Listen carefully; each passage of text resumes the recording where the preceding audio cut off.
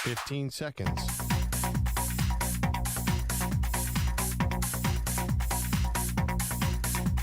Break ends in 5 seconds.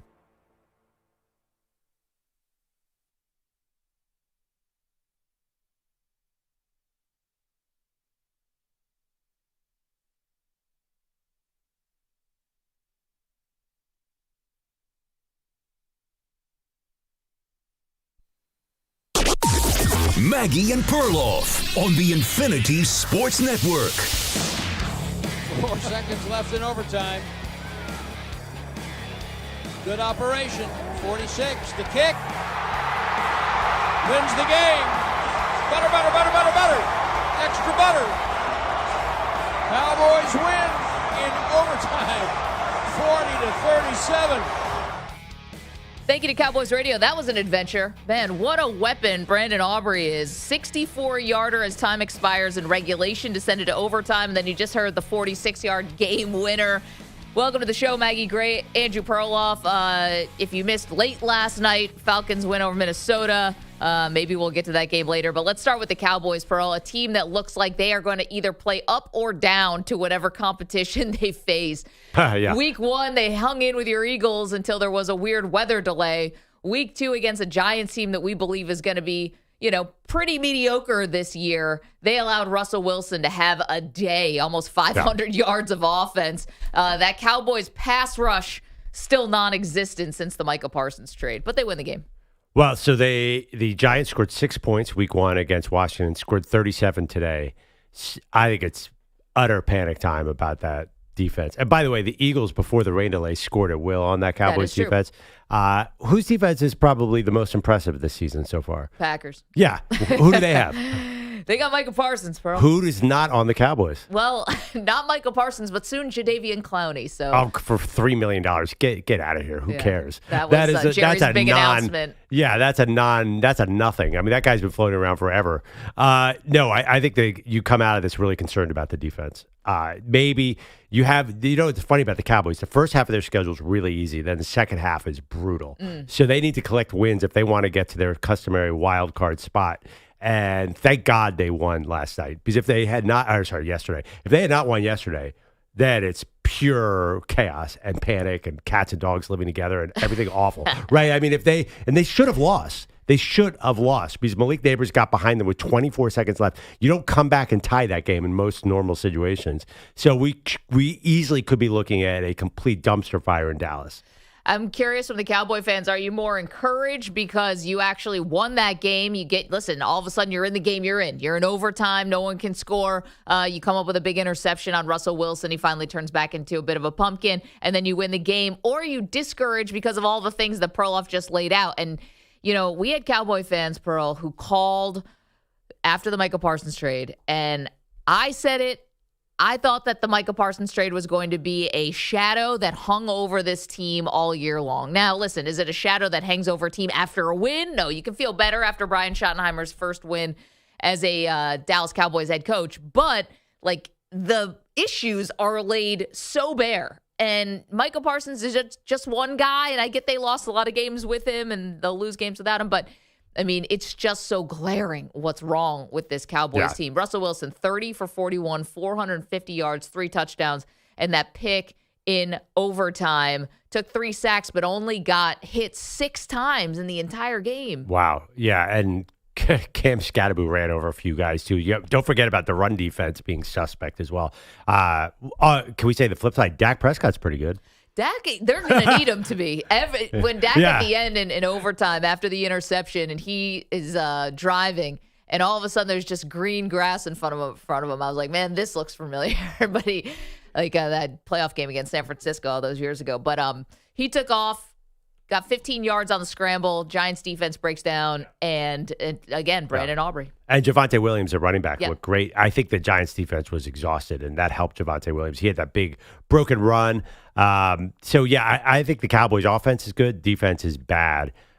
This was a survival game, though. I mean, really, Brian Schottenheimer, if they had lost this game to probably it's going to be a pretty bad team, it would have been a Dallas apocalypse. I mean, it would have been really bad. That's why I can't feel discouraged about it now. I feel like Brian Schottenheimer just barely was like a cat hanging on with claws into this thing, because also there were a lot of defensive breakdowns. It wasn't just a lack of pass rush. No, like, the secondary was huge mistakes, like mental mistakes. Yeah, absolutely. 888-710-4ISN, 888-710-4476. It's funny because week 1 against the Philadelphia Eagles, both teams, you said, scoring at will. This weird weather delay, stops the game for an hour. Nobody scores after that, right? It was just a slog.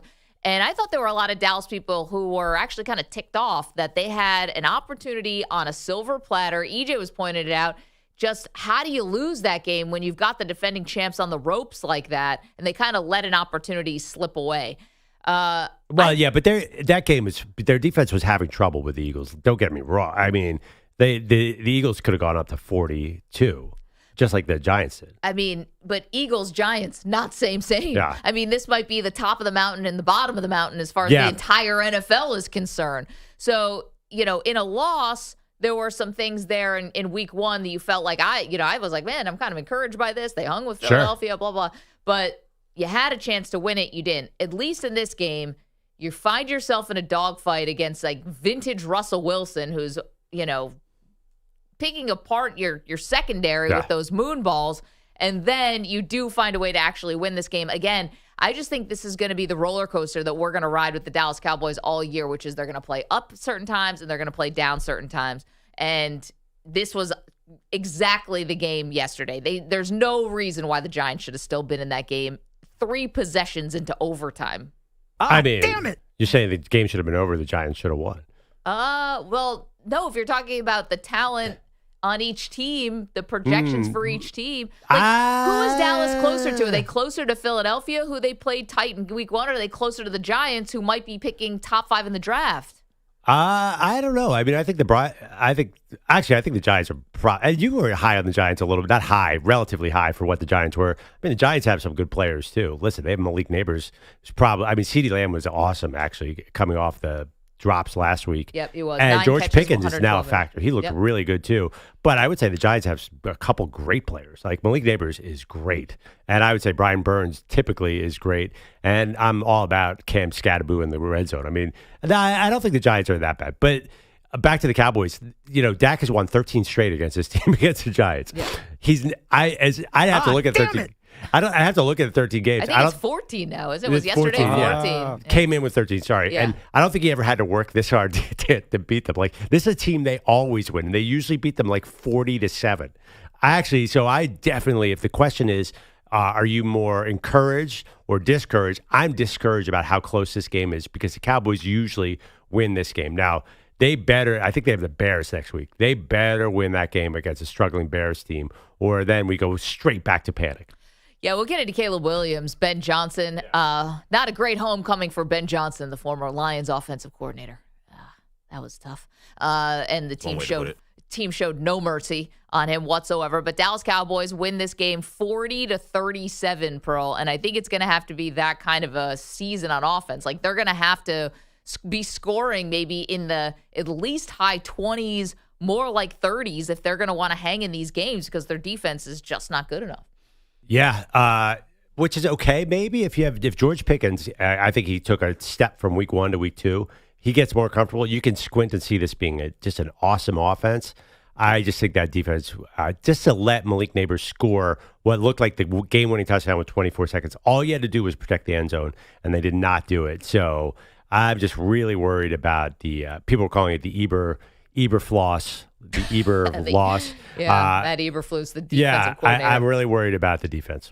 You should be. 888-710-4ISN. Are you more encouraged or discouraged by what you saw from the Cowboys yesterday? An overtime win against the New York Giants, and it took Russell Wilson throwing a pick to kind of set Dallas, give them a third bite at the apple in that overtime. Where was he throwing the ball? Well, it's kind of an arm punt. He can't see. Why? Why is he arm punting in that situation? Because he was going to punt. Like, for some reason, both offenses they were killing it, and then they disappeared in the overtime.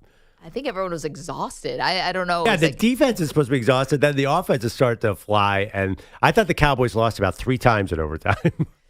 Yeah, and but the Giants lost it 5 times in overtime. Yeah, it was.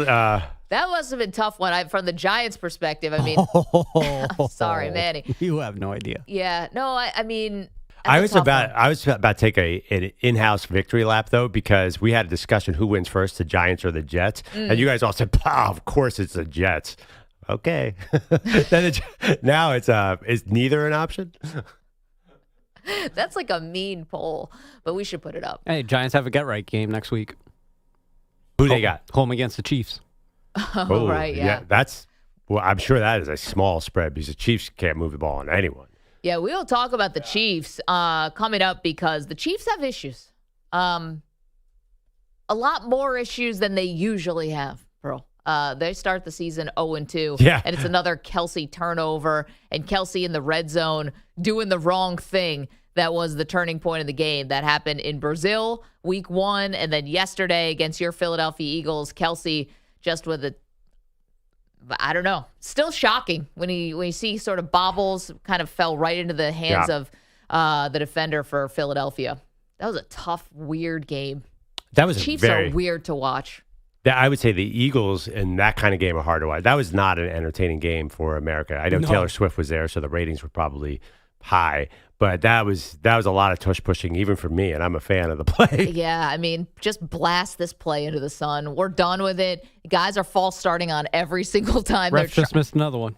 What's that? Refs just missed another one. It's just the false starts. Like, they just don't know how to officiate it. Super slow-mo false starts. Like, come on.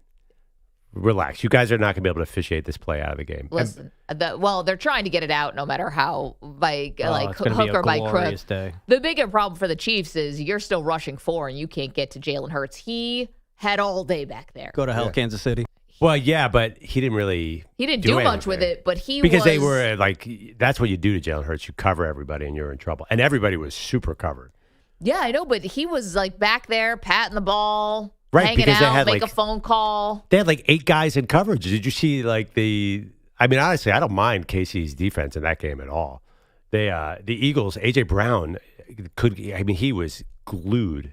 So the Chiefs defense, that's legit. We have no problem with that, do we? Well, I don't know. I thought they didn't put any pressure on Jalen Hurts. The Philadelphia Eagles will find a way to win that game because they're so good on short yardage in the red zone. But I'm talking about Justin Herbert also had all day. That could end up being a big problem that could bite them down the road. The Eagles had 216 down the road right now. The Eagles had 216 yards in the game. The defending champion. Not much. Yeah, I mean, I thought the defense was really good. I mean, you had Chris Jones saying, you couldn't even throw for 100 yards. He's to right. Jalen Hurts right before they did the final victory. He's right. Victory knee. And Jalen Hurts had the greatest comeback of all time. Being like, shut your ass up. We won the game. So I watched that video, by the way, on social media. I couldn't hear them saying that to each other. Oh, you gotta listen closely. Wait. Okay, so it's not me. I'm like, I'd listen a couple times. Say I generated. None of that ever happened, Pearl. Well, all of us are figment deaf. of our work in the radio industry. How did the mic pick up that intimate conversation at the line of scrimmage? Anyway, the Eagles really couldn't do anything on offense except tush push, and then you can just sort of tush push your way down the field. Eventually, you'll get there. It takes a while. Nothing quite like some rugby, huh? And what's up with annoying. the NFL? The 4:00 window is the Eagles tush push against the Chiefs. You get this weird game with the Broncos and Colts, and then the Cardinals Saints. Why did they mix it up a little bit? They put so many games at 1:00 last night. No, Cardinals and Panthers. Cardinals and Panthers. Yeah. Whatever. Same. That's why I difference. didn't correct you, to be honest. I think we had the nano box on the red zone yesterday. Is that nine sides, nine games at one time? A nano box? The nano box, sure. No, isn't nano small? I'm not sure. Yeah, no, it's supposed to be small, yes. 710 4. Well, all the pictures are small when you're getting up to 8 or 9 in that box. 888-710-4-ISN. We'll get to all of it, but on these Mondays where we had so much happen in the NFL and in college football, we want to hear from you. 888-710-4-ISN. You want to talk about your team. And if you are a Bronco fan today, you are just sick. Now, Indianapolis Colts, maybe you found something here with Indiana Jones, Daniel Jones. Possible. Oh, wonderful. Yeah, maybe as if the Giants season couldn't get any worse. Now Daniel Jones is going to be that veteran reclamation project. 18 days until the Knicks start. It's basketball season, y'all. Russell Wilson did just throw for 450 yards and after then the entire city of New York said bench him. The entire game away by throwing a moonball interception with 2 minutes left while you're trying to get into field goal range, trying to get any points. The worst part, I thought, the worst part is the loss and the interception, no doubt. But why was Jackson Dart in the game in the fourth quarter doing this weird Brian Daboll teasing everybody? What was that? What is going on over there? He put Jackson Dart in. I was like, Brian Daboll's trying to get the Alabama job. I really thought there was a time. I'm like, is he throwing this game? I think Shane Bowen's trying to get the Alabama job for throwing that game.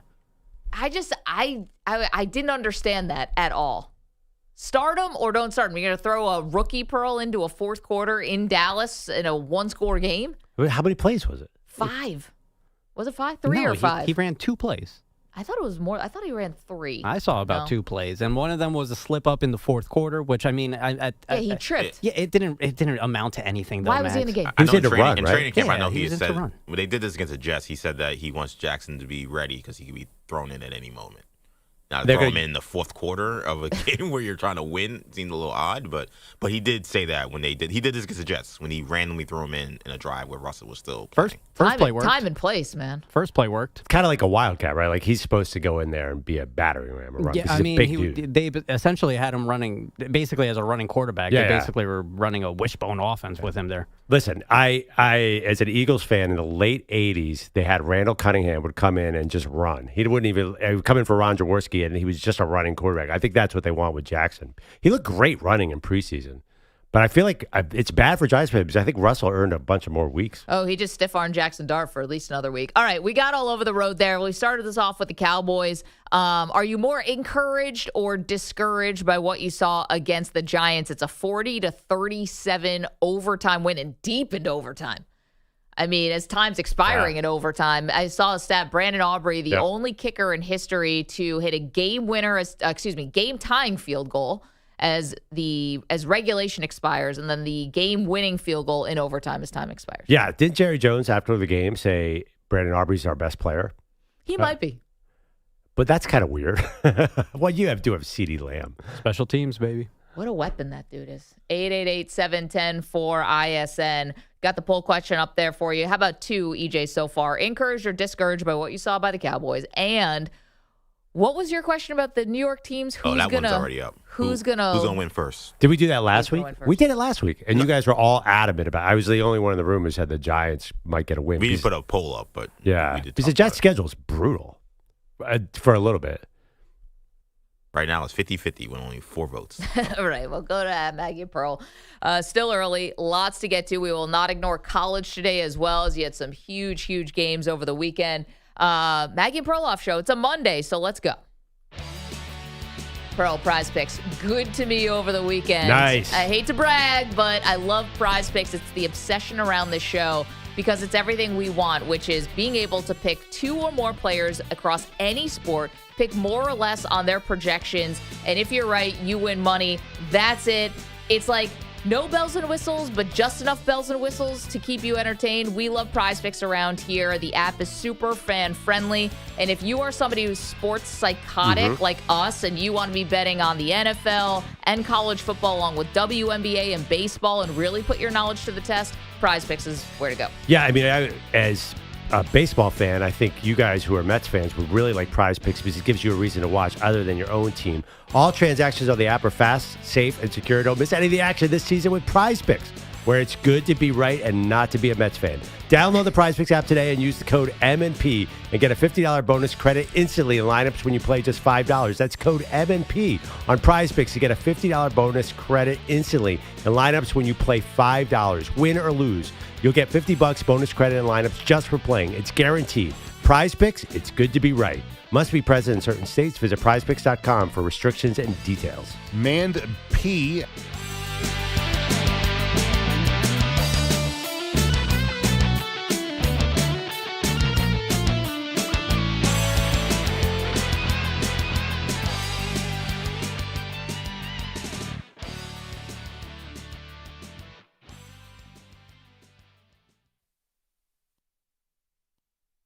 You're in a 4-minute break.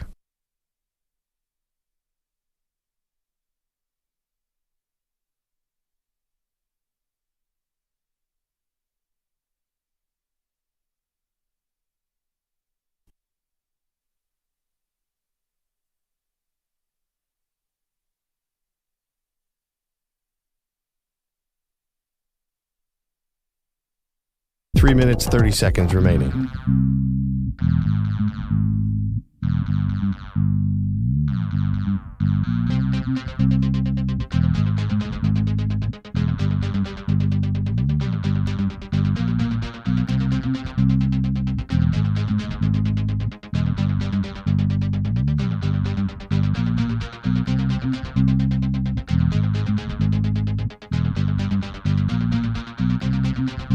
3 minutes remaining.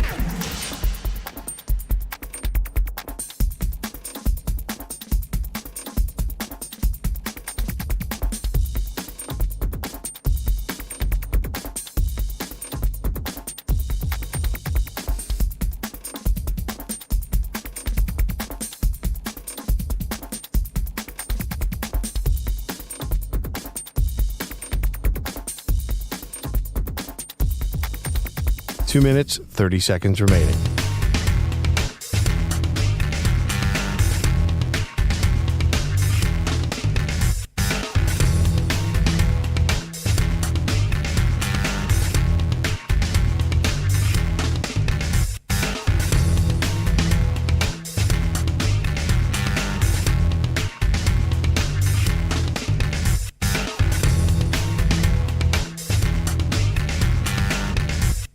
Two minutes remaining.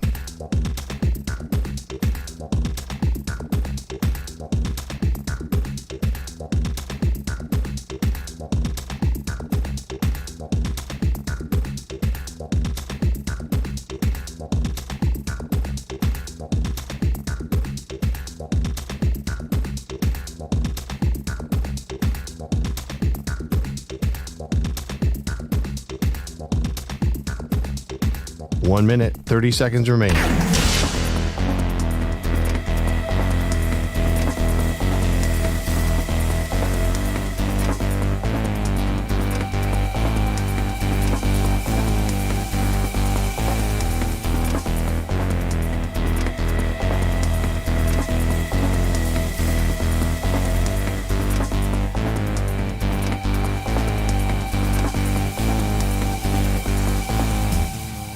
One minute remaining.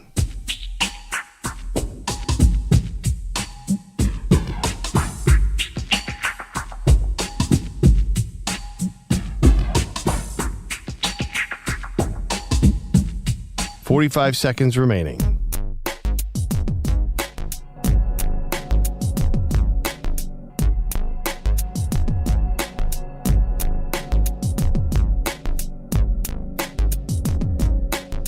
Thirty seconds remaining.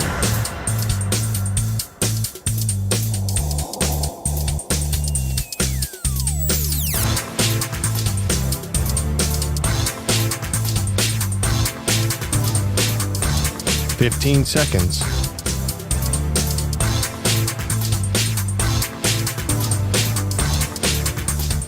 Break ends in 5 seconds.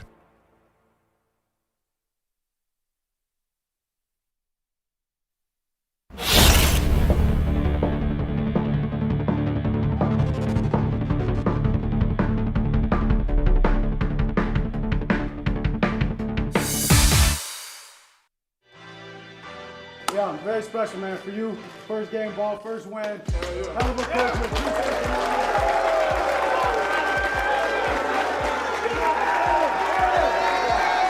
And this son of a gun, man, this field goal kicker, I tell you what. Hey, 51-yard field goal. Yeah. 44-yard field goal. Yeah. 64-yard field goal. Yeah. Wait, in overtime. With the walk-off. 46 yards! Yeah! You're listening to Maggie and Perloff on the Infinity Sports Network. Here's the thing about football and sports. That speech could have been way different if the Cowboys easily could have lost that game. And then what is Shoddy doing? I don't know about that celebration. I saw a lot of that last night, the highlights of the Cowboys locker room, acting like they had just done something, and they have not done anything yet to me. No, I mean, you were just in a dogfight with, yes, a division rival, so that's, that should be taken into account. And hardly a rival, a team that Dak has beaten 13 times in a row. That's mean. That was unnecessary. Make it 14. And, a team, it's just funny because Dallas just not, 10 days ago hung with one of the best teams in the league, Philadelphia. Now they're playing down to maybe one of the worst teams in the league in the New York Giants. It's an odd place to be. We're asking you today, are you more encouraged by Dallas pulling out that win in overtime or discouraged considering it took overtime? Andreas is in Chicago. Good morning, Andreas. How are you? Good morning. Thanks for taking my call.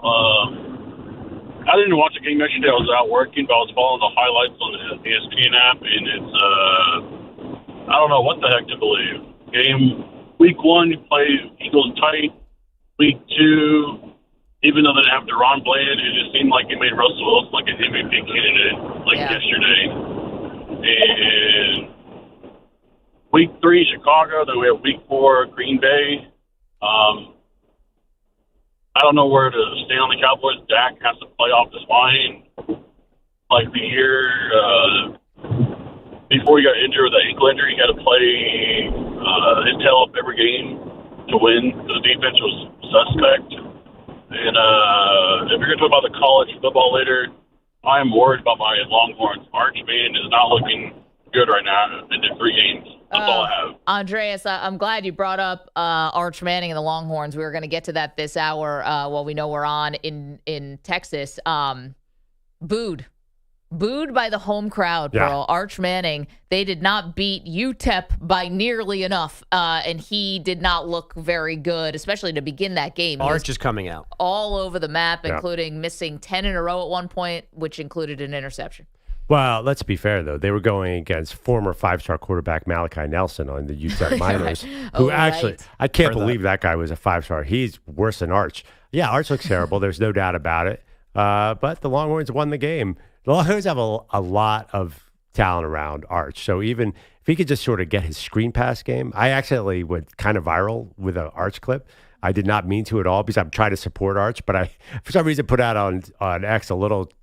He threw a screen pass maybe 16 feet over a guy's head. Yeah. And I'm like, oh, this is funny. The guy tripped, clearly. Anyway, then, whoa, it's just wet. Because nobody watched that game. I understood. Like, everyone's like, people were desperate for Arch content. Because in the middle of a thrilling Saturday, why are you going to turn to the UTEP game? Well, because Arch is like the second coming. Yeah, but I think it was on SEC Network. It was kind of buried. And Clemson was losing like at the same time, so it was a little no, I don't think that was seen by anybody. And also, the game felt like a high school game, right? Like the whole environment, the pace of the game, it was a totally garbage game from get-go. And that's the thing, like the Longhorns might have to win a lot of games that way.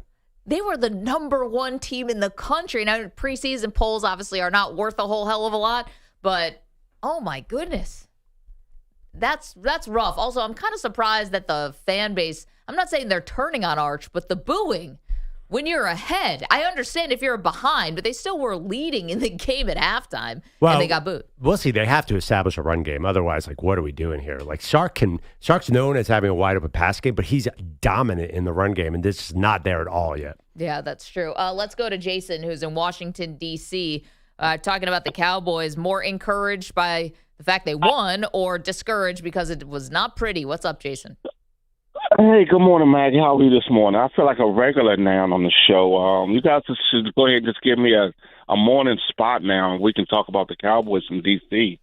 What do you got today? I'm very discouraged. Yeah. Very discouraged.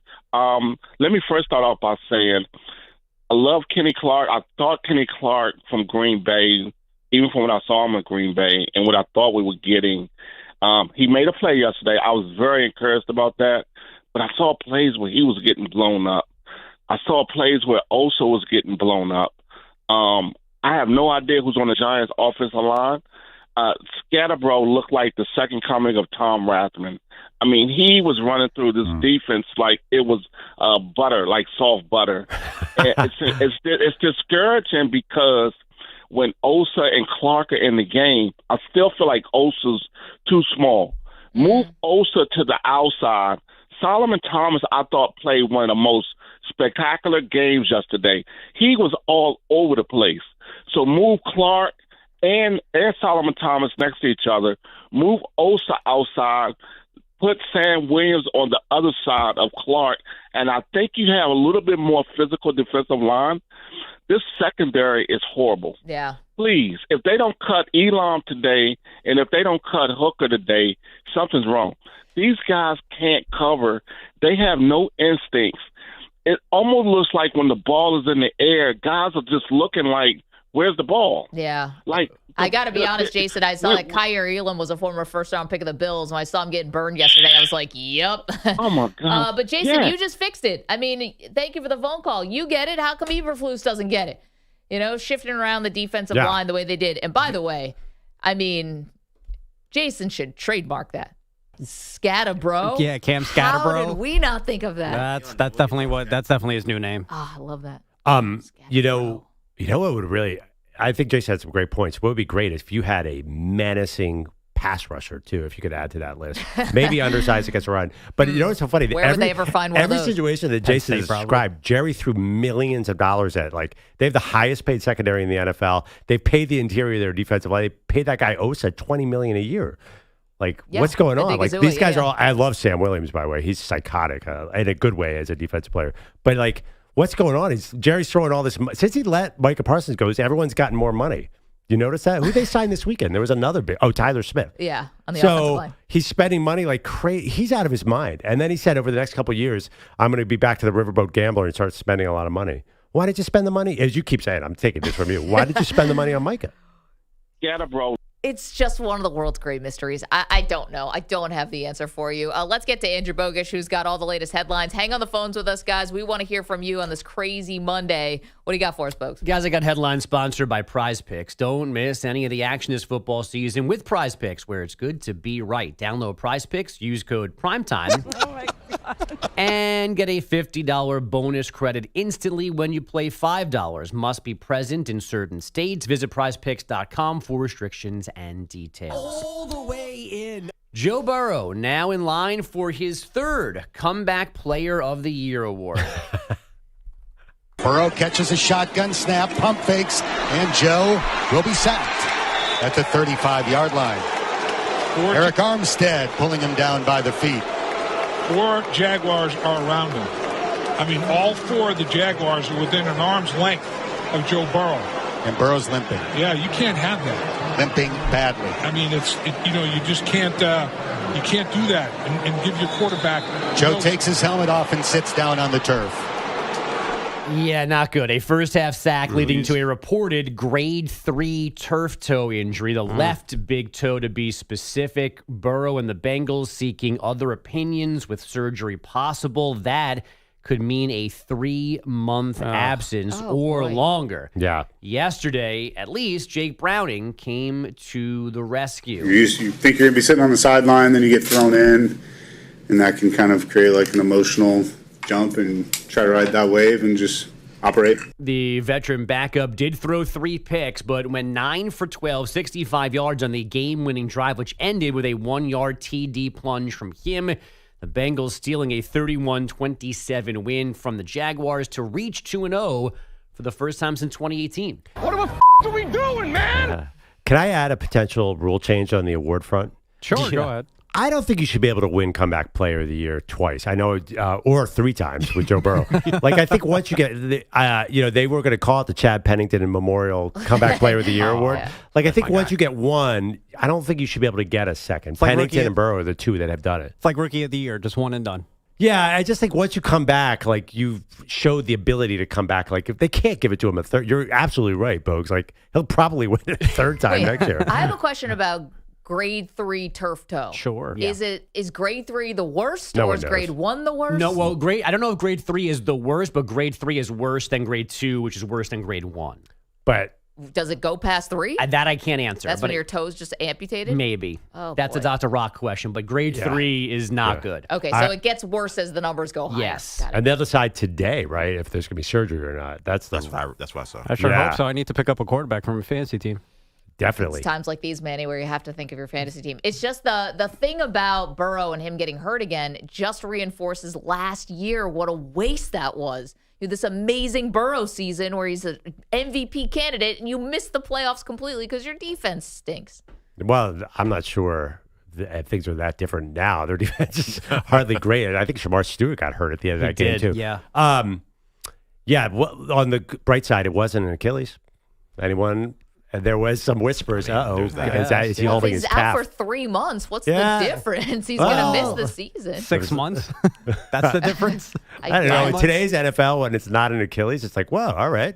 I can live with this. Yeah, turf toe has definitely become the injury in vogue in the NFL this season. Yeah, which, by the way, not easy to play on turf toe, guys. Like, It's painful. Brock Purdy's going to be out for a long time, and Burrow might need surgery. I keep telling people, Deion Sanders, all these issues he's had with his legs and feet, it all started with a terrible turf toe injury towards the end of his career. Okay. He's got toes amputated. Right. And as we've said a lot, it needs a better name. Turf toe doesn't sound bad, but it's a terrible injury. Can we get into this? A lot of people out there are like, whoa, this offense looks a lot smoother when Jake Browning is running it. Like, Joe Burrow has been a mess this year. Did anyone notice that? Like, every time he goes back, it feels like he invites pass rush, where Browning was like, I know he threw some picks, but he was kind of humming a little bit. People were saying that? Where were the people saying that? A lot of people said that. It was like, whoa, what? Because Burrow, something was wrong with Burrow. Burrow is always bad at the beginning of the year, but I feel like it kind of looked good with Browning. Like, he has a clear chemistry with both receivers. Yeah, they're both awesome. And also, the Jags played into this a little bit. I think That Browning's took two good. to tango. I think he's a good backup. Let's see. He ended up 21 for 32, 240 yards, 2 touchdowns, 3 interceptions. We're going to look past that. Yes. But, I mean, Burrow was awful in week 1. He was. He was just the offense looked like it was stuck in mud. But somehow they're 2-0. I think they stay afloat. If you could cut this down to 2 months, Maggie, I feel okay.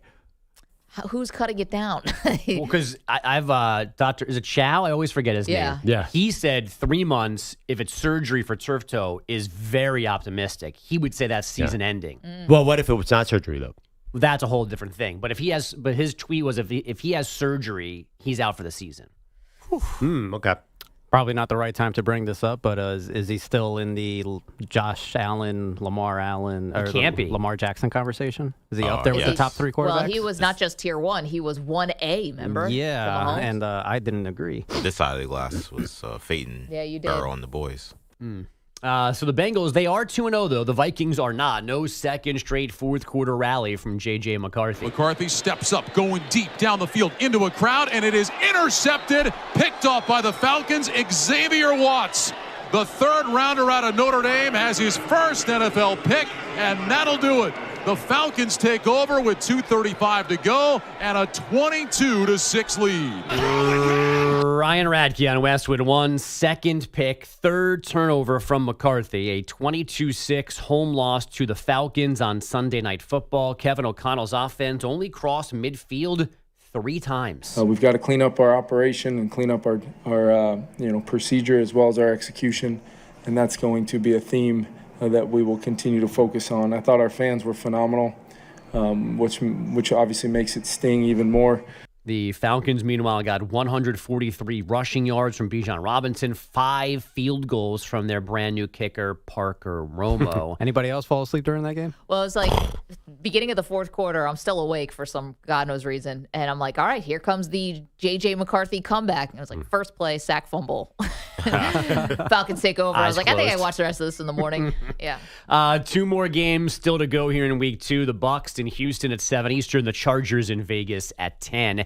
UCLA fired football coach Deshaun Foster yesterday amid an 0-3 start, 5-10 over a season plus. The Bruins just paid New Mexico $1.2 million to come to LA and win 35-10 We're in on LA Saturday. It's us and USC.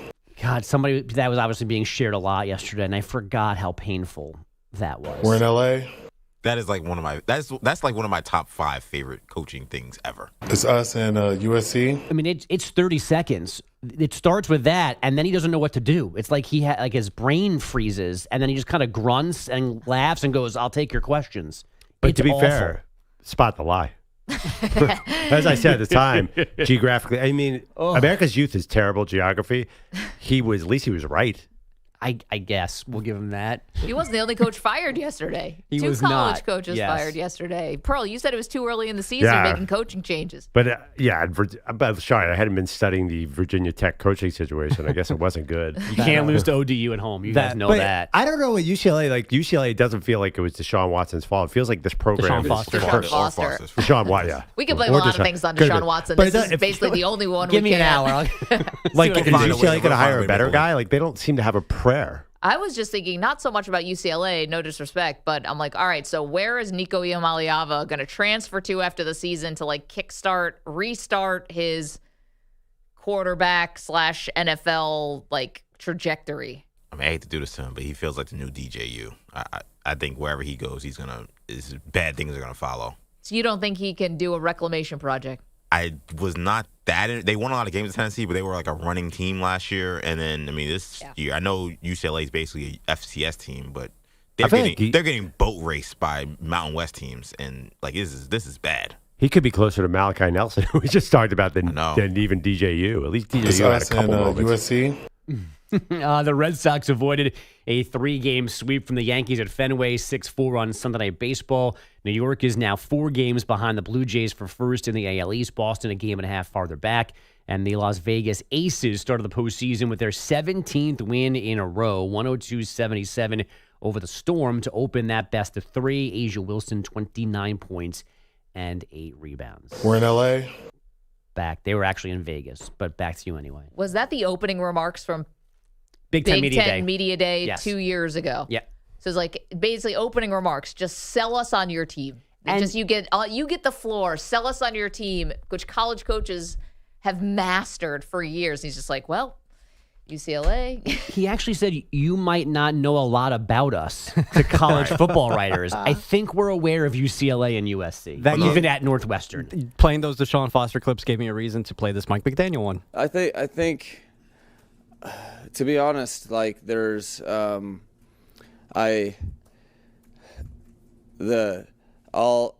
think the positive is that that was a miserable experience. He had one last night, by the way. Did you see him after the game yesterday? Yeah. Oh, there's plenty. Yeah, about how he'd rather win than lose, basically. Oh, really? Yeah. What a concept. He's just at this point, he's playing out the string. He's like, what can I say here to entertain myself? I thought Mike McDaniel was going to get fired at halftime yesterday, the way that Miami started that game. Yeah, he did the whole another day closer to death. This is all my fault thing, as if it's like, please fire me. Like, I'm the one to blame for this. Get me out of here. Well, Tua, I've never seen a quarterback and wide receiver openly go after each other as many times as Tua and Tyreek Hill. Like, they should just fight or something. I think that was a miserable experience. That pass in the fourth quarter where he missed Tyreek by 50 yards when he was wide open. I think Tyreek came out of the game because he didn't want to play anymore. Yeah, he stomped out and he went and he gave the cut me out of here move. I think he was almost protesting being out there. Now everybody's quiet quitting on the Dolphins. First it was just Mike McDaniel, but now Tyreek's quiet quitting. Tua next week will probably quiet quit. Tua said, dude, I can't throw the ball 80 yards. Come back to it. Watch the ball. He threw that ball to I don't think Andre the Giant could have caught that pass. He could not have thrown a more sailed pass over Tyreek's head. Also, that interception. Oh my God! He could have just went to the safety and just put it in his hands. Was that though? That was a 4th down though. So? Because I'd rather he do that than get sacked on 4th down, which he did the next series. Right. Yeah, you got it. He gave you both. That's my biggest problem. Well, you gain more yards on the interception. Yeah. Because you get sacked, you lose.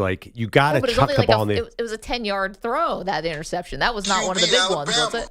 Well, it was 4th down. The ball was going to the other team. You got to chuck it. You cannot get sacked in the key moment of the game. Milt Williams sacked him to end the game. Just throw the ball in the air, dude.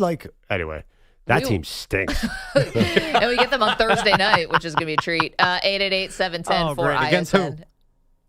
Buffalo Bills. Yeah, 54-0. Oh, my gosh. The Bills, man. They play like a college schedule. This is we have to break, but this is like Peyton Manning's Colts in the early 2000s. They're going to be gifted 15-2, and then to be in the playoffs. Wait, who are these teams we're playing? Why aren't they like those scrubs we've been beating all year? 888-710-4ISN. How about anyone? No? Josh Allen playing through a broken nose? Toughest guy in the I don't know. Today's not about the Bills. QB controversy. Trubisky looked good for those 3 plays. He should have to play left-handed when he plays the Jets and Dolphins. Tom Brady didn't have to do it all those years, and Josh isn't doing it. Okay, today's about you. We will get to you. If you want to talk about your team, both college and pro, give us a call, 888-710-4ISN. Coming up, we mentioned Arch Manning booed at home by the Texas faithful.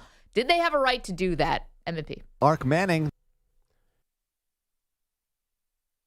You're in a 5-minute break.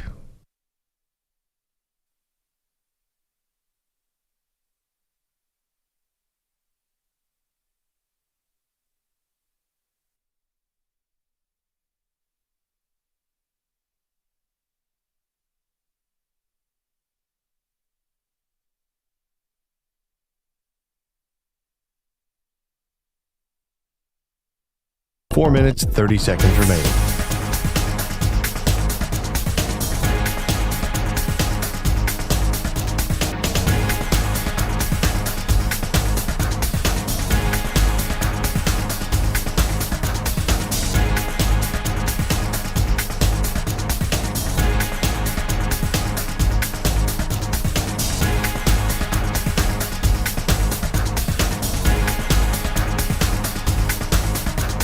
4 minutes remaining.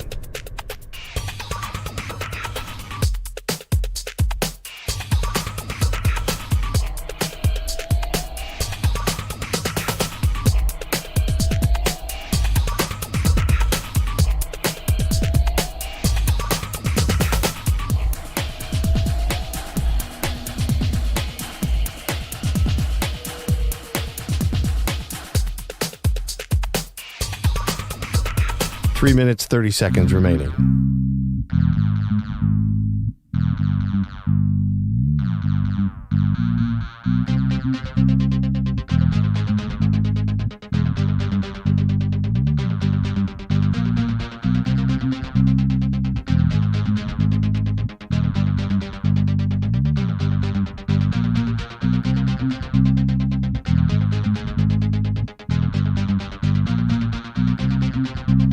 Three minutes remaining.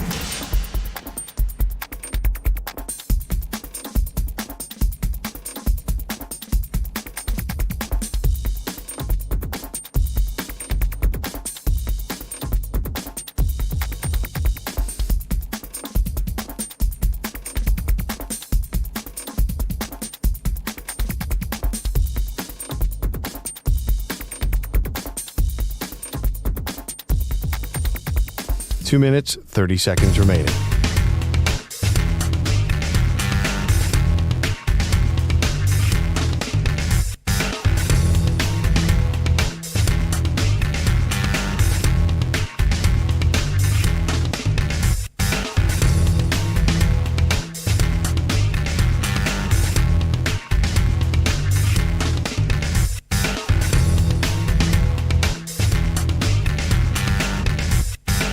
Two minutes remaining.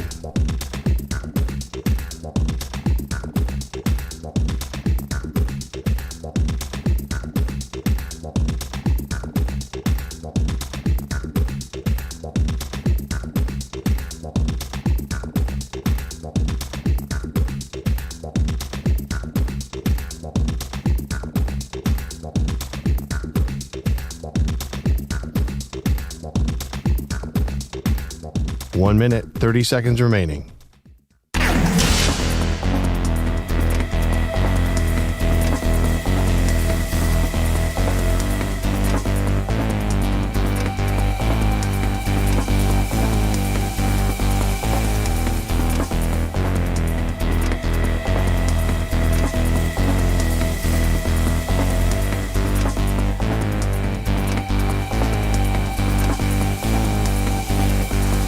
One minute remaining.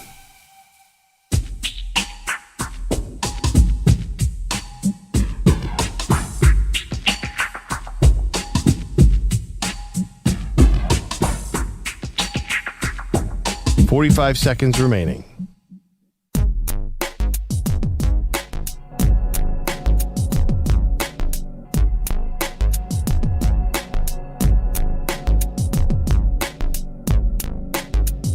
Thirty seconds remaining.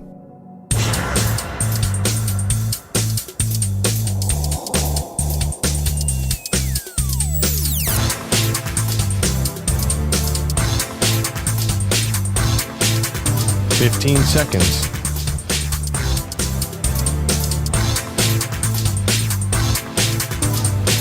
Break ends in 5 seconds.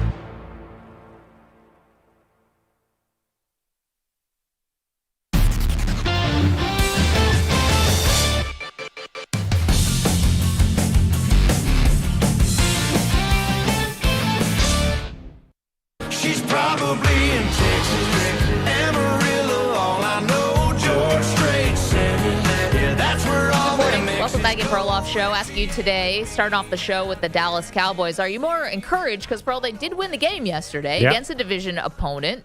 Final score was 40-37, took all of overtime. Are you encouraged because they get out there with a W, or discouraged because we don't expect the Giants to win a ton of games this year, and you needed every second and every bit of Brandon Aubrey's leg, where Brian Schottenheimer basically settles for a 64-yard field goal at the end of regulation, calling a draw play on third. Was that second down? It was crazy that he did that, but Aubrey is so dynamic that he was able to cruise. I mean, that would have been good from 70, Pearl, and then he hit the game winner in OT from 46, which chip shot for him. I'm seeing the Cowboys open as dogs at Chicago. And Chicago probably should have won week 1, but they have not looked great either. So that's a must win for the Cowboys because the schedule gets a lot harder after that.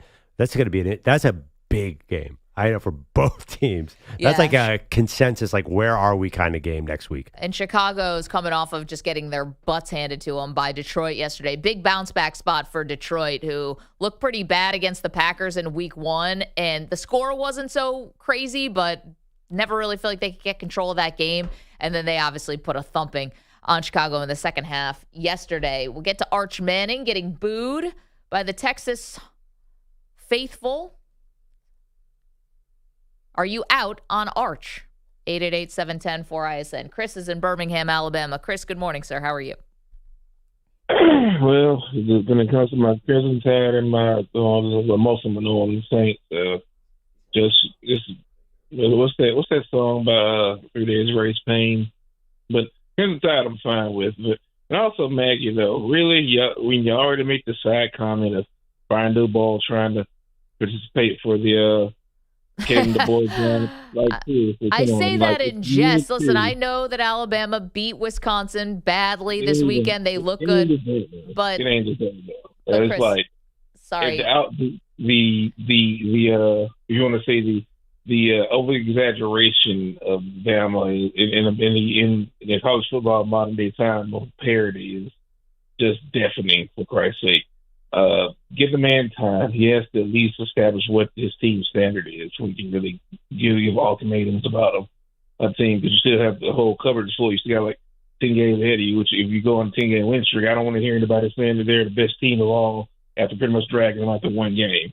But when it comes to the New Orleans Saints, though, and I'm looking at you, Perloff, your little side comment about it almost comparing them to the Panthers, it's like, oh, well, whatever they lost. Come on now. That's a fair comparison. That one. No. Who's better? They almost won for the past 2 weeks. They almost could win the games. They just don't execute. Yeah. Well, situation. Chris, that's a problem. Chris, sorry. Thank you for the call. So a couple of things. If Alabama does rattle off 10 in a row, no one's going to be saying anything. They're going to say Alabama's back. They're going to be all in on Alabama. That's never going to be a problem. Alabama winning, you're never going to be lacking for people who are going to jump back on the bandwagon. Well, yeah, but it's going to be hard to win 10 in a row. Oh, yeah. It's going to be very hard. I think their next game is at Georgia, right? So if they win that one, then the conversation definitely changes, but that's a hard game. And listen, I like that Chris is giving Kalen DeBoer time, but I don't know if Chris is necessarily indicative of the whole fan base. JT's in Atlanta. JT, were you surprised that Arch Manning and the Texas offense got booed at home? No, not the way that he's been. Yeah, no, not the way that he's been playing all season. I don't know. I never saw him in high school, but all I heard before he got here, everybody's trying to lose so they can get Arch. And now that I've actually witnessed him as a football player, and I'm like, for what? For who? And really, on a bigger point, you guys, I think that the Manning clan might be the most overrated name in football if you just think about it, right? Because Peyton he got 2 Super Bowls, but we all kind of think of him as a successful regular season quarterback. He often failed in crunch time and in big moments in the playoffs. Eli is a barely 500 quarterback. He had more losing seasons than winning seasons. As an Eagles fan, I watched him. He's always had dominant receivers, running game, defense, and all he was able to do was ride that to 2 Super Bowls. Now, granted, he did that, but if we are being honest, those defenses won those Super Bowls just as much, if not more, than Eli Manning did. Yeah, whatever he did. Sorry, we're up against it here at the top of the hour. I mean, point made, although Eli may have 2 of the more famous throws in Super Bowl history, David Tyree and Mario Manningham. I mean, I felt that was a little too far. Peyton was pretty good, as I recall. 5 MVPs. Yeah. Arch Manning, though, against UTEP, where they only won 27-10, only 44% completion percentage. Not good.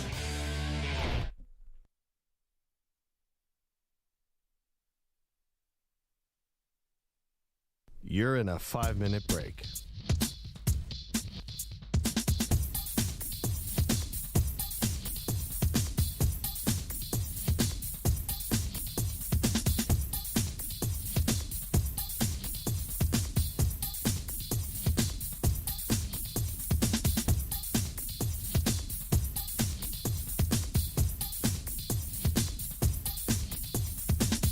4 minutes, 30 seconds remaining.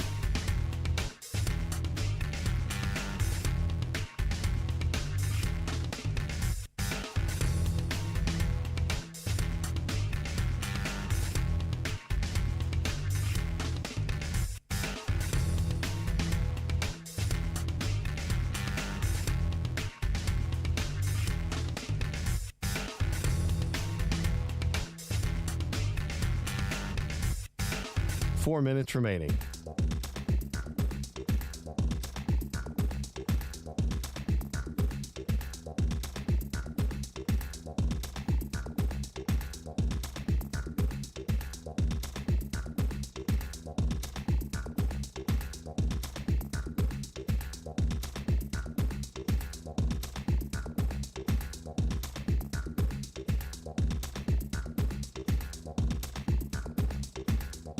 Three minutes, 30 seconds remaining.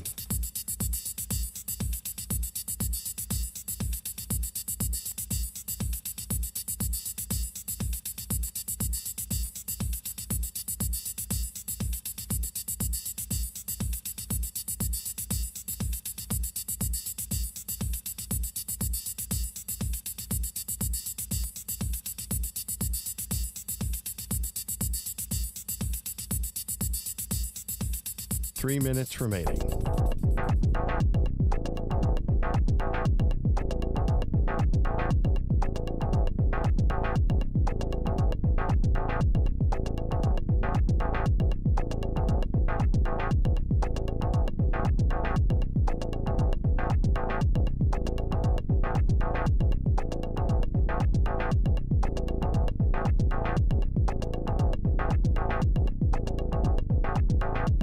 Two minutes, 30 seconds remaining.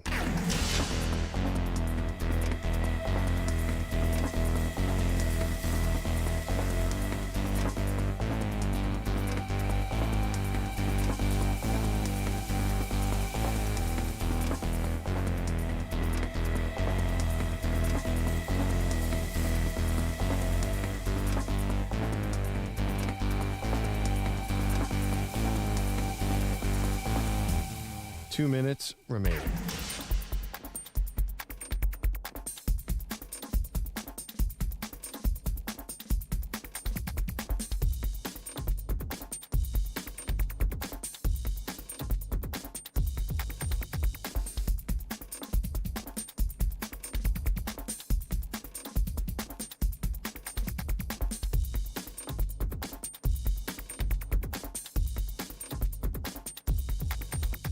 One minute, 30 seconds remaining.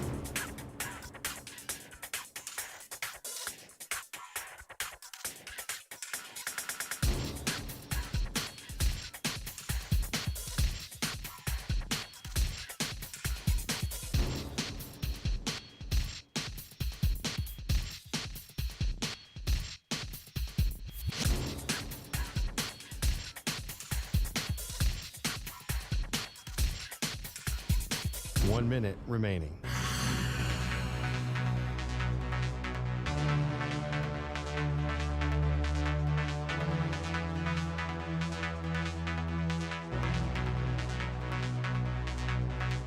Forty-five seconds remaining.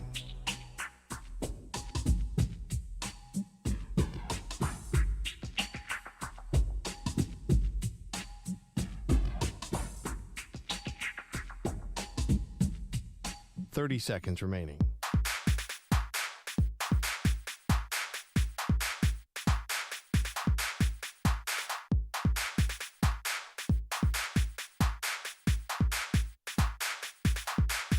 Fifteen seconds.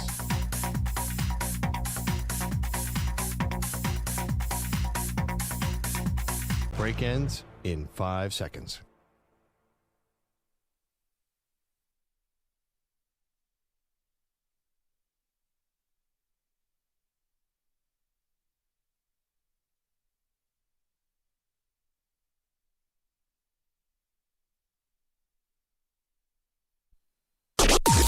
Maggie and Perloff on the Infinity Sports Network. Biggest play. Hurts under center. They push. They shove. And he's in. Touchdown! They did it again. Yeah, they do it all the time. Thank you to Eagles Radio. Wow, another tush push works. Jalen Hurts, a 1-yard touchdown that extended Philadelphia's lead 20-10. They beat the Kansas City Chiefs 2017. It was the Super Bowl rematch, Pearl. Your Birds get the win. Was that a satisfying win for Philadelphia? No, not really, because this is going to sound terrible, but the Chiefs just don't seem like a worthy opponent with no Xavier Worthy, no pun intended. Like, they just, like, what is their offense? Like, if Patrick Mahomes doesn't run for something, like, I just, honestly, they feel like a wounded animal right now. So I guess it is, of course, a satisfying win to win in Kansas City. That's huge. But the Chiefs they don't feel like an elite team right now. Is that crazy to say? They are not an elite team right now. And now, here's the thing about the Chiefs. We're asking a question today. Do the Chiefs look washed? Travis Kelce, with another big blunder. I was thinking about the Swifties, and if they know a lot about football, I'm like, man, they really missed prime Travis Kelce. The Swifties came onto this late, where now we get late career Travis Kelce. Well, it's just like long in the tooth Travis Kelce. Well, it's considered a good game for him. He had 4 catches for 61 yards, and like that's now a good Travis Kelce game, where he used to be over 100 all the time. So we're not going to see the elite Travis Kelce. We might see a somewhat effective Travis Kelce. I mean, this is the thing about the Chiefs. This is not a good look, right? You're right. Patrick Mahomes is kind of the only thing they can do with the run game. And, we love an Isaiah Pacheco. It's a great story. And Chubb or Kareem Hunt, but they can't get anything going with the run game. The receivers are either hurt or they're unavailable because of suspension. The offensive line is just not there yet, No. And they're relying on rookie for left tackle, but the rest of the line is just not gelled. And then you get some weird turnovers in the red zone when you're in a dogfight of a game by one of your best veterans and one of the greatest players in the history of your franchise in Travis Kelce. So but all wait. around, just like tough times right now for the Chiefs. But can you argue, I mean, there is not any NFL team that can lose their 1 and 2 receivers and be good, right? I mean. Well, that's what's funny, right? Because when we were talking about their opening game against the Chargers in Brazil, it was like, wow, they really thought Rashee Rice was going to be with them for that game. Then it comes down right before the season that he's going to get suspended for the first 6 games. Then Xavier Worthy goes out because of the friendly fire with Travis Kelce, dislocates the shoulder, and obviously he's out. So if you were going to ask me, can any other team make up for losing receivers? I would think it would be the Chiefs. Now, would I expect 40 points a game? Maybe not, but this is like Andy Reid's bread and butter, is it not? And they look totally stagnant. Well, I mean, their offense was bad last year, right? And they had to win with defense and sort of Patrick Mahomes in fourth quarter situations. Not bad, but it was mediocre. It definitely got worse now. I mean, I understand what you're saying. Andy Reid, I think his special power, I always thought of it as being able to make backup quarterbacks look good. He's incredible at that. I just think that the schedule started out pretty tough. The Chargers, a house on fire in Brazil, and now the Eagles are a tough opponent. And then they got the Ravens in 2 weeks. I mean, even going to the Giants, I don't know if that's a given where the Chiefs' offense is, because where do you turn? Like when Patrick Mahomes drops back, who is he looking for other than Kelce? Well, I mean, he does have Hollywood Brown still. Oh. And, listen, Hollywood Brown, well, how many teams has that guy been on and why? Well, but they decided to keep him, and I understand because obviously they need it, but they have the guys that they like here. Think about all these names who've been with them through these Super Bowls. Juju Smith-Schuster doesn't do much anymore. Kareem Hunt they still have, who can be, I guess, something in the pass game. Tyquan Thornton had a really big catch, a 49-yard reception yesterday. But yeah, it's not, and Isaiah Pacheco is still there. Noah Gray's still there. And yeah, it's not Rashee Rice and Xavier Worthy. I understand it, but it's still a lot of familiar names. And I guess here's the big thing about the Chiefs. Are they going to be able to keep this thing afloat for when Rashee Rice is back and when Xavier Worthy is healthy? Well, we knew the Chiefs have this brutal first half schedule, right? So everyone knew they had the Eagles and the Ravens and the Lions sitting there and your Bills week 9. Then they have a bye. Then they can probably put together some wins. So I think that's the best teams in the league. That's last year. That was 4 of the top 5 teams in the entire NFL are on the first half schedule. So that is a big problem for Kansas City. If they're 3-5 going into the bye, are you panicking about them? See, I think then they have a chance to go on a run and get the wild card. And if they're the wild card, then they could be dangerous. I think Rashee Rice is a game changer for them. 2 years ago, he was amazing in the last quarter of the season. Last year, he had 100-yard games in 3 of his first 4 games. He's their best option. So get him in, then we'll judge him. Here's Andy Reid yesterday after the game taking blame for the loss, felt that he was just too aggressive.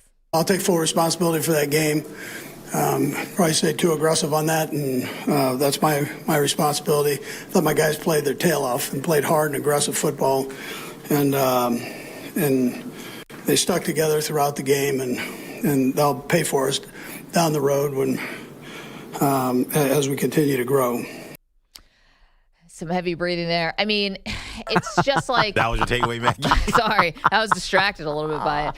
I mean, listen, everyone took a lot of blame yesterday. This is still a really buttoned up football team, right? Outside of the knucklehead moves that put them in these positions, like with Rashee Rice and whatever. But, yeah. Like they're all going to take responsibility. There's not going to be finger pointing. They get after each other sometimes on the sidelines, which you see with the Chiefs. Like they will scream. Travis Kelce will yell at offensive linemen. He'll bump his head coach in a Super Bowl if he feels like he's not getting enough playing time. But ultimately, it was always justified because they would eventually come out with a W.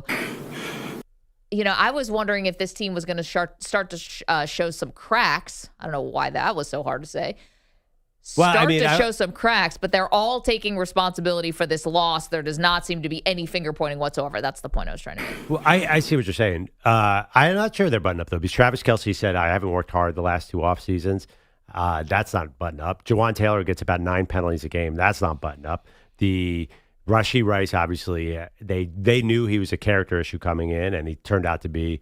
So the Chiefs have always kind of taken these guys that they knew were off the field risks. They famously drafted Tyreek Hill when the rest of the league would not draft him. Yeah, by the way, I was wondering if there's a reunion in the works because Miami is just in a bad way right now. Yeah, but I will tell you one thing. Their defense was pretty good. I mean, there was I don't know much about this guy, Omar Norman Lott, their new defensive lineman.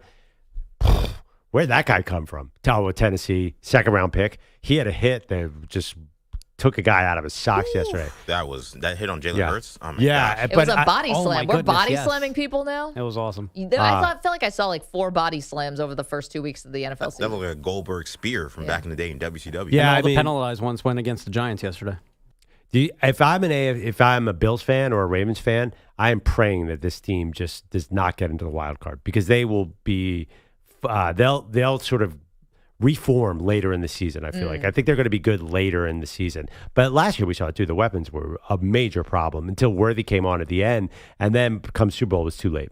I was thinking of this watching the Chiefs yesterday, and you can weigh in at 888-710-4ISN, 888-710-4476. I know they're not whole. We know that, right? Especially on offense. It just looked like a team that's just played a lot of football. Like, are they out of ideas? Are they out of just, I don't know what? And, I know your Eagles have also played a lot of football over the last few years, making these deep runs in the postseason. But that's what the Chiefs look like to me. Just a team that is just kind of gassed, out of it, over it, something like that. Or at least the offense, just not that they're not trying. It's not that. It just looks like a team that needs a break.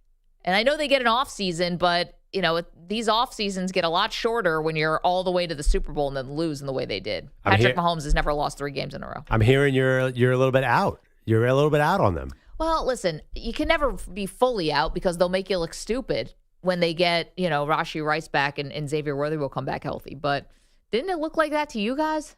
Yeah, I'm watching one of those teams that's just played a lot of football.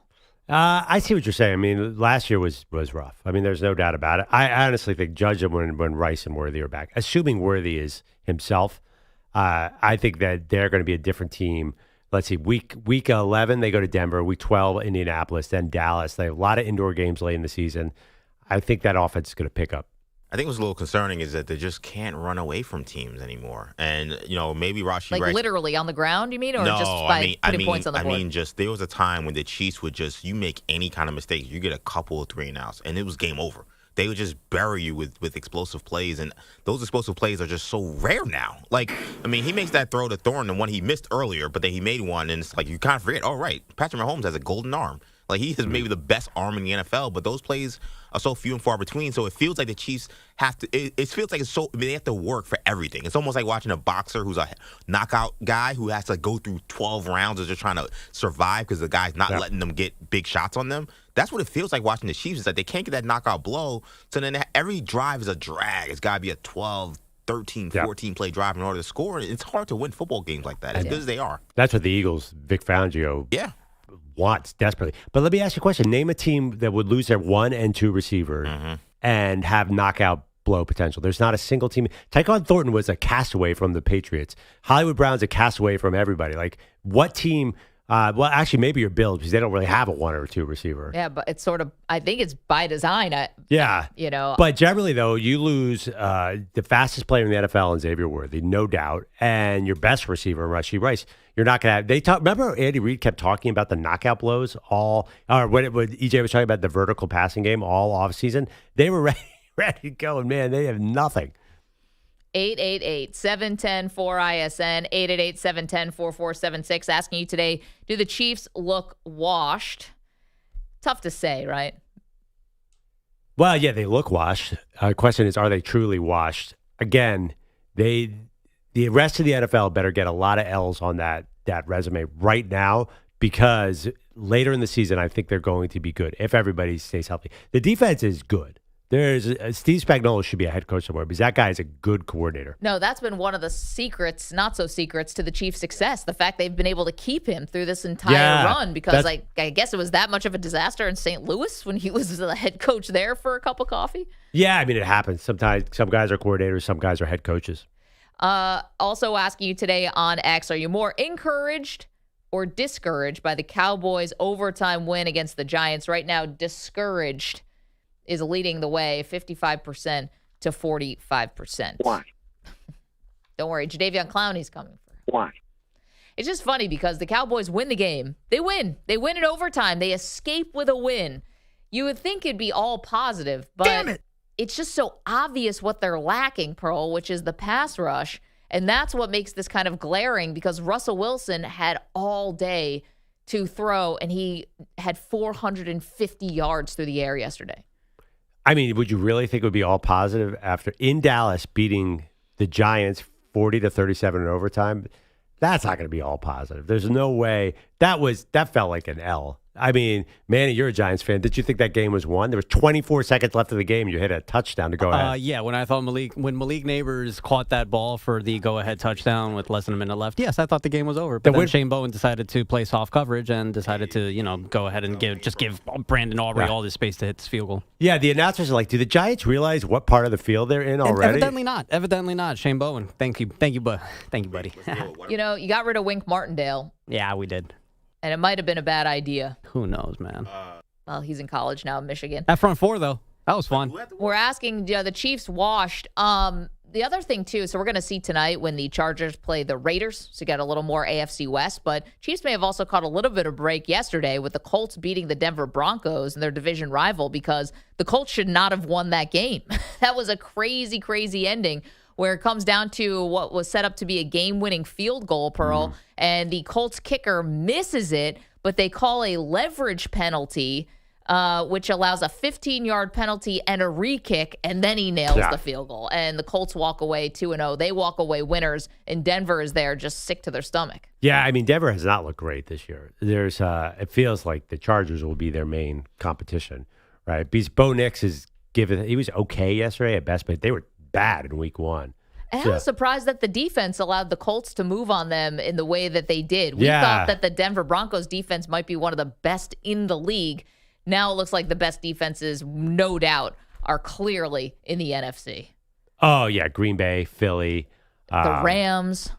Well, we'll see. We got the Texans tonight going against a better offense. That's true. That Texans could have a really good defense. Yeah. And by the way, I'm not saying anything about the Rams. We'll get into all the games later. They beat a rookie quarterback in the Titans. We don't know who the Rams are yet. That's fair. They are tough on defense. You're absolutely right about that. By the way, I owe Big Rams fan, to pay off a bet this week. And I got to wear Rams stuff. Yeah, Friday. Yeah, Friday. I ordered a Rams shirt. All right. So I think you guys would understand. Like, I'm not a Rams fan. Mm-hmm. I don't have any overlap really with the Rams. No. I respect the Rams, but like, I'm not going to wear Rams gear ever again, except for this thing. Sure, okay. So I was looking for the cheapest possible option. Right.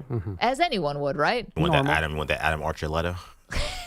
I couldn't even get anything with an actual name on it. That was too rich for my blood. I found Puka Nacua. No, that one's too expensive also. I'm not spending $50 on this thing. I wanted to spend like 10. So I found a $10 Rams shirt, Pearl. It says Rams on it. It says St. Louis Rams on it. No, even that I think is like vintage now. It'd be too expensive. A Kurt Warner jersey was way too expensive. Where are you going with this? I had to buy a shirt, the cheapest one they had, but it's a 3X. Oh, yeah. What do you mean 3X? Like triple X. Like large. Extra large. Large. It was the only one that they had left in the $10 shirt. So basically, you're going to be wearing a poncho. Kind of. You couldn't have bought I got a Rams 10. a medium for 12? They didn't have it. It was out. There was no, it was either $10 or it was like 35. And I'm like, I'm not spending $35 on a Rams jersey. I'm wearing it. I'm going to return it. Give it to Goodwill afterwards. All right, I might do that anyway. Yeah, but now you're going to have to hope someone, a heftier fella or heftier lady is going to get that shirt. 3XL is big. It's huge. Yeah. But that's what I had to do. How are you going to style that? I don't know. I'm not. I'm just going to wear a tent shirt. I don't know, Maggie. I feel like the $30 would have been worth it just to wear a normal size shirt for a show. I feel like, I don't know. There's nothing between 1035 and the whole internet, like Couldn't the entire find, like, a internet. Baker Mayfield T-shirt or something. Guys, there's not that much. I was on Amazon. It's an NFL team. This is Tavon impossible. Austin. No, guys, I could have gotten another Ram shirt. I just didn't want to spend $35 on it. That's my fault. I don't know. It's Maggie. the only $10 shirt. There's got to be a Jared Goff that's somewhere for 18. Did you check eBay? I did not. I wanted to just do this quickly. 888-710-4ISN. So that will happen on Friday. I will pay off that bet. George is in LA. He's a big Rams fan. George, you did not like what you saw yesterday from your Rams? No, I did like them, but it was kind of humbling because that first half they didn't look that great. Of course, that young quarterback, he's good, but the Rams defense in the second half and their offense just kind of flipped the switch. I mean, my gosh, Devontae Adams, he's better than I thought he was. He still got a lot of speed for his age. He's not what he used to be in Green Bay, but he's still good. But I was telling EJ that the NFL is really humbling, and it's not for long for any team. It doesn't matter if you're Chiefs, Eagles, Rams, whomever. And that Cowboy game in overtime, how did Russell Wilson, did you see that in the coin flip? They were on defense.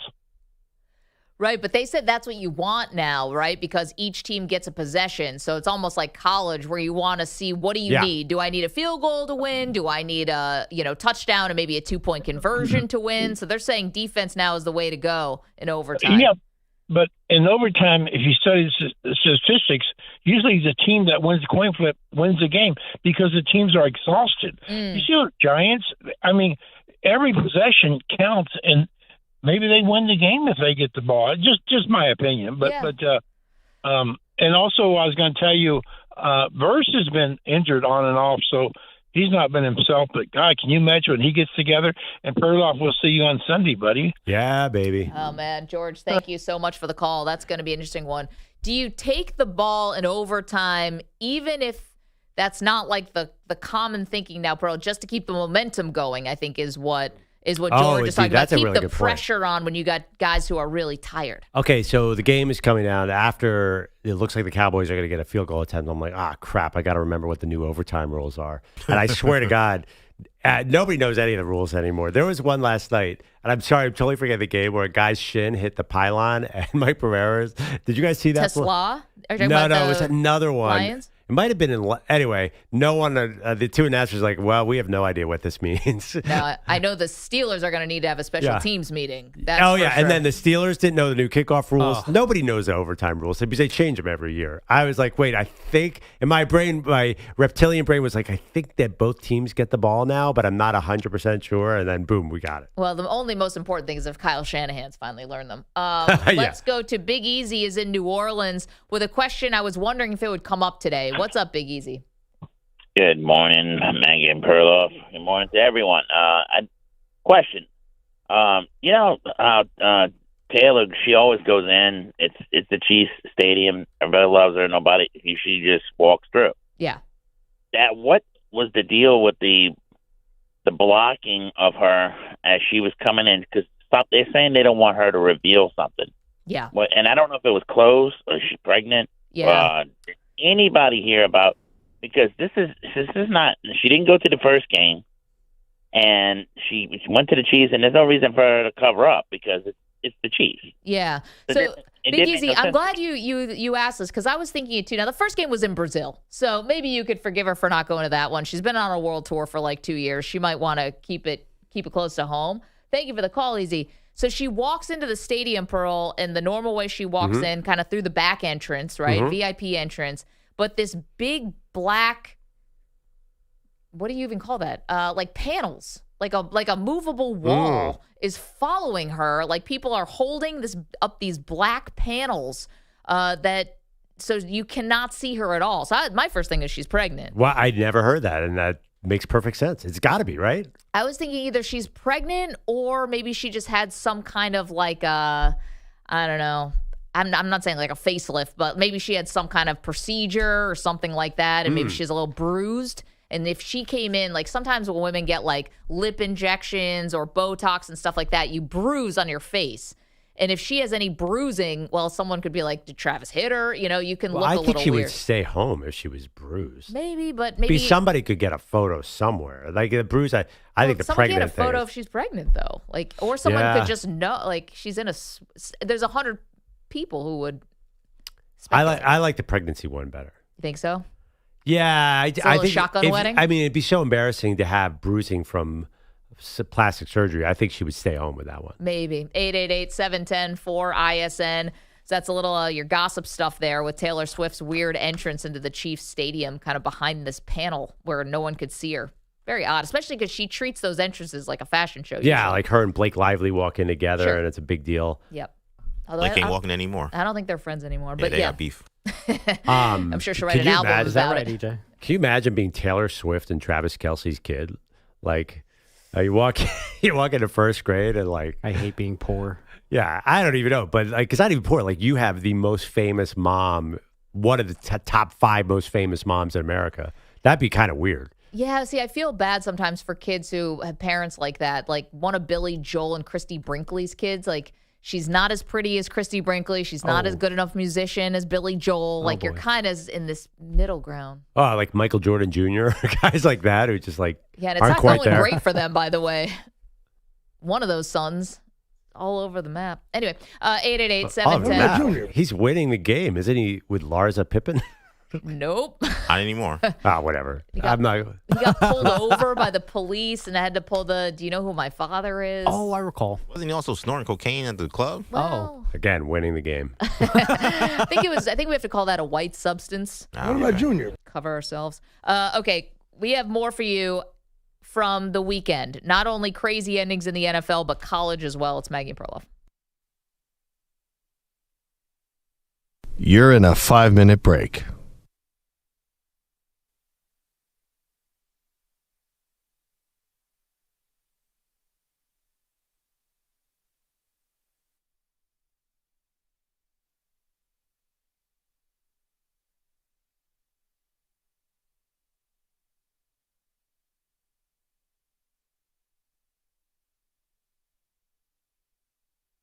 Four minutes, 30 seconds remaining.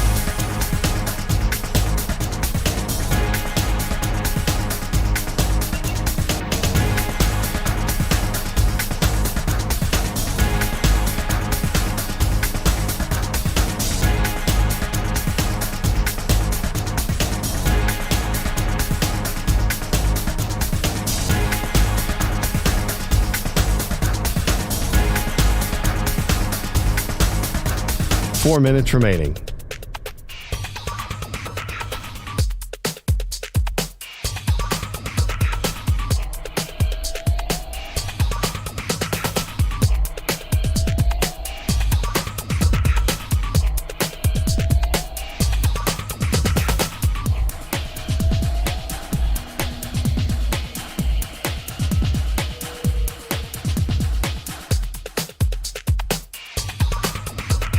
Three minutes, 30 seconds remaining.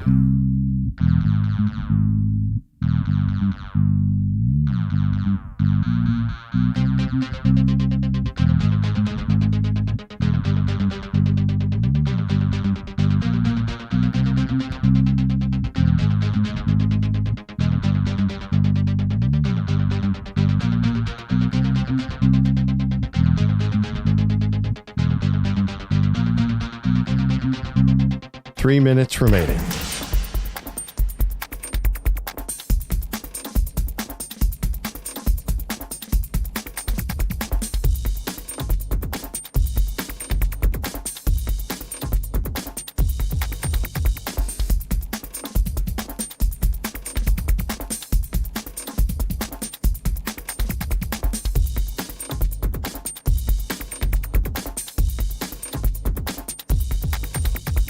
Two minutes, 30 seconds remaining.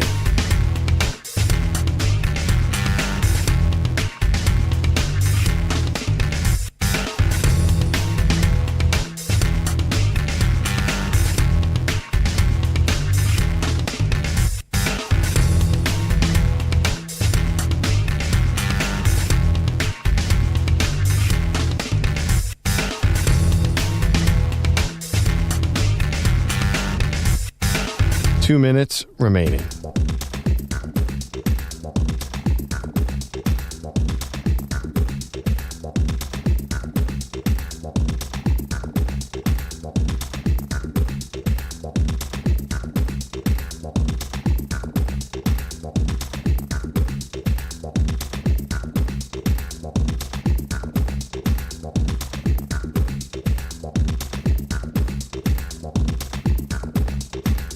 One minute, 30 seconds remaining.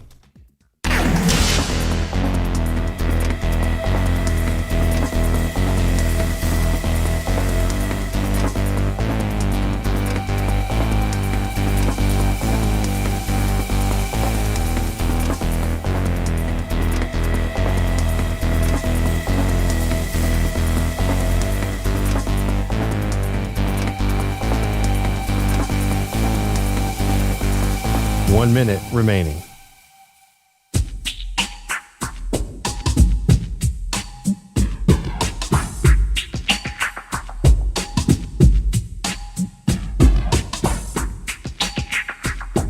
Forty-five seconds remaining.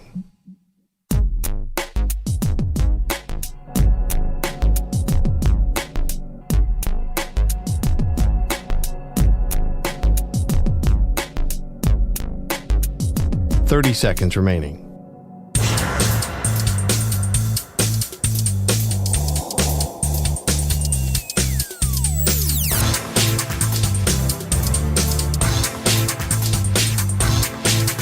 Fifteen seconds.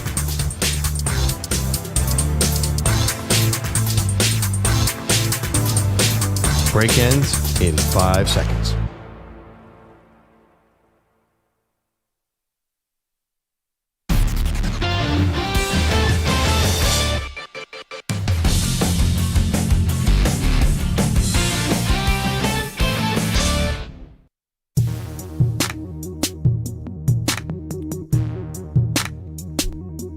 This portion of the show is sponsored by Square. More than 4 million neighborhood businesses run on Square. To learn more, go to square.com or just stop by your favorite local business. See you in the neighborhood, Square.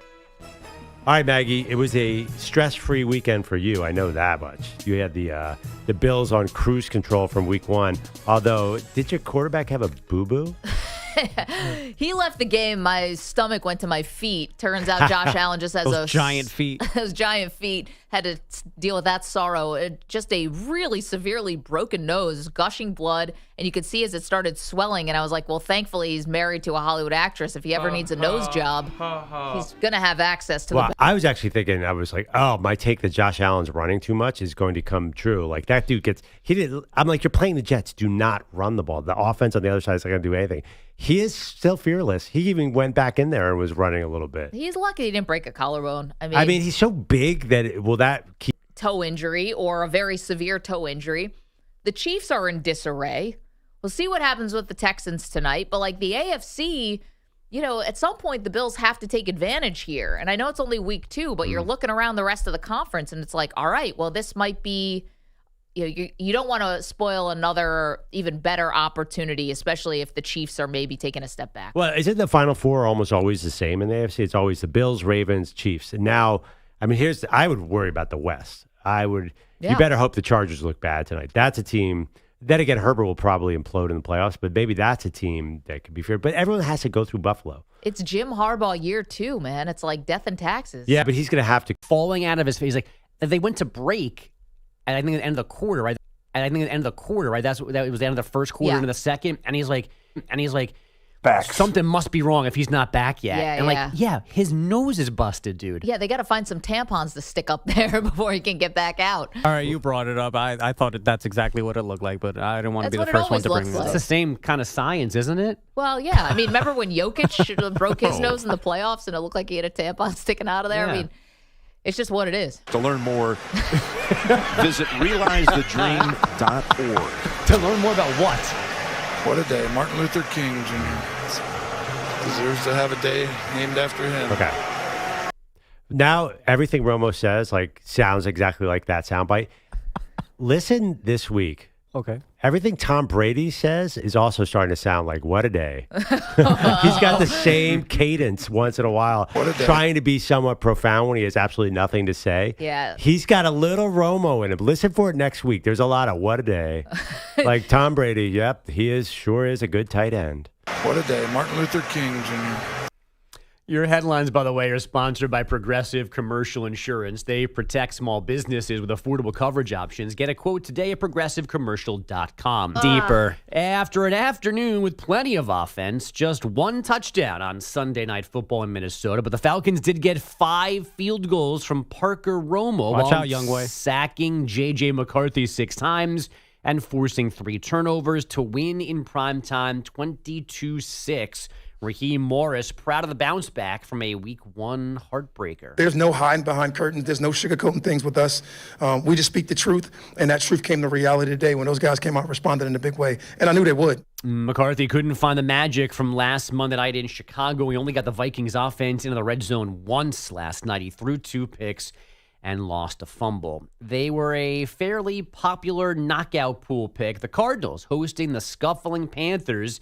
Arizona scored a defensive touchdown within the first 2 minutes of the game, eventually leading 27-3 in the third quarter, but we're somehow fighting for all our lives in the final moments. The Cardinals rush 4, Young back to pass, pressure in Young's face, he's hit, he's sacked, it's Calais Campbell who ends the game in his first game back at State Farm Stadium, wearing all red. Calais the hero, and this game finally will come to an end. Dave Pasch on Cardinals radio. Me and the Cards surviving 27-22. Bryce Young, 328 yards and 3 scores in defeat. I've never seen a team try to just hand another team a win the way the Cardinals were trying to hand the Panthers that game. Can I introduce you to the Giants-Cowboys game from Sunday afternoon? No, trust me. No, man. This was You guys, have you also crazy. met Miami Dolphins? How about when Bryce Young had a 40-yard sack it looked like the game was over, and they called a ticky-tack defensive holding. But Bryce Young was not scoring on that drive. Once the Cardinals whoa, this is a game. First of all, the Cardinals are the thinnest 2-0 I've ever seen in my entire life. Beating the Saints and the Panthers. Do we know if they're any good? Does anyone have any idea? But you got to if you use them in week 2 of a knockout pool, you've got yourself 15 more weeks of good teams. Yeah. Same thing happened with the Saints last week. The Saints had the game-tying touchdown. The guy dropped it. By the way, Saints were holding their own yesterday against San Francisco. That was by no means a runaway, although Mac Jones looked pretty good. It was the same thing, right? The Niners had the game, and then they, for some reason, let them back in at the end, and they could have lost. That was the game, by the way. I don't know if you actually ended up saying it. That was the game with the shin into the pylon and out of bounds. It was the last Saints touchdown. Yeah, no one knew it. Nope. The replay booth was like, I have no idea. Pass. Go with it. It's like the tush push. Like they're like, New this phone, is a who's mess. this? Yeah, call the replay. Like, I don't know. I have no idea. Back to you. The waiting continues in Cincinnati. Joe Burrow reportedly dealing with severe turf toe to his left big toe, courtesy of a first-half sack yesterday afternoon. He may need surgery. He may be out until December at least. Jake Browning came off the sideline yesterday, threw 3 picks, but then drove for the winning points in the final minute to get a 31-27 W against the Jags. Folks, when are you going to know whether it's surgery or not? You guys said today. I don't know if that's the actual firm timeline, but no one is expecting good news out of this. Like, no one's expecting them to go, oh, it's just a hangnail. We're fine. Yeah, mixed bag on the schedule for the next couple weeks for the Cincinnati Bengals. If it has to be Jake Browning, so you're at Minnesota, which, their defense is really good, but obviously the offense is not there with McCarthy yet. Then at Denver, so another really good defense. Yep. Detroit, good luck stopping that offense. At Green Bay, another great defense. But then Pittsburgh, the Jets, and Chicago. Pittsburgh, tough game yesterday. That was a really weird game because it all turned on a special teams gaffe by Pittsburgh, but then Aaron Rodgers just cannot lead you back. Not against a defense that good. But anyway. What annoys me is because of this injury, the Steelers may just back right into the playoffs. Between the Chiefs starting slow and now Burrow out, it's like everything's setting up right for Steelers? You came away encouraged by that yesterday? No, not by them, by just the standings, just by the teams that are, the Colts aren't going to be 13-4. Like some of these teams that are losing and have injuries, some teams that are winning that aren't that good, I think it's going to set up right for them to somehow find a way at 9-8 to back their way in. Colts will definitely be like 8-9, 9-8 at least. You're right, yeah. But it's possible that don't count out the Raiders yet. We still have to see what they look like. Maybe, Raiders and even Patriots. Like they're maybe not the Patriots, but they won yesterday. I don't know. But I like the Bengals a little bit. Browning was 4-3 as a starter 2 years ago. He's very good for a backup. I agree. I think he's pretty good. They're not out. The fact that the Bengals are 2-0 after all those 0-2 starts, I would stink to lose Burrow. But you do have you have the best receiving core in the league. I think. But still that defense. Yeah, that defense. Yeah, that's a good point. A bigger dumper than usual in Seattle yesterday afternoon. The stretch of the pitch to Cal. Swinging a drive deep into the gap in left center field. And goodbye baseball. There it is. Mickey Mantle, you got some company at the top of the list. Cal Raleigh with number 54. Left center field into the Mariner bullpen. He has just tied the great Mickey Mantle with his 54th home run of the season.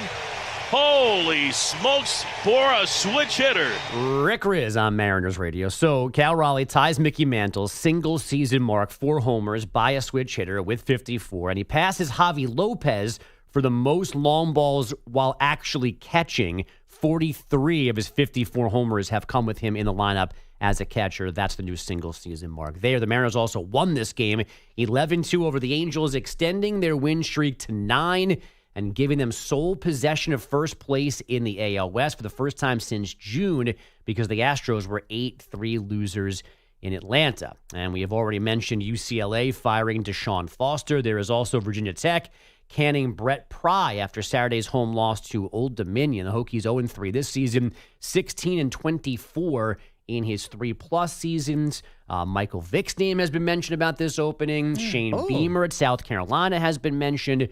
So Virginia Tech's got at least a head start on finding somebody to be their new head coach. And you got your Hokie Maroon on, too. For that reason. Yeah. Let's go. So, That's throwing your name in the hat. This theory, Shane Beamer would have to go to Virginia Tech because his dad was a legend there, like to save the program. Because he's not leaving the SEC. I think that's more of a like Hokie fans like dream would be to convince him to come and rebuild what his dad first Tough started. loss to Vandy over the weekend. Also, it feels a little early for Michael Vick, right? He's coached 2 games, hasn't he? Or how many folks say? Yeah, 2. They were at Rutgers, right? Yeah, I mean, it Put up feels 10. like, is he really going to be ready for a program like that already? It seems kind of quick. I think that's just a Dion play, right? Like, just get a lot of buzz, a lot of attention, and nostalgia. You can probably get kids to go there, too, right, to play for you. I mean, he's a Virginia legend. Yeah, right. I always feel like the Virginia Tech is kind of like, they're like a child. Like, they don't feel like a glitzy program. They're out in the woods in Virginia. Definitely. They always feel like a tough-nosed team. Even when Vic was there. They come out to Enter Sandman with the crazy linebacker running out the American flag. That is a scary place to play when they're usually good. Right, like Florida State was always a glamour team, and Virginia Tech was a hard-nosed team. They don't feel like a Dion kind of team. I don't know. Like, I've seen Dion being talked about for the UCLA program. That makes sense. Norfolk State is 1-2, by the way. 3 games. I went to Blacksburg once for basketball. It was the first time I ever got on a plane on the tarmac. Because that's how small the plane was. Wow. And because it was so small, they actually had to rearrange where the basketball players were sitting to balance out the weight in the plane, which also scared the you-know-what out of me. You've never been on a plane where they're like, we need someone to come to the front? No, never before. They had made big Glenn Bateman, who was 300-plus pounds, had to shift where he was sitting in particular to balance things out. Terrifying. Terrifying. Well, I also always think that's also like, you could just be going along with your day, minding your own business, and all of a sudden someone's like, I'm sorry, we're going to need you to move to the left side. It's like, oh my God, I'm impacting the airplane. The plane. Might be your feet. I'd hope so, because I don't know if I'd be able to do you live need it the emergency down. row? Like, are you grandfathered into that for the extra space? That's nice. Aisle seats for sure. See, Maggie, we should have you stand right in the middle here and just do a nice little defensive stance. If you flap them, can we go faster? Yeah, if there's any ever a malfunction, if I can just butterfly kick, Maggie, I can get us to blow Pittsburgh. bubbles and kick, Maggie. Yeah. You want to see me on your plane. 888-710-4ISN. Bogusch, thank you so much. Coming up, let's go to college, shall we? The college football report card comes your way next.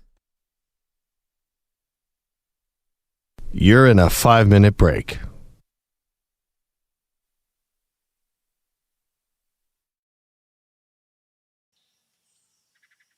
It's Monday morning, lights come on, infinity's buzzing, another show's begun. But Bogusch has a secret hidden in the sound. Tater on the playlist when no one's around. Christians comment at the flame. Kaplan grabbed a pen and gave it a name. Now Bogusch is a Swiftie in the update room, singing love story right through the news. From 22 to all too well, infinity's got a tale to tell.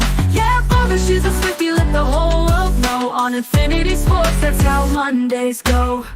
Maggie's laughing, Perloff shakes his head, but Bogusch quotes lyrics instead. Lottie's missing, he won't punch in, so Bogusch fills the silence with Begin Again. Christian asks, the song's alive, a Swiftie Bogusch we can't deny. Yeah, Bogusch is a Swiftie in the update room, singing love story right through the news. From 22 to all too well, infinity's got a tale to tell. Yeah, Bogusch is a Swiftie in the update room, dropping Taylor hooks with the football news. From Enchanted Nights to all too well, infinity's got a tale to tell. Christians comment, lit the flame. Kaplan grabbed a pen and gave it a name. Now Bogusch is a Swiftie in the update room, singing love story right through the news. From 22 to all too well, infinity's got a tale to tell. Yeah, Bogusch is a Swiftie in the update room, singing love story right through the news. From 22 to all too well, infinity's got a tale to tell. To tell.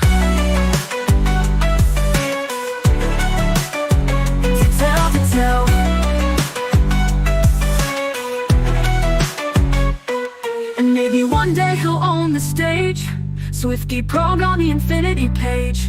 While Bilottti's late or gone again, Bogusch turns it up to all you had to do is stay.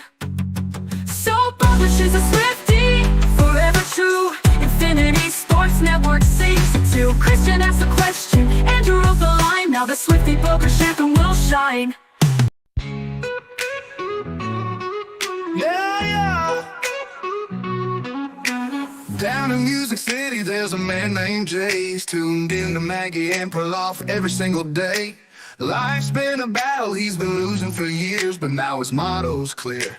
No more losing tears. He's been down, he's been low, but now he's ready for a brand new show. Jay's got questions, can't let it slide. Who's running to YouTube on the Infinity side? Jay in Nashville calling out the crew. Who's behind the curtain? He demands the truth. Peter Bummelotti's ghosting, no work in sight, but Jay's got the Maggie and Perloff show to make it right. Make it right. Been a loser so long, my losing's all gone. Tapped out my bad luck, it's time to move on. From his couch in Nashville, he's solving the case. Infinity's mystery, he's all over the place. He's got theories, he's got plans. Is it Moose or Perloff behind the cams? And Bellotti, forget it, he's MIA. Jay's the one who's showing up today. Jay in Nashville calling out the crew. Who's behind the curtain? He demands the truth. Peter Bummelotti's ghosting, no work in sight, but Jay's got the Maggie and Perloff show to make it right. Make it right. Jay's turning his luck, rising up the ranks. Infinity answers, he's storming the banks. Bellotti might miss it, but Jay's always there with a sharp-eyed question and a comfy chair.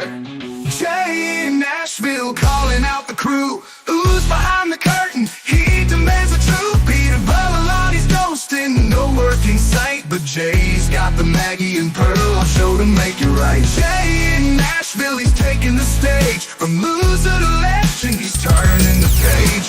Infinity's mystery.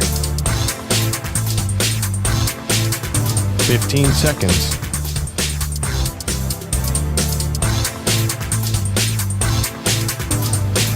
Break ends in 5 seconds.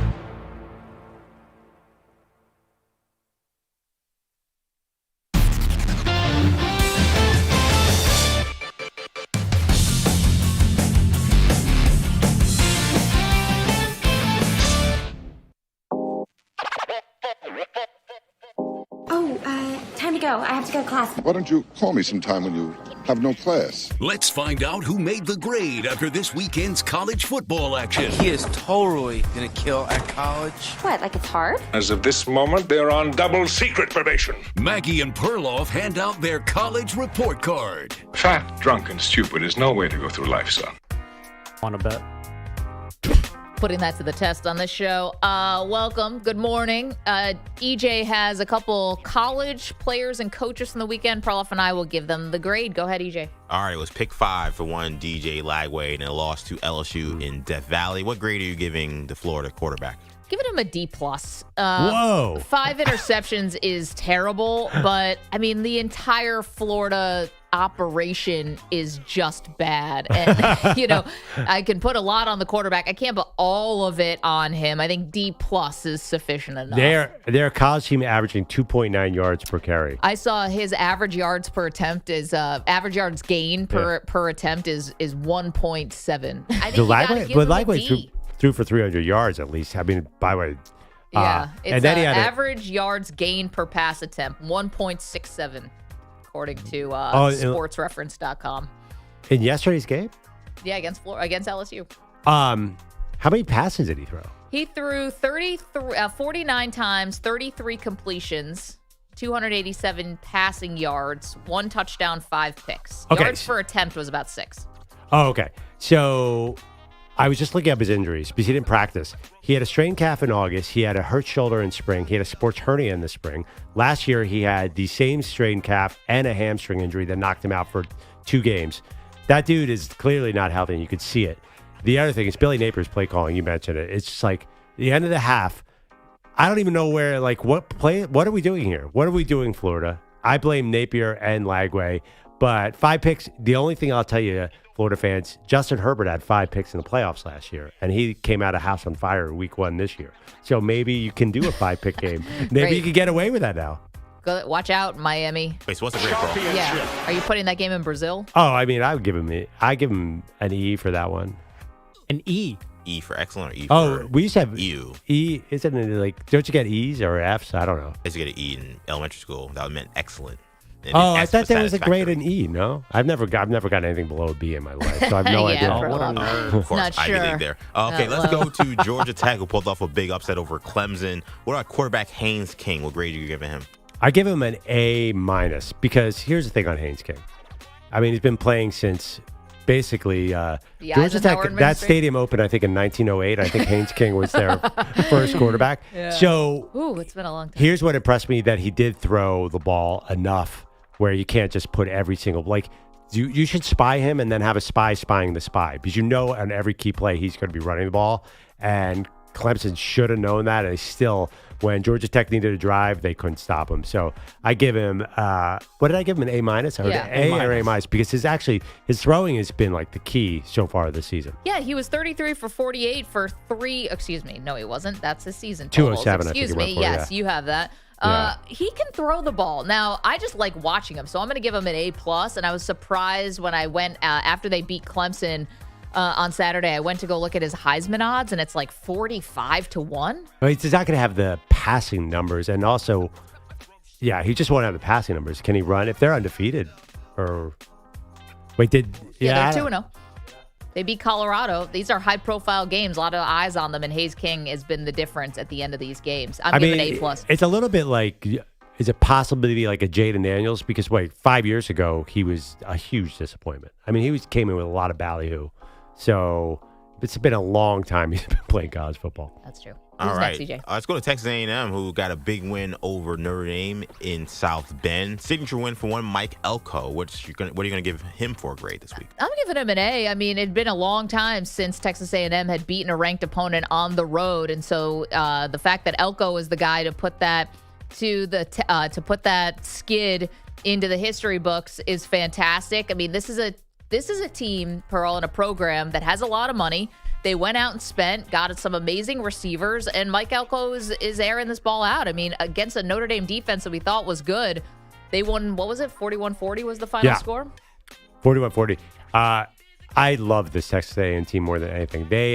Their quarterback, Marcel Reed, is a total adventure, has amazing throws, terrible throws. He was 17 for 37, but still had 360 yards and 2 TDs, and Mario Craver catches everything there, 207 yards.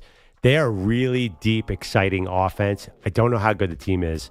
They should have won that game. I think they had the better team on the field against Notre Dame. I think that they just made some mental mistakes. We'll obviously get in the Notre Dame side of this, but I agree. You gave them an A. I could totally go A. Last one, EJ. All right, make it 9 straight for Georgia. Josh Heupel's Vols lose at home to the Bulldogs. What are you giving Josh Heupel? I'm not going to crush him for this one. I mean, listen, college kickers are always an adventure. I'm always shocked when they actually make a kick. They're getting a little better, though, right? Like, kind of like, you know how the NFL is getting better? I think colleges are getting a little. I know what you mean. Yeah, Max Gilbert. But that pressure, though. Oh, it's everything. When it's under pressure, that's hard. And you're at home, and you got Georgia on the ropes, and they could have won it in regulation, but they didn't. Once you went to overtime, I mean, that's just going to be really hard. I'm going to still give Heupel a B+ here. Yeah. He's a good coach. Like, they got the quarterback in Joey Aguilar. You got the coach. You lose 44-41. They couldn't stop the run in that overtime, and that was the difference for Georgia. I don't think I'm putting this all on Josh Heupel by any stretch. I think it's really interesting. You get to see with Joey Aguilar running Josh Heupel's offense. Last year was an aberration. Like, they are the Hendon Hooker, Josh Heupel offense. So it's so funny. They're way better off without Nico. Because what's your grade for Heupel? I'll give him an A-. Huh? Because Georgia's a good team. Meanwhile, Notre Dame on defense get a big fat F. Can the Irish still make the playoff? That's a question for you. And what did we see in Detroit yesterday? Maggie Perloff Show.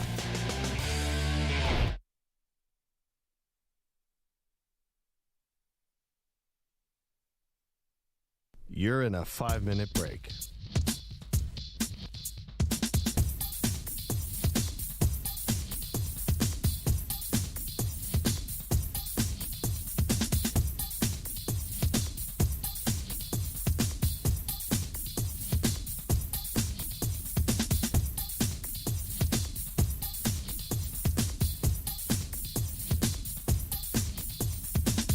4 minutes, 30 seconds remaining.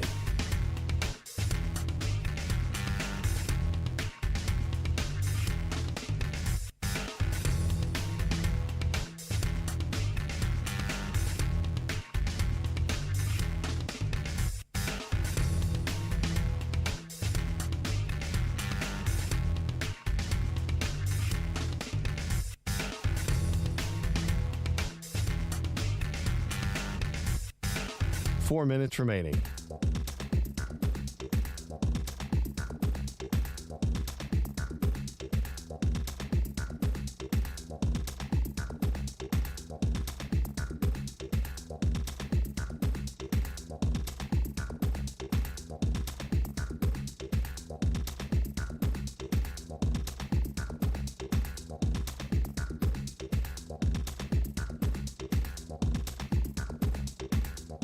Three minutes, 30 seconds remaining.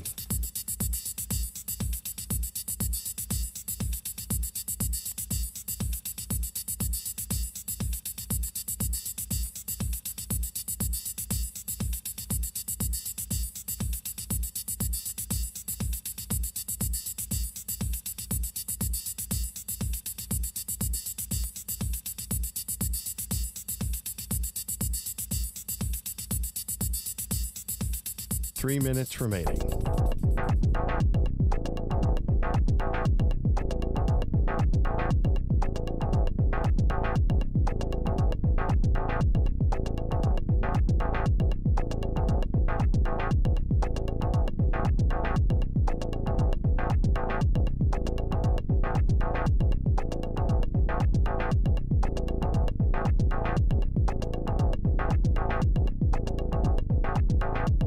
Two minutes, 30 seconds remaining.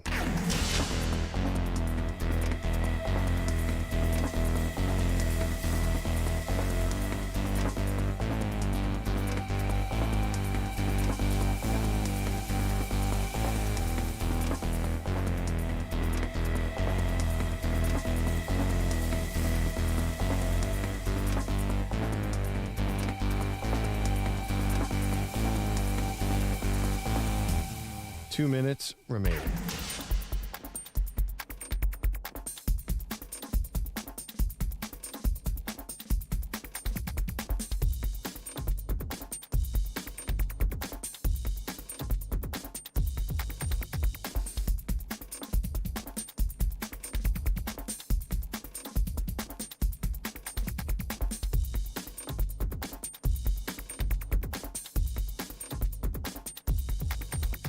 One minute, 30 seconds remaining.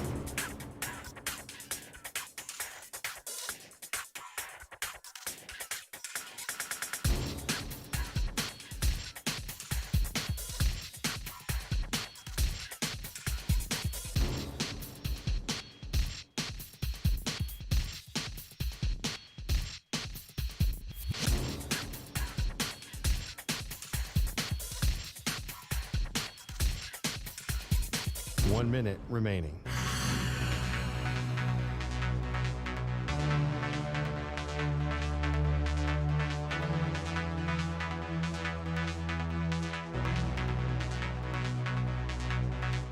Forty-five seconds remaining.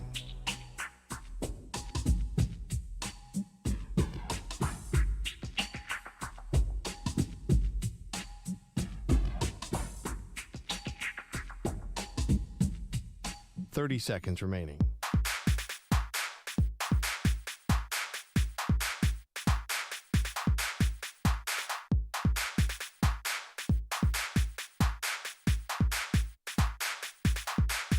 Fifteen seconds.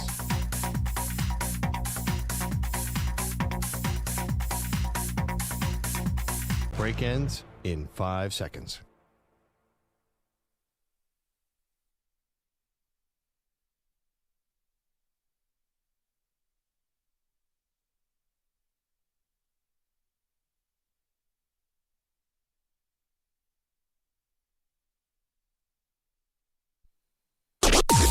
Maggie and Perloff on the Infinity Sports Network. 4th and goal for the Lions from the 4. Goff takes the snap, fakes the give, rolls right, got a man wide open. Amon-Ra St. Brown, 1, 2, 3 times today. Touchdown, Detroit Lions. Thank you to Lions Radio for that. It was a absolute butt kicking. Lions taking on the Bears yesterday, Pearl. The Bears coming off of a fourth quarter collapse, or what we thought may have been the beginning of the J.J. McCarthy story. Turns out that's going to be on hold for another week after the Vikings lost to the Falcons at home last night on Sunday Night Football. But about those Lions, to me, the biggest takeaway I had from that game is one, ouch, if you're Ben Johnson, because after the Lions the offense was really sputtering against the Green Bay Packers, especially the run game in the opener, we're like, boy, do they miss Ben Johnson? This offense just doesn't look the same. Well, I don't think they do. This was just a full dismantling yesterday afternoon. Well, the Lions are a team. I saw Dan Campbell has more 50-point games than anyone since Don Coryell. Once they get rolling downhill, especially in that dome, forget it. I feel for the Lions, a 52-point game is just the same as a normal team scoring 35, right? I mean, they first play the game. Amon-Ra St. Brown just running wild. That was a blowout from the get-go. Well, it was kind of close a little bit at halftime, and I actually thought that Caleb Williams was putting together a pretty good game, and then you're right, it just got out of hand in the second half because there's something right now, this is a trend that I'm keeping an eye on big time when it comes to Chicago. These third quarters. It was bad against the Vikings in week 1. Brian Flores got in his bag in the fourth quarter. In the third quarter and fourth quarter, Caleb was not great. And then we saw it in the third quarter again. They're held scoreless, and it allowed the Lions to start running away with things. And so, I mean, I would argue also it sort of the end of the first half. It looked like the half was over, and the officials went back and put time back on the clock, and somehow the Bears defense let them score. All they had to do was guard the goal line. They let them score a late touchdown, and we went from 21-14, then 28-14. You're down 14 points in Detroit. Yep. I think the Bears defense got deflated by that and tired, and they were tired from the get-go. I don't know. Remember we were excited about Dennis Allen being the defensive coordinator there last week? I think we said that. He's supposed, he can't head coach, but he could defensive coordinate. Sure didn't look like it yesterday. Yeah, well, to be fair to the Bears, too, they had injuries in this game, guys trying to come back who end up getting knocked out of the game again, right? T.J. Edwards and also Jalen Johnson, who played the game but then got hurt in the game, and then they were either limited or out at the end, but by then it was just gone anyway. But here's a question for you. So Caleb did not play terribly. You can see the throws. You can see on some of the throws, Pearl, you can see the talent and obviously his ability to scramble, but it's not nearly enough. Not nearly enough for what we were thinking. Now, maybe the end of the year looks a lot different than the beginning of the year, but they're already down now 2 division games. And, I think any hopes of the playoffs is quickly, slipping away from them. Do you think Ben Johnson at all is regretting taking the Bears job? This is a guy who was so strategic, could have been the Washington Commanders head coach, could have had any pick of the litter job. Do you think he bit off a little more than he could chew in terms of taking that Bears job, a place that's never been known for offense, and he's an offensive guy? Well, to be fair, we didn't know that Washington was going to be that kind of job. They were coming off the Dan Snyder era. There was a lot of unknowns. So I'm not going to kill him for that. The 2 big choices this offseason were the Raiders and the Bears. I think you have the same problem with both jobs. This is the 2 hardest divisions, arguably. Now, the only major downside for the Bears is being in that division, to me. I'm not even that upset with Caleb Williams. It looks like he can at least work with Caleb Williams. So they're awesome on the first drive. The first 15 plays, just make the whole game out of that first 15 plays. It's a black box theory. Yeah. It's a black box in a plane. Make the whole plane out of the black box. Make the whole game out of that 15. Then he had another killer drive in the second quarter. Yeah, he did. So at least if only teams wouldn't adjust. Well, it's also, too, if you look at the drives in the third quarter, run 2 yards, run 1 yard, 3rd and 8, Caleb. He can't run the ball here where he could run the ball like crazy in Detroit. I think he wished he had Jahmyr Gibbs with him. So I think that offensive line they put a lot into is not creating the holes they want, especially late in the game. So I'm not killing Caleb. Also, can we talk about Caleb Williams' interception? Yeah. He had 2 touchdowns, he had 1 interception. It was a second and third. third. The other was a fumble. Yep. It was 2nd and 32. And yeah. I mean, like, there was because also a 3rd and 34 in this game. So he threw a 40-yard pass that was intercepted on 2nd and 32, and people are making a big deal out of it. This offensive line and its penalties is a big deal. Caleb has a lot to work on. I mean, this is before we judge Ben Johnson's future, I want to see this game against Dallas. It's home. This is a litmus test. Like, if they go 0-3 and Caleb has another, how would you describe it? Mediocre game? Mid? Just uneven. Very uneven. Never can get really in a rhythm. You mentioned one good drive in the second half, but beyond that, not a whole lot. He can use his legs. Here's my one thing, though, about Ben Johnson. I feel like you're letting him off the hook a little bit. In what sense? Because you're saying that, it's a really tough division, so you kind of have to, give him time or whatever. We talked about this before the season started, and I said, what do you think's we talked about what's more important to the Bears fans? Is it that they actually make the playoffs or that Caleb Williams is a 4,000-yard passer? Right. We're not getting either. Right? Well, yeah, but that's what I'm saying. I'm saying you have to be patient. Caleb Williams is his second game in Ben Johnson's offense. Are you sure it's going to look like this 8 games from now? Well, I freaking hope not. But the other part was there always going to be this idea of square peg, round hole between Caleb Williams and Ben Johnson? Is Caleb Williams either is he just not the right guy for Ben Johnson? Look what Jared Goff's doing yesterday. Did Jared Goff move 5 feet yesterday? I mean, he's moving around a little bit in the pocket. This dude is a completely opposite of what Caleb Williams is. I mean, Jared Goff can throw on the run a little bit. It's not that. He's not a total statue, but this is not the same kind of guy. And that was very apparent yesterday when they're on the field playing across from one another. And so I'm just thinking, did Ben Johnson kind of take the wrong assignment here? Not only did you go to a Bears team that is not known for being so great in the front office, a Bears team that's never been able to get offense going, and you have Caleb Williams, who's nothing like the guy who you had all the success with in Detroit. I just think 2 games is way too early to say all that. I mean, your logic totally follows, but I think you're overjudging the first 2 games. I mean, listen, you just lost 52-21. Yes. You're talking about the offense. Who cares? You let 52 points. Yeah, well, and honestly, it could have been more. It could have been. I know. Well, and that's the thing about the Lions. They don't let up. And Ben Johnson was talking about it after the game. Manny, can we hear a little from the head coach? Cut 8. Ben Johnson not acknowledging that the Lions were running up the score on them. I believe Dan Campbell ran it up on you on that 4th and 4 going forward. What's he supposed to do? It's 4th and goal. What do you want him to do? Yeah, he could have kicked the field goal. They don't kick field goals. They go for it there. So he was doing what he was supposed to do. That's what he does. Yeah. I mean, perfect. It is what they do. Anyone else have a problem with it with Dan Campbell? No. I have more of a problem with Ben Johnson's 4th down attempts. Like that's looked wonky all year because he wants to go for it every time. They were 0 for 2. Again, like they're terrible on 4th, and they're not even close. And what's funny to me is that the way he said it, that's what they do, is if we haven't been seeing you do the same thing the first 2 weeks. Well, it's one of them was also a QB sneak by Caleb. Oh, they started on 3rd down and on 4th down and couldn't get a yard. But also, too, that was like a QB sneak on 4th, and that was closer to 4th and 2. I'm like, where are you sneaking to? What is happening here? I don't know why. Ben Johnson Sneak to the bar after that. He is losing his mind on 4th down. I will give you that. That's why I'm gonna give him a little growing pains. I mean, I just think that it's not a total disaster yet with Caleb. I'm like the bar there.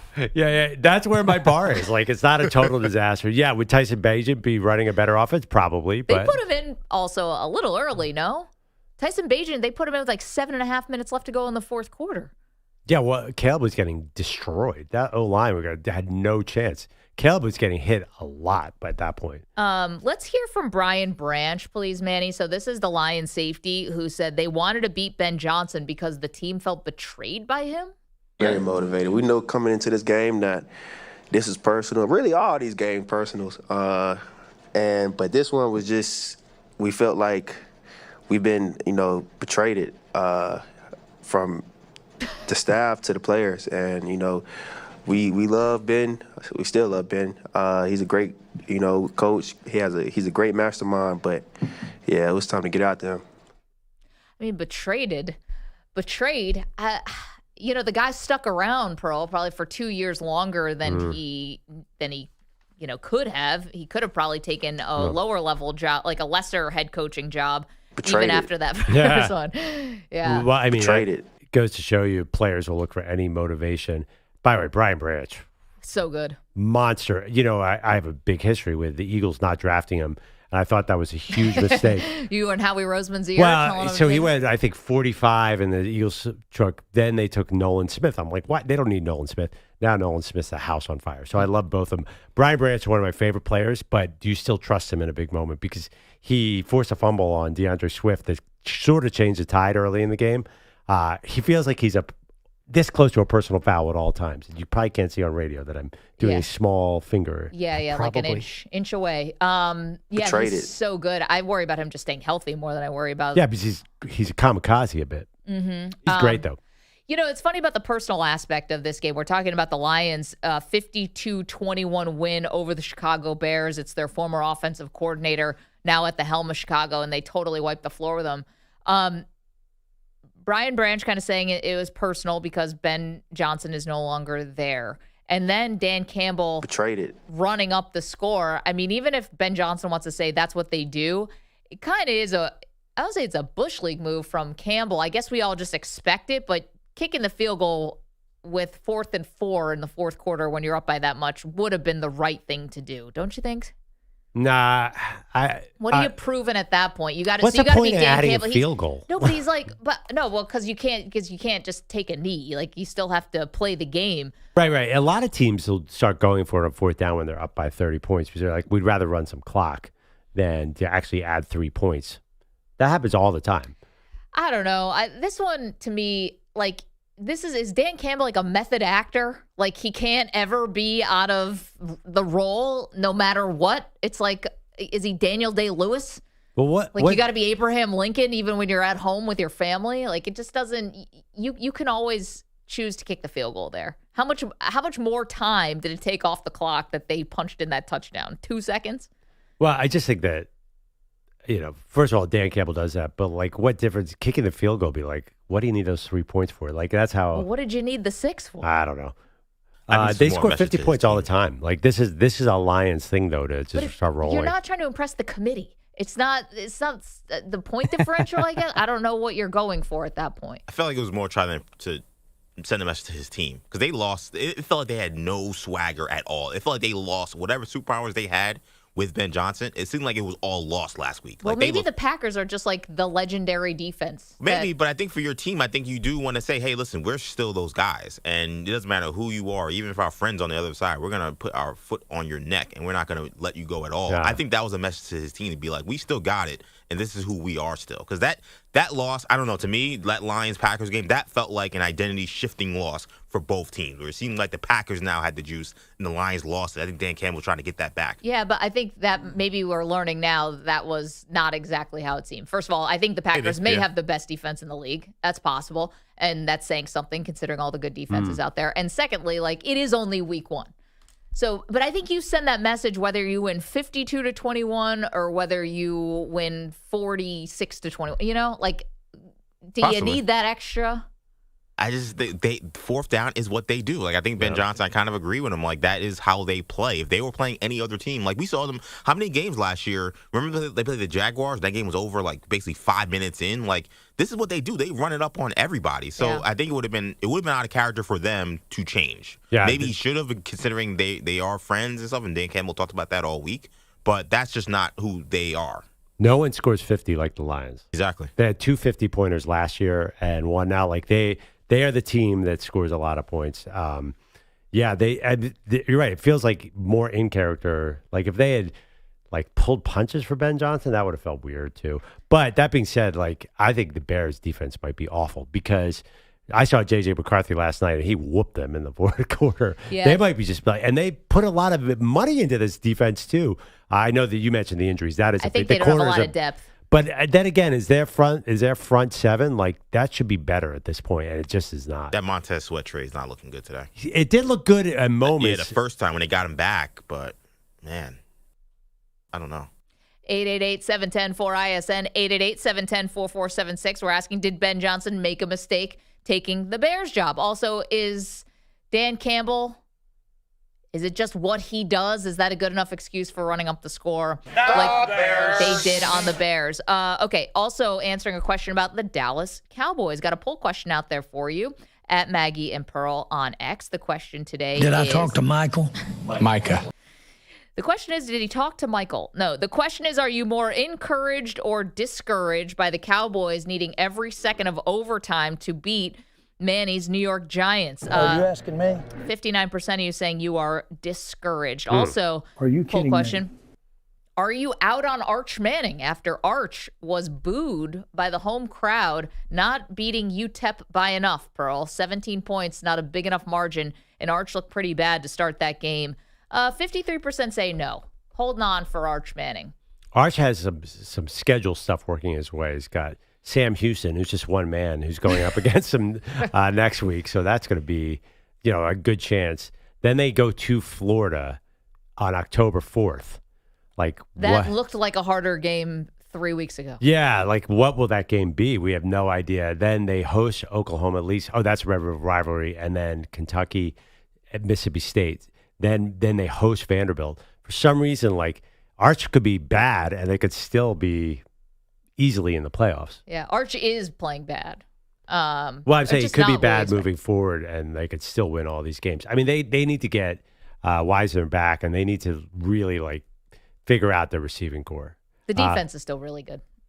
Yeah. Yeah. I mean, first of all, that game wasn't nearly as close as 27-10. That was, sorry, UTEP, you had no chance in that game, and it never even felt like a game. So we'll see. I'm not as out on Arch as I think a lot of people are. I think there are certain throws that he does very well, and he can run like crazy. I don't know why he's sidearming the ball still, but just tell him don't sidearm the ball. You don't think Sark has said that?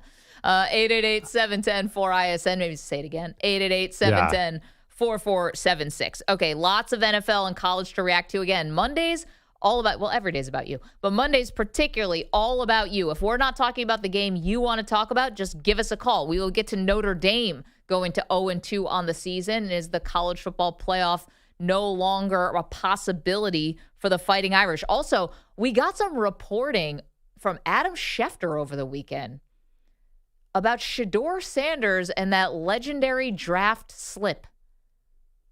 This one was shocking and also shows Shedeur still, they don't get it over there. They just don't. Maggie and Perloff show. Betrayed it. You're in a 5-minute break.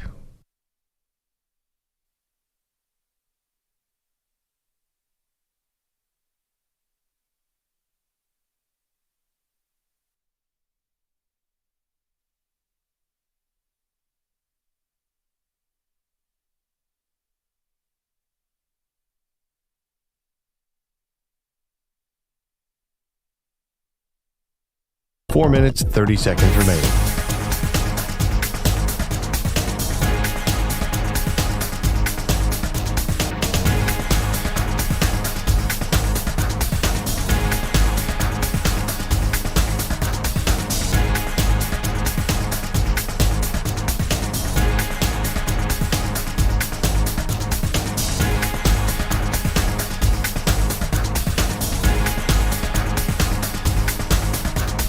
Four minutes remaining.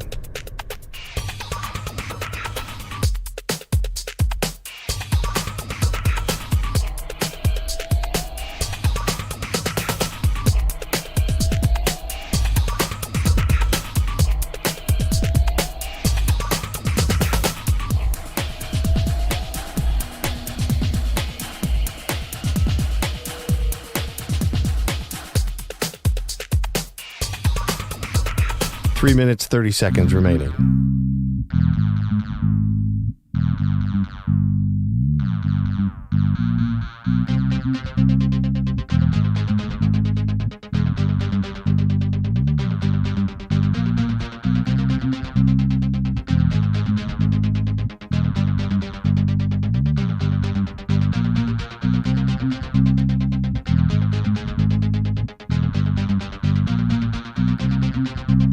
Three minutes remaining.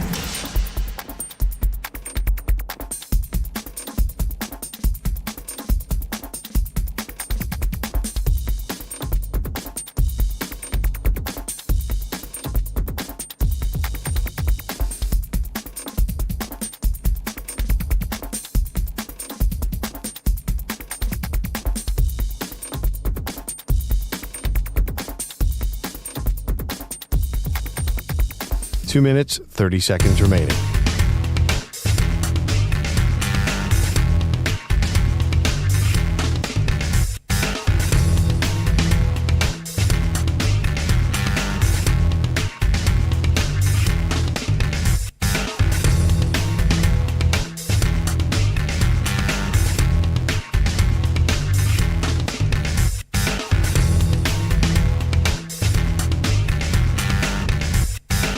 Two minutes remaining.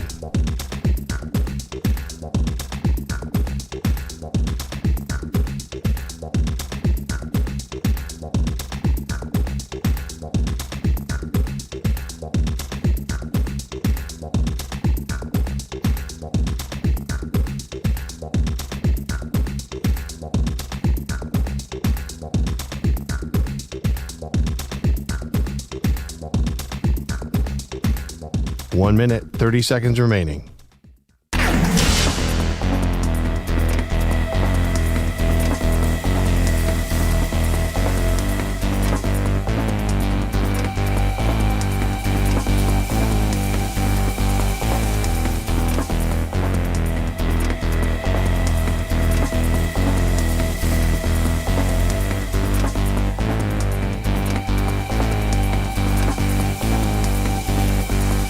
One minute remaining.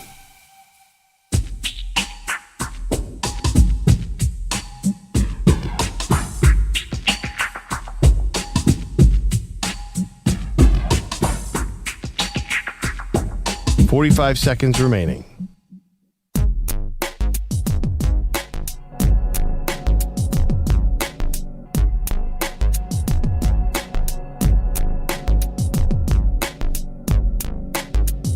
$30 seconds remaining.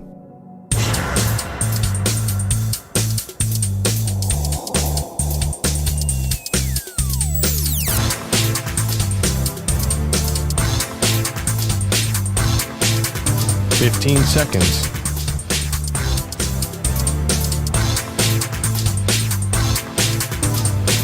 Break ends in 5 seconds.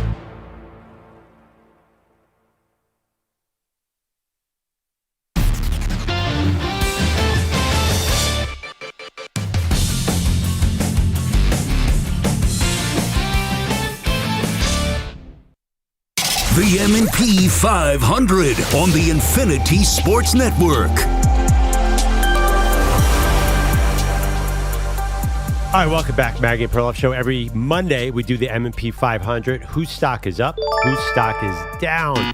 After another just crazy sports weekend. All right, Maggie, get us started up. Okay, there was so much good college football and crazy finishes in the NFL yesterday. But if you're asking me whose stock has risen the most over the last 48 hours, the answer is Terrence Bud Crawford, who defeated Canelo Alvarez over the weekend in Vegas. Pearl, massive fight, started way too late on the East Coast, but he became the first male boxer to capture 3 unified division titles, won by unanimous decision in the super middleweight championship. 70,000 people at Allegiant Stadium in Las Vegas had to go up 2 weight classes for this one, and really took it to Canelo, who has been the face of boxing for many, many years. And credit to Canelo, because he never ducks a fight, unlike some other boxers of this generation. But Bud Crawford, Pearl, now some are asking, is he the greatest fighter of this generation? It's a fair question.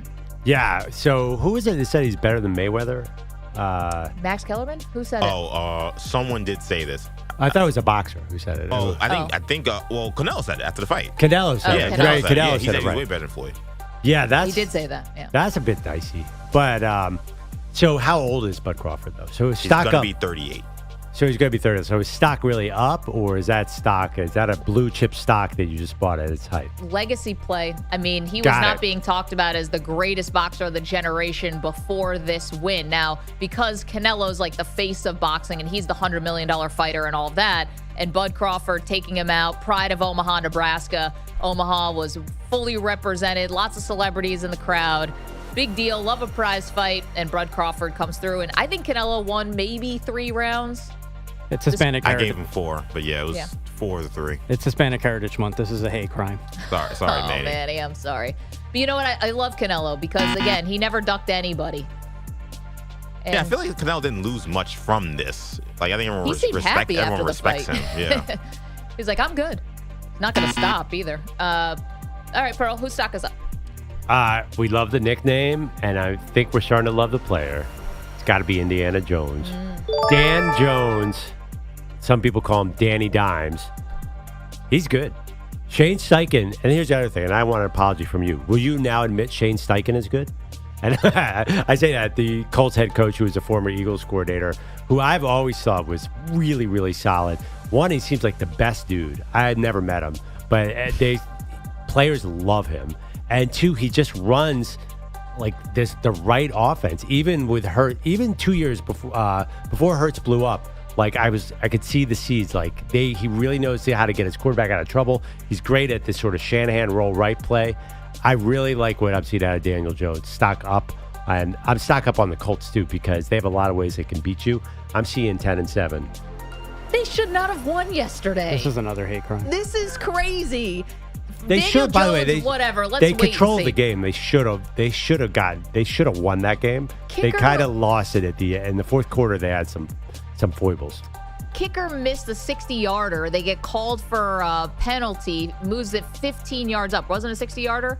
15-yard penalty for leverage. They gets to re-kick it, and then they won the game. If you're the Denver Broncos, you're absolutely sick. So, no, I'm not in on the Daniel Jones, Dan Jones, Indiana Jones, whatever. He had 316 yards against the Broncos. I think the Broncos are still figuring stuff out. I don't know why, but I think that defense still is going to be good. I don't know what happened yesterday, but that penalty was the reason they won the game. I think it's top 5 defense. I think they're really, really good. So then you think the Colts must be a top 5 offense? Well, no, I'm not going to go top 5 offense, but I think when they're indoors, like they just have so many different toys to play with. Tyler Warren looks great, and we know Jonathan Taylor's fantastic. Now that's probably my biggest concern. Injury to Jonathan Taylor. And Indiana Jones.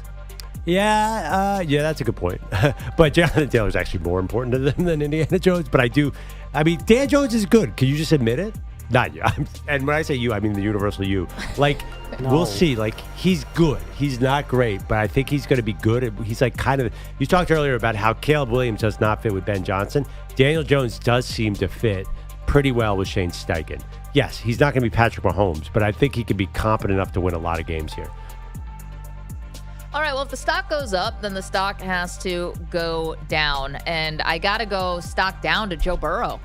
Not necessarily his fault, but another injury. Turf toe this time. We're waiting to see on whether or not he may need surgery. If he doesn't get the surgery, Pearl, that just means he's going to have to play through an inordinate amount of pain. If he can even go. This is such a bummer for Joe Burrow, who is the 1A maybe to Patrick Mahomes, or at least 100% on that tier 1 level. The defense has always let him down, and his own body has let him down at times. So stock down now for Burrow. Again, not his fault he got turf toe, but ouch. Yeah, I mean, could be another lost year. You're right. We came in this season saying, is he tied with Patrick Mahomes as the best quarterback in the league? And now we're talking, you mentioned legacy. Feels like his legacy is being messed up by that. All right, my stock down. I'm going to do a couple bad beats. If you were, Are we coming clean right now? Come on. Or just bad beats? Bad beats. If you were a Cardinals better, I think it was 6.5. Like, that game was so over and dead, and all of a sudden storming back to make it. They probably could have even won the game. Cardinals won 27-22 after this was a complete blowout for 53 minutes. Yep. It was an incredible loss, but the ultimate one was, I want to make sure I have these numbers right. Penn State, Villanova. Yep. Yep. 48.5. What was it? 48.5. 48.5. And then Villanova. I mean, that was an like, unreal touchdown. That was like a sea of hands level touchdown. That was incredible. Back of the end zone. 52-6, which if my math is correct is 46 points. That was the worst beat of the day because Villanova hadn't done anything in this game, and Penn State could have obviously scored more if they wanted to. That was a brutal beat. Okay, we have time for another round. Stock up. Got to go Brandon Aubrey. One of the big winners of the weekend outside of Bud Crawford. Sorry, Manny. Field goals of 51 yards, 44-64, which his head coach settled for a 64-yard field goal. That's how much confidence they had in him, or that's how silly Brian Schottenheimer is. and then a 46-yarder to win it in overtime as time ticked away. The guy's a weapon. He really is. Yeah. And the fact that he was sitting on the couch a couple of years ago as like a retired soccer player from Notre Dame, and now he could kick his way into the Hall of Fame if he keeps this up, pretty unreal. Yeah, I love this story. They told the story that his girlfriend's like, I think you could do that. And he's like, yeah, you know what? I could do that. I might get my butt off the couch. Okay, I'm going to throw a little lighter fluid onto this situation here. I'm going to go a stock up, and I'm curious what you guys think of this guy. Russell Wilson threw for 450 yards. Now, I listened to New York radio all week saying that if you don't get Jackson Dart in, it's franchise malpractice. Yeah, sorry, that was me calling every show. That dude threw for 450 yards and 3 touchdowns. This is a stock. Is he good? Like, is Russell Wilson good? This is a stock question mark. Because I do want to present that to the group. I don't know. It kind of looks like the old Russ. No, I think the Cowboys can't get a pass rush to save their life. But I don't know. I thought Russell Wilson looked pretty accurate. There was a point where he was 17 and 19. I don't know. He's throwing darts all over the field to me. I thought he looked like a good quarterback. Am I crazy?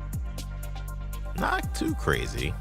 He was there was almost a point where he was perfect for a long part of that game. He was very good against the Cowboys. There's no doubt about that. So what does that mean? It was just bombs away, though. That's the No, he was good at intermediate, too. He was hitting everything. I didn't think he could play like that anymore. I'll be honest. That was the most stunning performance of the weekend to me. Him throwing for 400 yards? When's the last time he did that? Has he ever done that? He ran a little bit. Greg Olsen said it's his best game since leaving Seattle. Well, he had some moments last year in Pittsburgh. We were kind of high on him early in the year. He's a skilled quarterback. He's not a scrub the way people have been portraying him. Stock down? But then he No, that was a stock question mark. That's a stock question mark? that was a stock up, and now it's that's a stock up. I'm going to give Russell Wilson a stock up. I'm into Russ. Bogusch, you're sitting here. You're a Giants fan. Any reaction to Russ? My update was going to begin with him. Can I just take it over from here? Oh, I'm so sorry. Yeah. No, because my answer is in the first clip I have. Wait, can I do one more stock down? Yeah. I think it's stock down in the short term, but stock not sure in the long term, which is Notre Dame. So Notre Dame loses at home to Texas A&M. They already have 2 losses now. So 0-2, you think stock all the way down. The defense stinks. A&M hadn't beaten a ranked opponent on the road in forever, and they finally do. But I just think the committee is just too enamored with Notre Dame. It's too juicy with people who love them, people who love to hate them. And if they do win out, which looks pretty dicey right now, but it also looked dicey last year after they lost to Northern Illinois. If they win out, I think they're getting in. So I think it's stock down in the moment, but ultimately because it's Notre Dame, I think they will get a spot in the college football playoff if they run the table.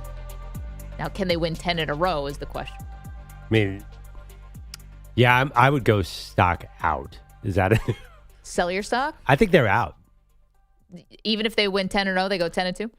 Yeah, I think they're not going to make it a 10-2. The committee can't quit them. It's a great question. A 12-team college football playoff was made for teams like Notre Dame. Want to do a show bet? Something involving Irish and leprechauns and all that? How many? Well, I could chug beer. You're not really into that. You got to eat corned beef or something? How about a box of Lucky Charms? No.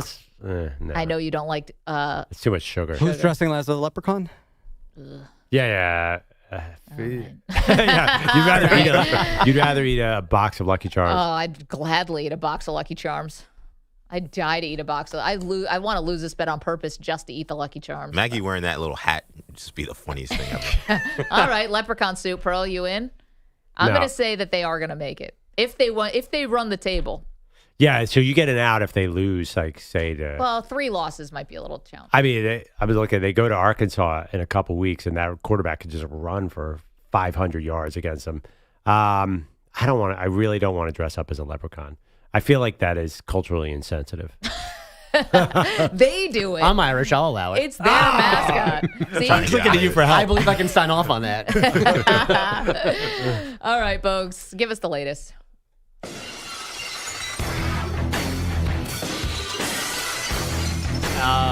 We'll get back to Russell Wilson, but the breaking news is on our TV screen right here, so we can see it. ESPN's reporting Joe Burrow will have surgery for yesterday's turf toe injury, so he's expected to miss at least 3 months, which takes us into the middle of December. Best case scenario. Yeah, I mean, and then even if he does come back, now he hasn't played for 3 months. You're in the teeth of your schedule. And what's he coming back to? Can Jake Browning, who I believe went 4-3? I had this. I said it earlier in the show. Yes. Yeah, 4-3 2 years ago.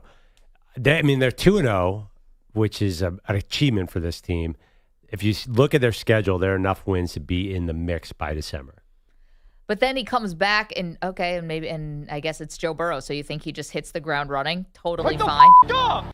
So middle of December, this is the end of their schedule from week 15 on. Okay, let's do week 14 on. Hold on, let's do week 13 on. Let's do Thursday. They're playing Thanksgiving at Baltimore, then at Buffalo the next week. Baltimore again, at Miami, Arizona, Cleveland. Put me in for that. I'll play in the Miami and Cleveland game at Arizona. Could be the Shedeur Sanders era at that point. Yeah. They get Arizona in Cincinnati. Ooh, I like that. And you know how the Cardinals play at the end of the season. They haven't won a December game in a long time. I checked those numbers. That's a pretty good last 3, but you definitely want to avoid the at Baltimore and at Buffalo. If you're Joe Burrow, they might need him for that. No, but if you're Joe Burrow, you're like, give me a couple more weeks of PT. I'm not going to go to Buffalo. That might be good to sacrifice Jake Browning in those really, really hard games to win.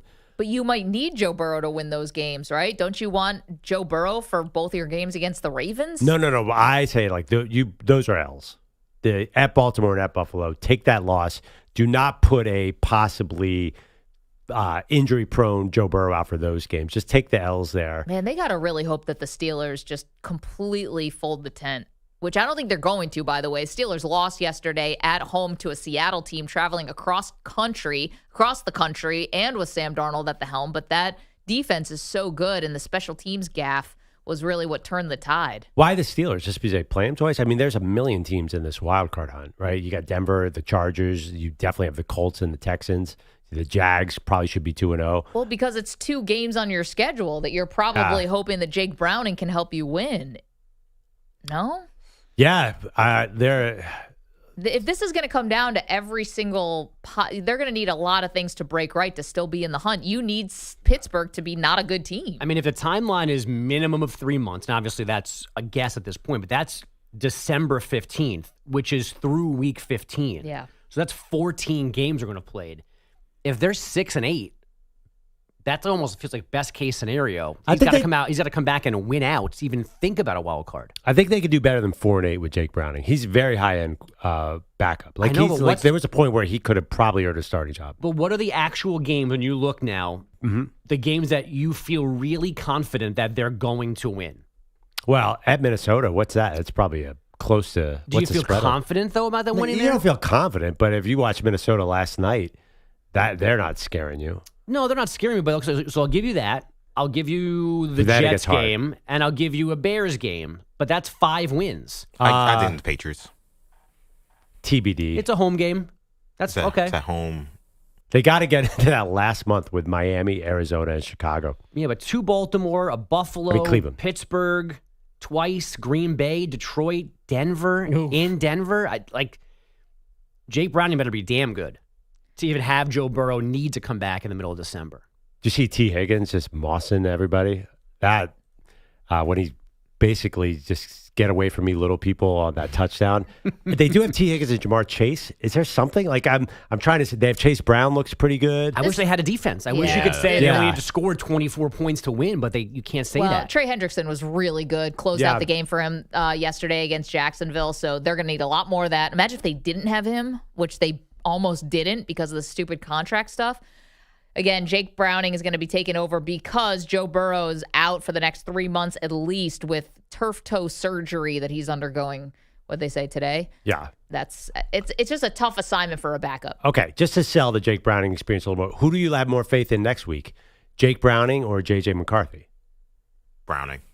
Yeah, Browning's got way more experience. In a head-to-head, but does that mean that Justin Jefferson's not going to run through a defense once or twice? This Bengal defense once or twice? Well, we got Chase running. This is basically the LSU but battle. the Vikings can play defense. Also, the last time that Jake Browning did play all those games and was 4-3, Yeah. the Bengals didn't make the playoffs. They went 9-8 and lost the playoffs. They actually came in last place in the division. Yeah, the Vikings are 4.5-point favorites. So, yeah, I'm squinting to help you with this Jake Brown Justin experience. Jefferson seeing his frenemy, Jamar Chase, means he's definitely going for 180 because he just has to always one up his frenemy. Even Chris Collinsworth was bringing it up on the broadcast last night. He's like, I know everyone says they're going to be patient with J.J. McCarthy, but Here's a guy.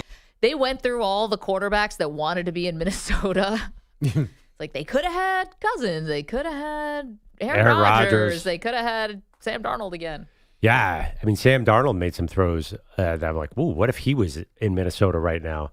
That feels like that was the most obvious choice. He just had 35 touchdowns the season before. I was wondering if it's going to be like, sometimes those baseball trades where the guy gets traded while his team is playing the other team and he just walks from one dugout to the other, like Kirk Cousins just walks from one locker room to the other. Yeah. I guess real quick, you asked about Russell Wilson long before the Joe Burrow breaking news. Definitely stock up for 4 quarters. The problem for the Giants was there was overtime in Dallas yesterday afternoon. Shotgun set for Russell Wilson. Wilson back to throw. Feels some pressure. Heaves one deep downfield to nobody, and it's intercepted by the Cowboys. Donovan Wilson at the Dallas 30-yard line. To nobody is the key phrase from Bob Papa on Giants radio. That pick gave the Cowboys a 3rd possession of overtime. This time they converted with that Brandon Aubrey 46-yard winner as the clock hit 0, 40-37 the final in Big D. Maggie mentioned this already this morning. Aubrey's the first kicker ever to hit field goals as time expired at the end of the 4th quarter and then at the end of overtime. And the one that forced extra time was from 64 yards out. Back to Wilson, 450 yards, 3 scores, but the Giants are 0-2, and Brian Dable needs a hug. That was a tough one. Battled back and forth. Guys left it all out on the field. Good Lord. And it's a tough result. Good times. Really good times. After the win, Jerry Jones said the Cowboys are signing Jadeveon Clowney to boost the pass rush. The Falcon pass rush sacked J.J. McCarthy 6 times, harassed him into 3 turnovers on Sunday Night Football. Falcons won in Minnesota 22-6. And Maggie, you mentioned Notre Dame real quick, 0-2. Still ranks number 24. Saw that. First team since 88 to stay ranked through an 0-2 start. Wow. How many people do you think were surprised when Jerry Jones said they're signing Jadeveon Clowney? It was like news to people in the front office. Like, oh, I guess we are. Okay, thank you Probably both. Tashati, too. Coming up. Definitely the PR department. 888-710-4ISN if you want to talk about your favorite team. Coming up, we tell you who and what was the big moment on campus this weekend. M&P. You're in a 5-minute break.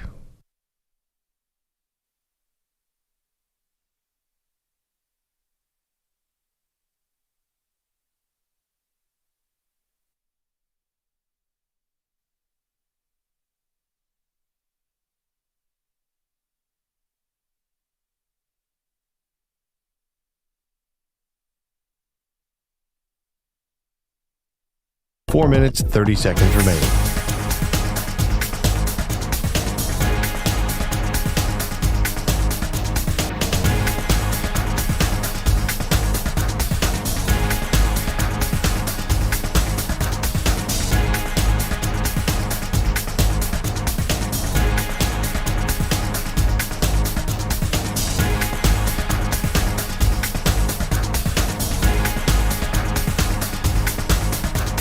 Four minutes remaining.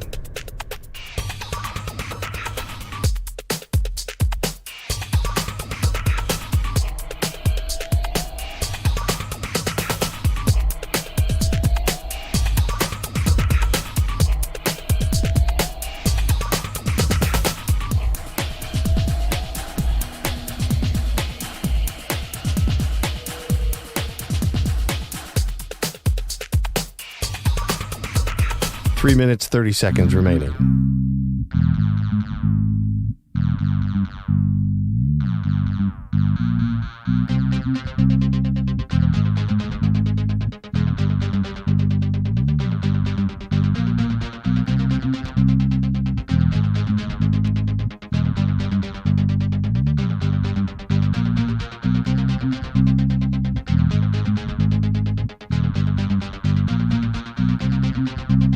Three minutes remaining.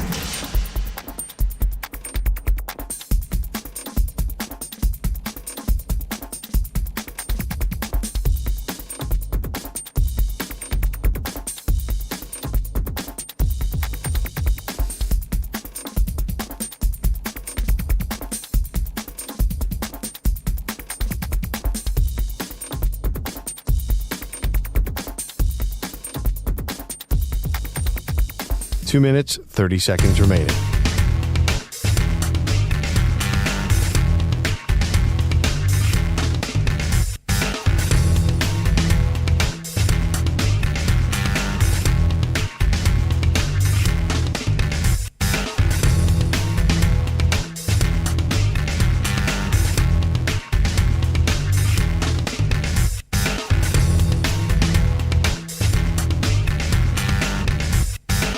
Two minutes remaining.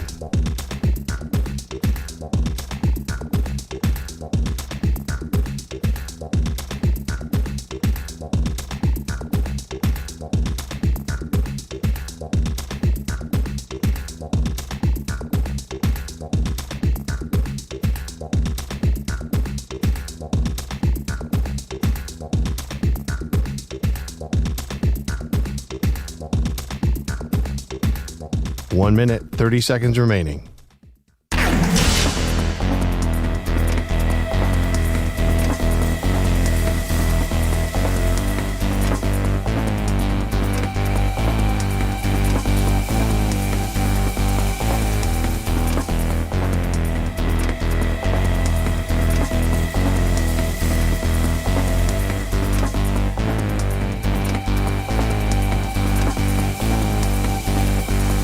One minute remaining.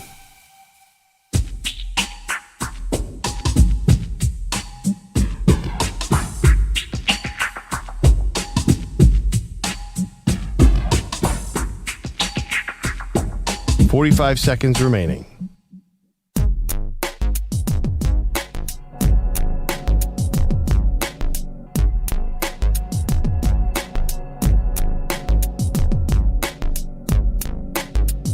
$30 seconds remaining.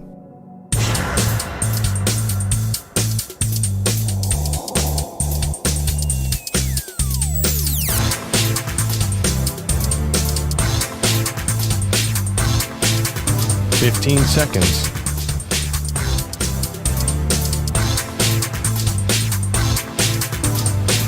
Break ends in 5 seconds.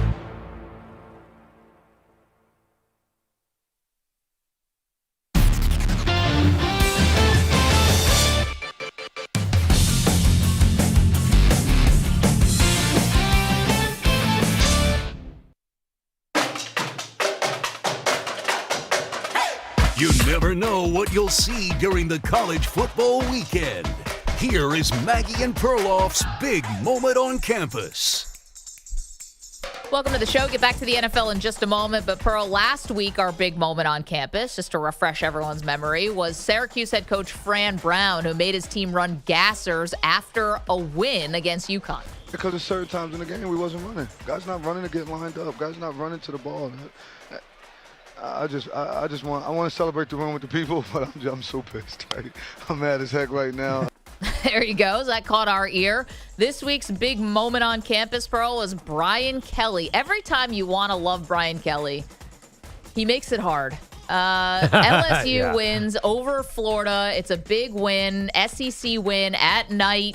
Super fun for LSU, but Brian Kelly got asked a tough question in the press conference, and he did not like it.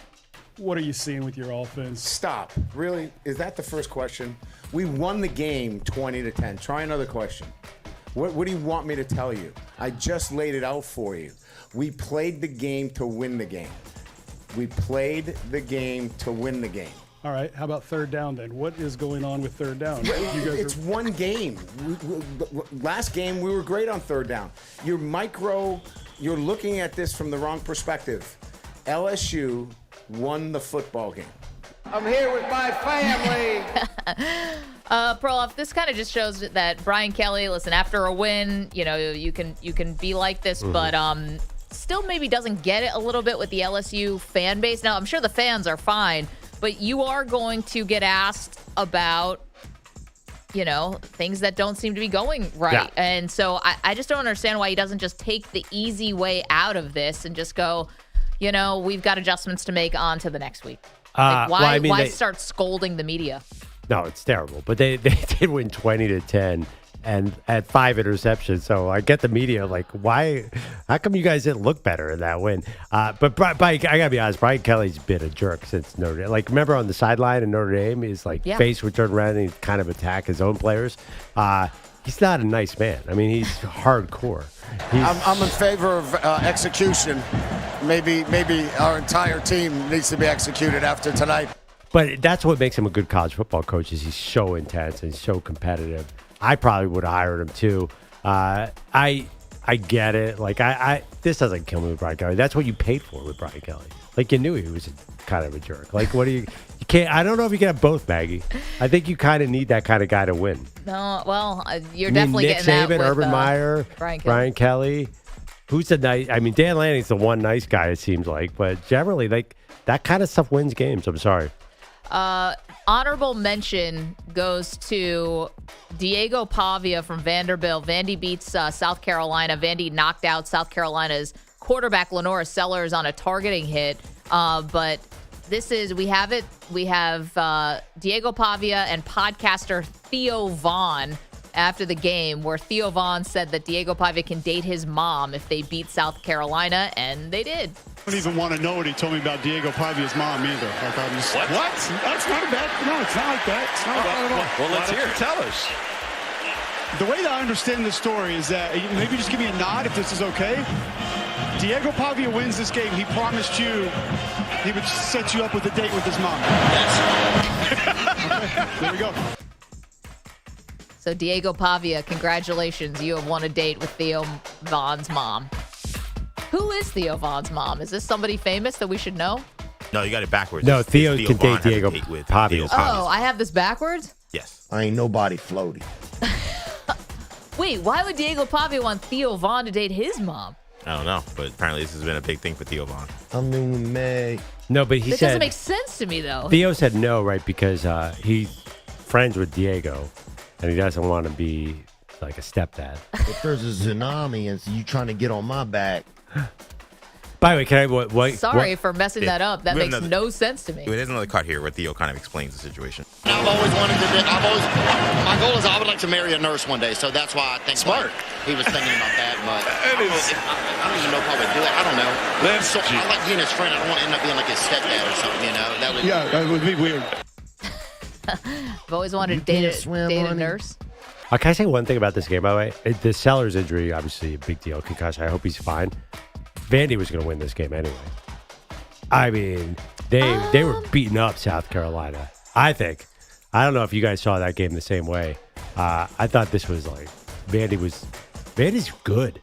I mean, they're like real. You know, I know he came in talking about an undefeated season, Diego Pavia, that is. Like, I was like, whoa, I was really impressed by this game in South Carolina. Yeah, tough day for South Carolina, the state of, because the Gamecocks lose to Vandy. More forgivable SEC versus SEC, but then Clemson goes down against Georgia Tech, so ACC on ACC there. But Clemson, there were high hopes. Clemson was ranked in the top 5, now 2 losses, one to LSU in the opener. Forgivable, but still, that was a home game. And then losing to Haynes King and Georgia Tech, Pearl, is just brutal for Clemson. Yeah, I mean, they're frauds. There's no doubt about it. And they had every chance to win that game, too. They barely even showed up for the first half of the game.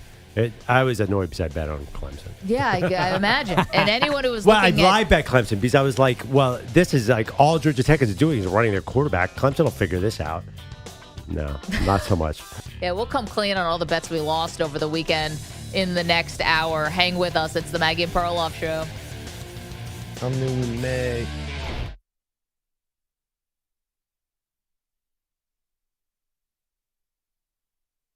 You're in a 5-minute break.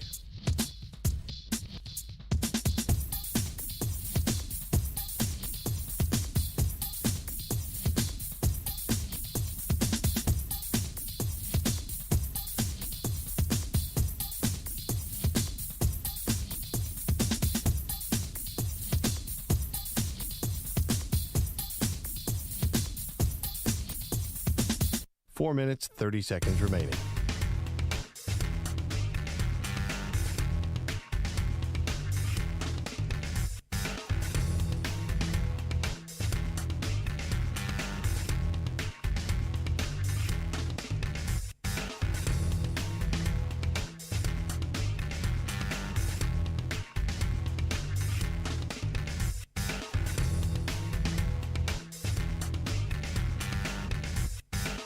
4 minutes remaining.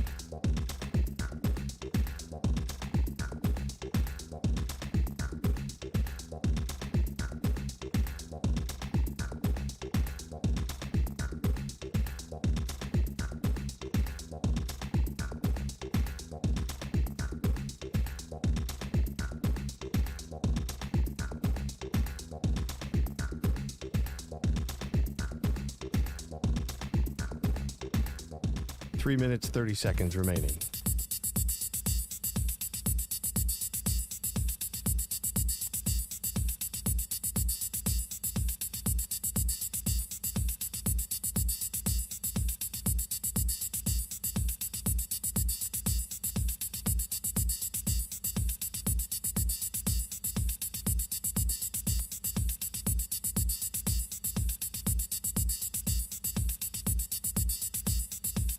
Three minutes remaining.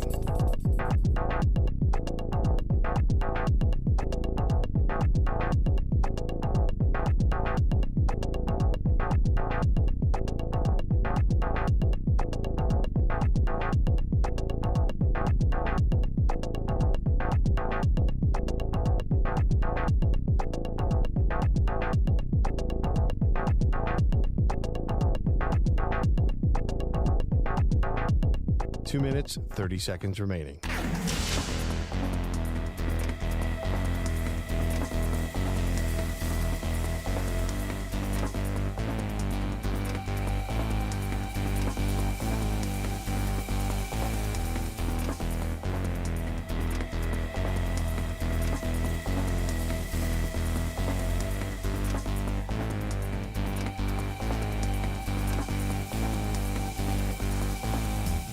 Two minutes remaining.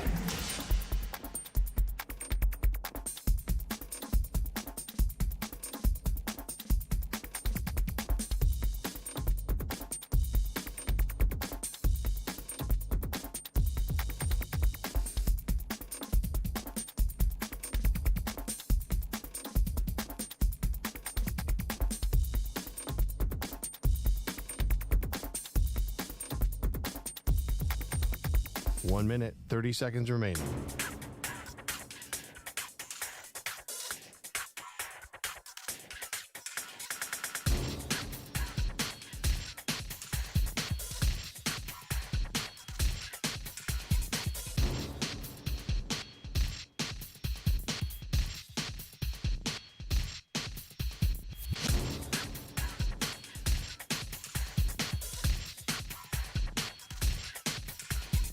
One minute remaining.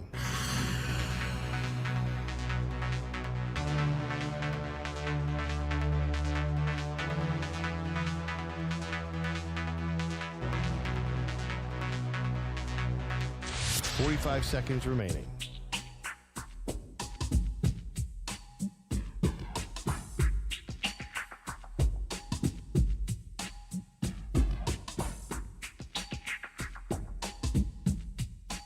Seconds remaining.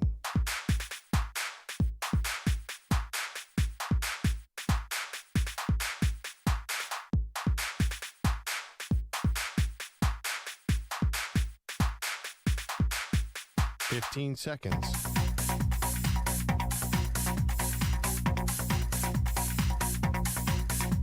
Break ends in 5 seconds.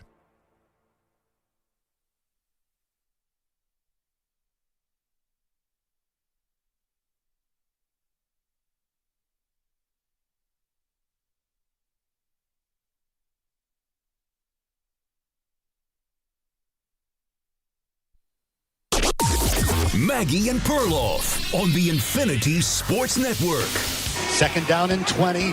Burrow catches a shotgun snap, pump fakes, and Joe will be sacked at the 35-yard line. Eric Armstead pulling him down by the feet. 4 Jaguars are around him. I mean, all 4 of the Jaguars are within an arm's length of Joe Burrow. And Burrow's limping. Yeah, you can't have that. Limping badly. I mean, you just can't. You can't do that and give your quarterback. Joe takes his helmet off and sits down on the turf. Thank you to Bengals Radio. That's what it sounded like in real time. Joe Burrow getting hurt, hurting his foot, his toe. on that sack by Eric Armstead. Pearl needed help getting off the field, falling to a heap. We found out this morning from ESPN, Joe Burrow needs surgery on that turf toe. He's out a minimum of 3 months, takes us to the middle of December. Just horrible news if you're the Bengals. Obviously, that offensive line is not fixed, but can the Bengals still make the playoffs even if Joe Burrow's out for 3 months? Yeah, I'm going against the grain. I say absolutely, because Jake Browning's a high-end backup quarterback. You're throwing to Jamar Chase and T. Higgins.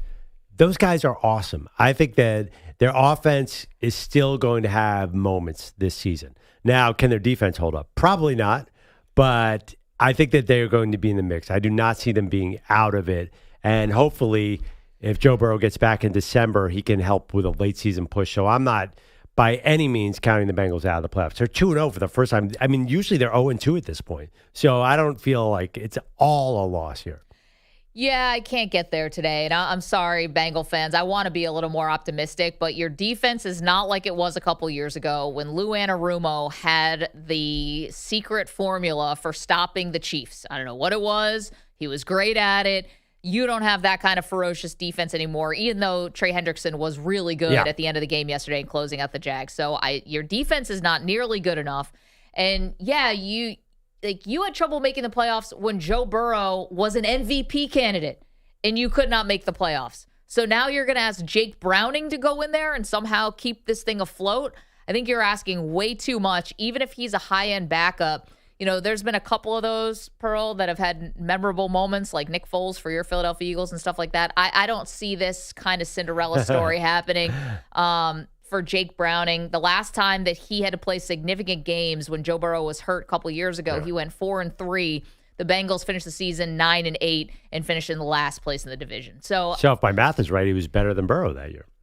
Well, maybe. Because if he was 4-3, that means that Burrow was 5-5. But then that's the signature 0-2 start that you can always count on for the Bengals, which they haven't done this year. I just I don't love this, and it just is such a bummer because Joe Burrow is phenomenal to watch, and he's one of the best quarterbacks in the league. But also, last year just was such a waste. Like Joe Burrow was so good, Pearl, and they couldn't even make the playoffs because their defense was so bad.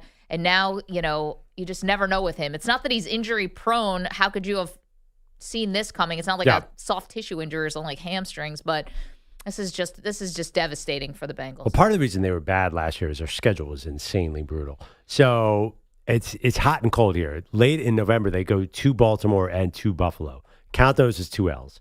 I think those are very, very hard trips. But I see a lot of games they're going to compete in. Starting this week, they're 4.5-point dogs at Minnesota. I just don't know about Minnesota after last night. I'm shocked by that spread. We are asking you, can the Bengals still make the playoffs if Joe Burrow is going to be out for 3 months? And by the way, that's minimum 3 months is what they're saying. So that gets you to mid-December, which is week 15. If the Bengals, let's say, are we even sure that he'll be ready to go by then? I know that the in vogue thing to do is to even come back early from injuries, but don't you have to force through the trees this thing? It's Joe Burrow is your franchise. You don't rush him back. Yeah. Oh, absolutely not. I kind of always thought you would play through turf toe. That's how I understood the injury. I did not know. It must have been very severe. He must have torn that ligament up or even, and it's the left toe, so it's like his front foot, right? Yeah, Brock Purdy obviously is playing through it. Well, I don't know the calculus. I don't know the calculus here, but I was very surprised that it was surgery. When it first happened, I thought actually it might have been his Achilles when he tore it because he'd been having the word calf had been mentioned with Joe Burrow. So at least it's not that because he can recover quickly from this. Like an Achilles could be a 2-year injury.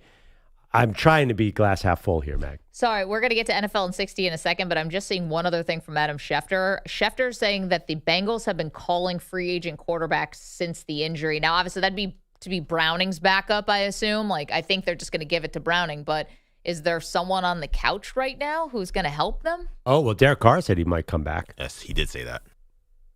Man, remember the last time Derek Carr was in Cincinnati?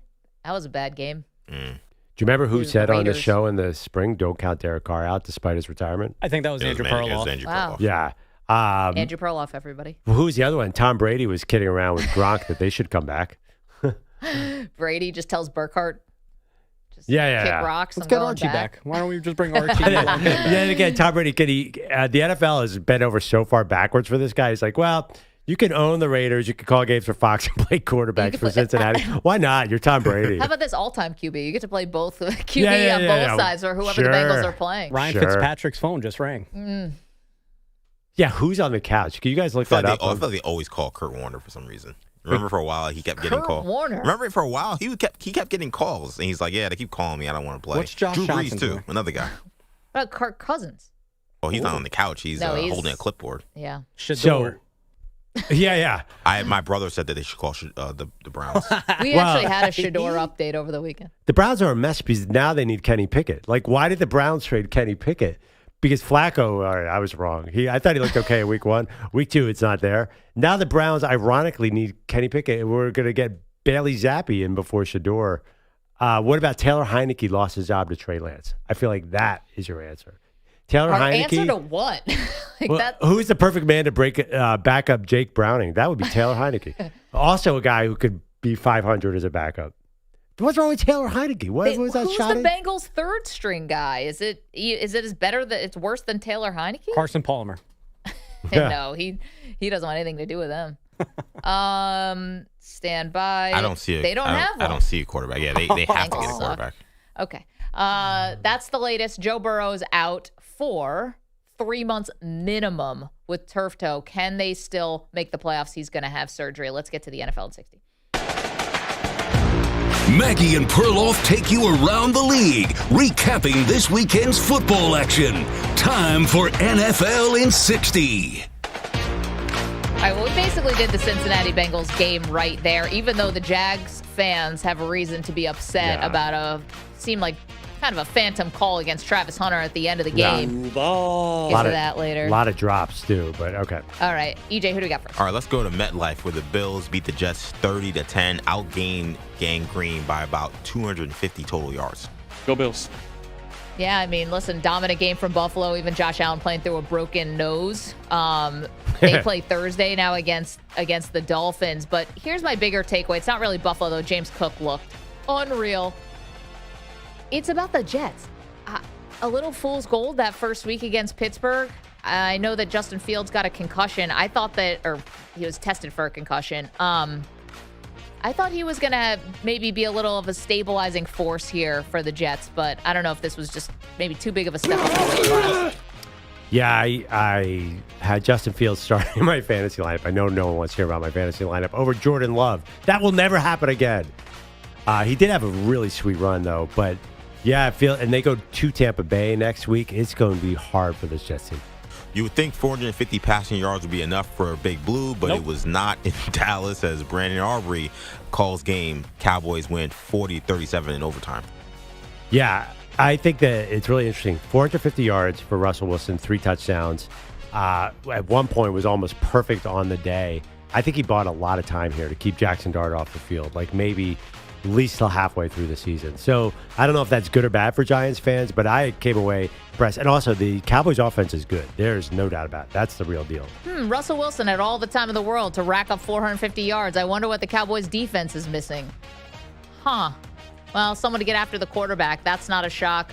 Listen, Dak's going to have to be MVP-like numbers if they're going to win games this year, because they're going to have to score into the 30s probably to win any game. Well, I don't know. He wasn't the MVP in that game. That was Russ.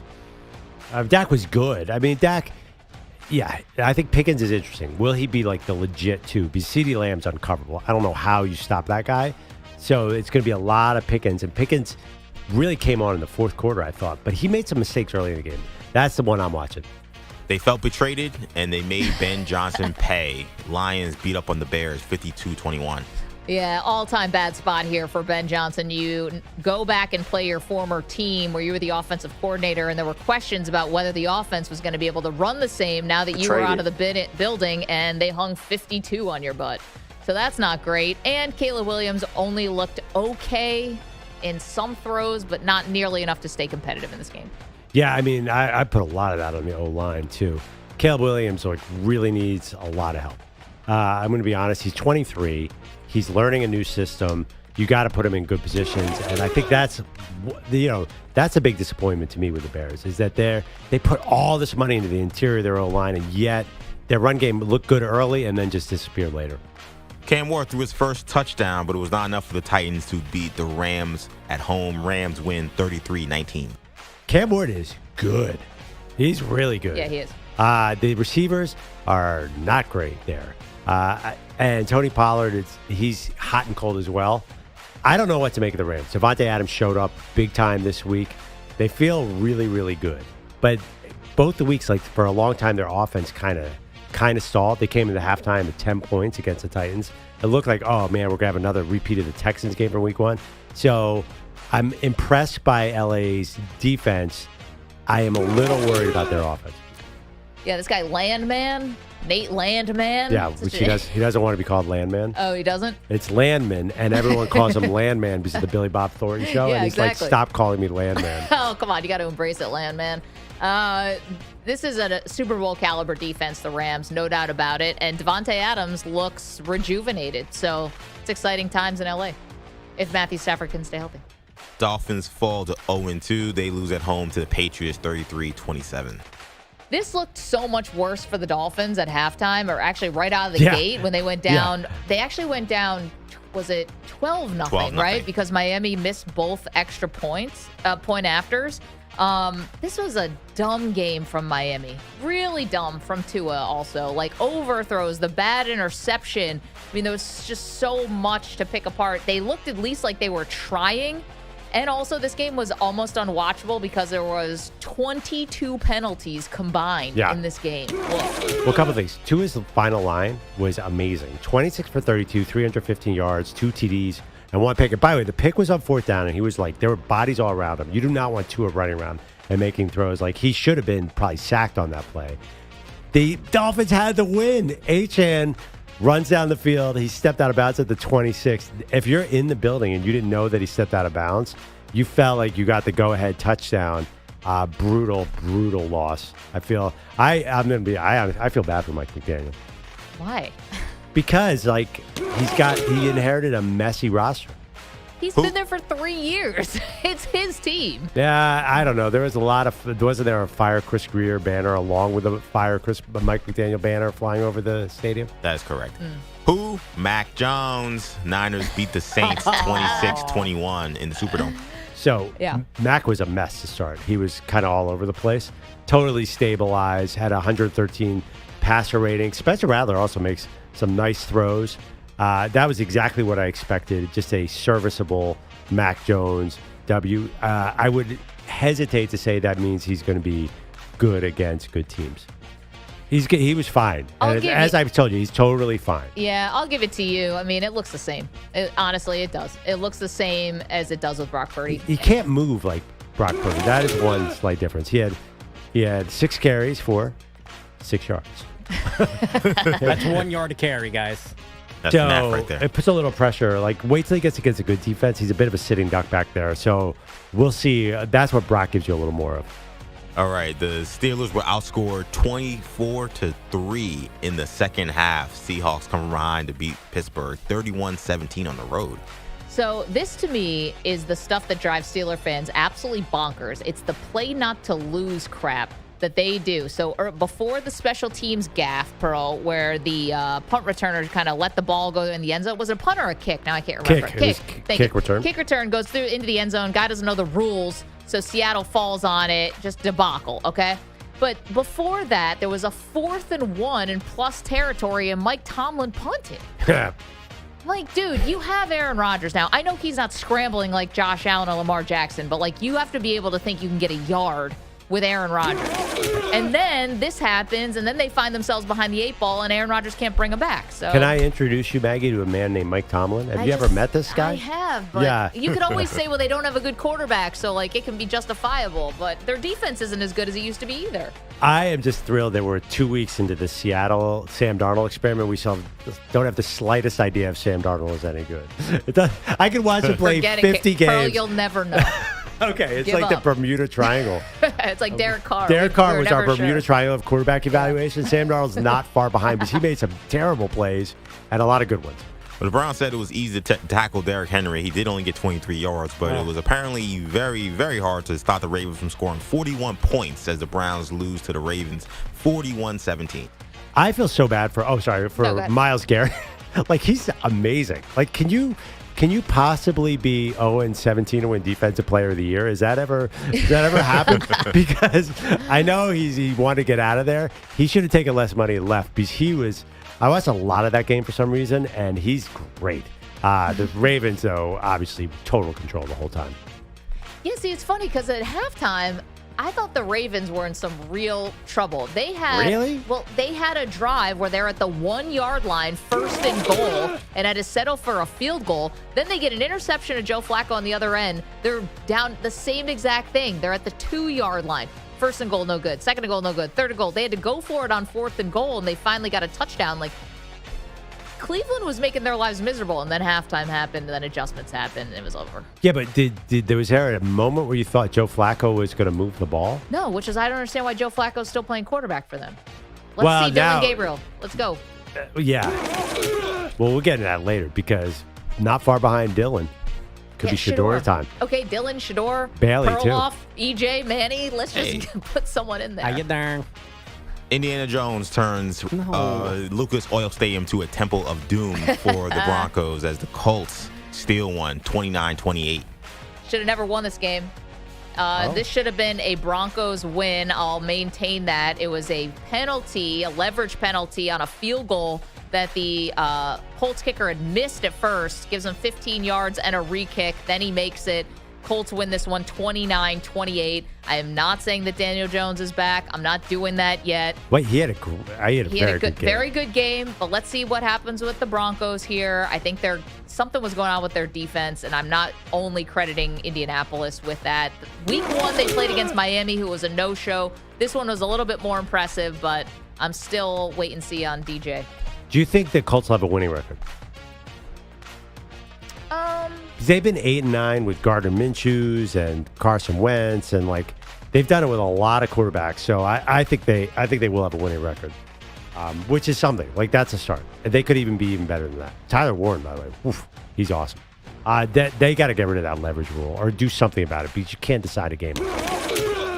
Despite their greatest efforts, the Cardinals did find a way to hold on and beat the Panthers in the 4 o'clock window. Cardinals beat Carolina 27-22. If you want a deceiving stat line, look at Bryce Young, 328 passing yards, 3 TDs, and 1 interception. Are we going to give some sort of participation trophy award for Bryce Young? Nice effort, little guy. I mean, reminds me of last year where we had a bunch of L's. We're like, woo, he looks good.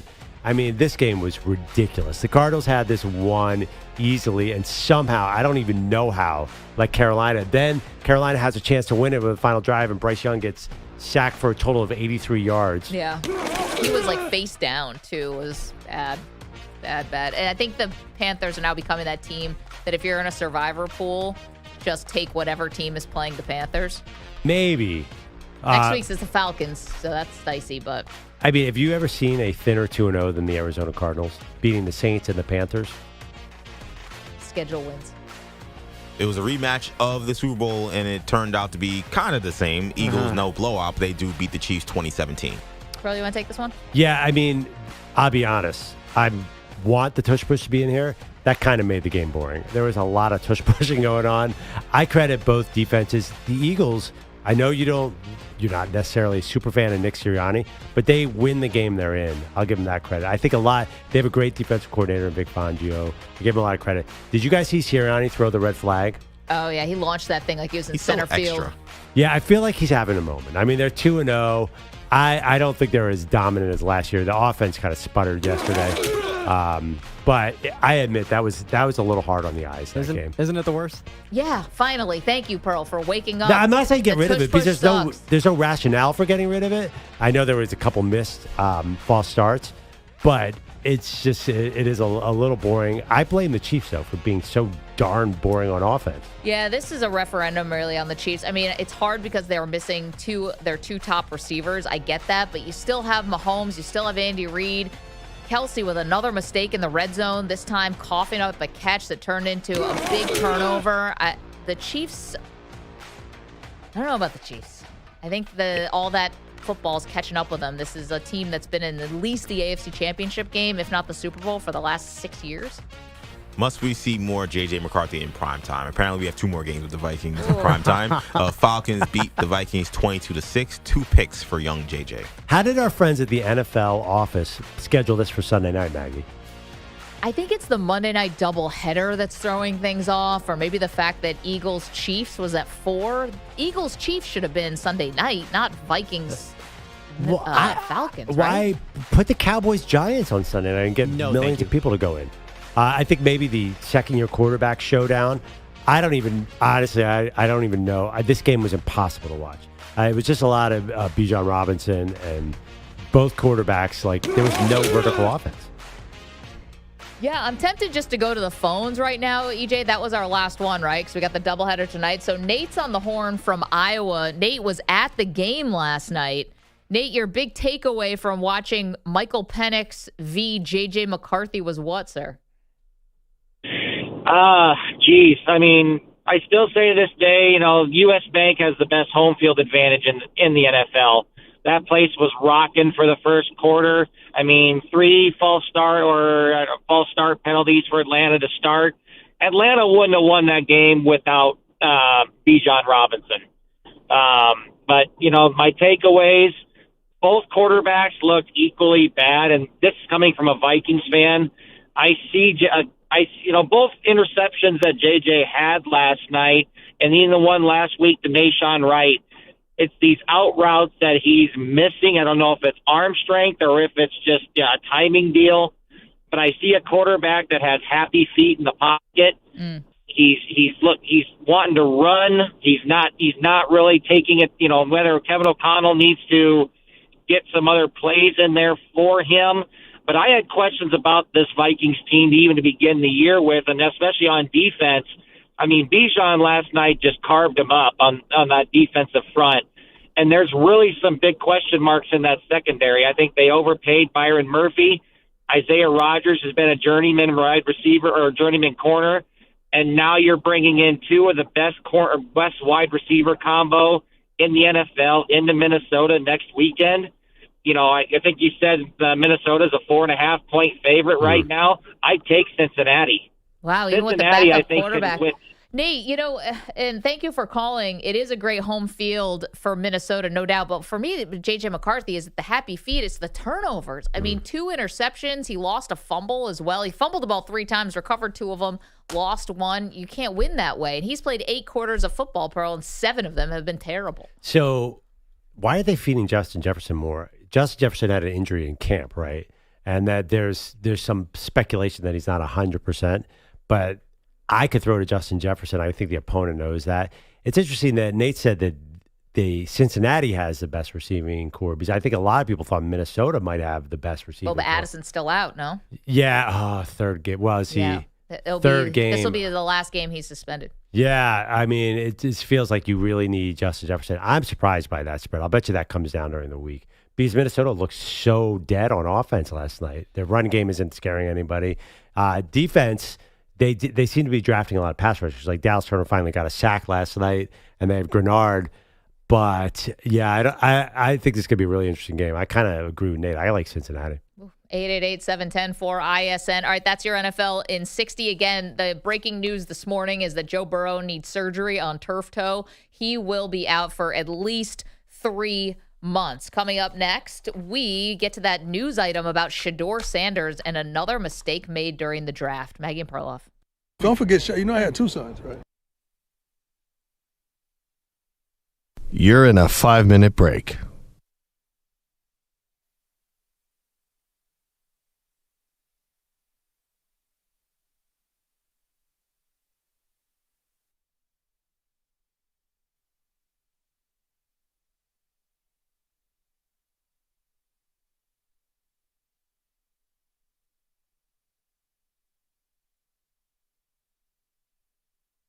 Four minutes, 30 seconds remaining.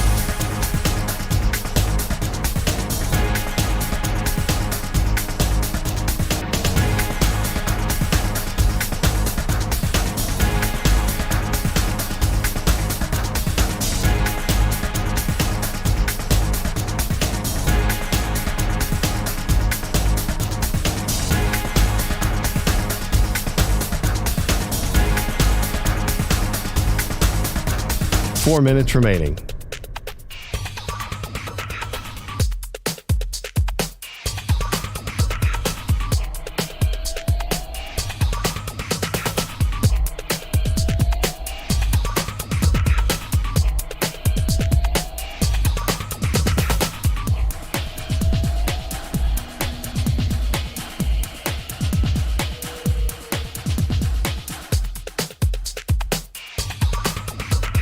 Three minutes, 30 seconds remaining.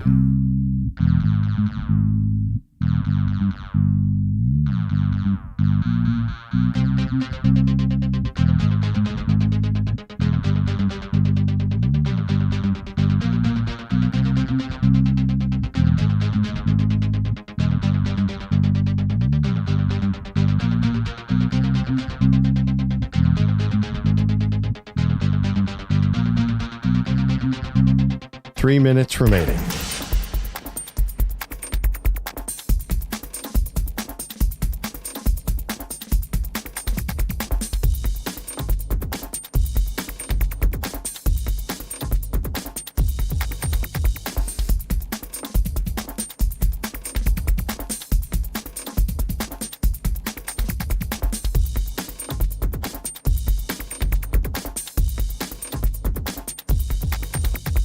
Two minutes, 30 seconds remaining.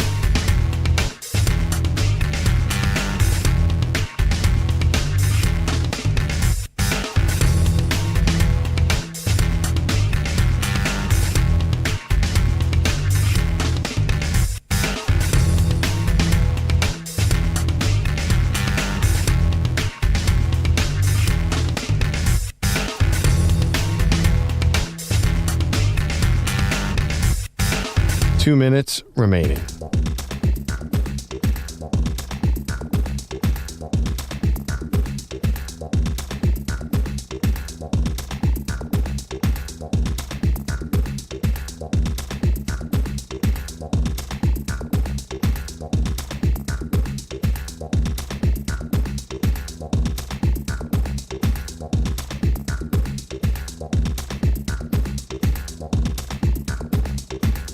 One minute, 30 seconds remaining.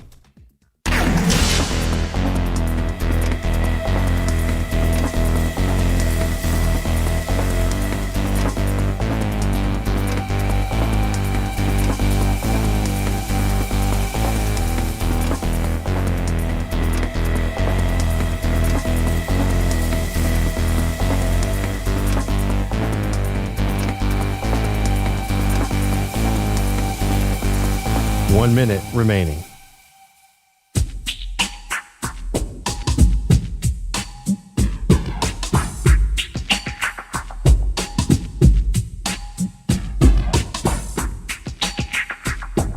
.45 seconds remaining.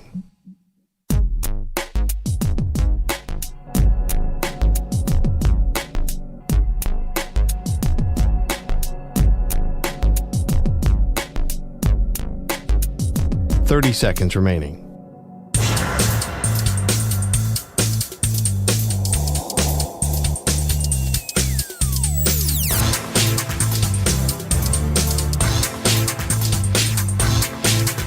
.15 seconds.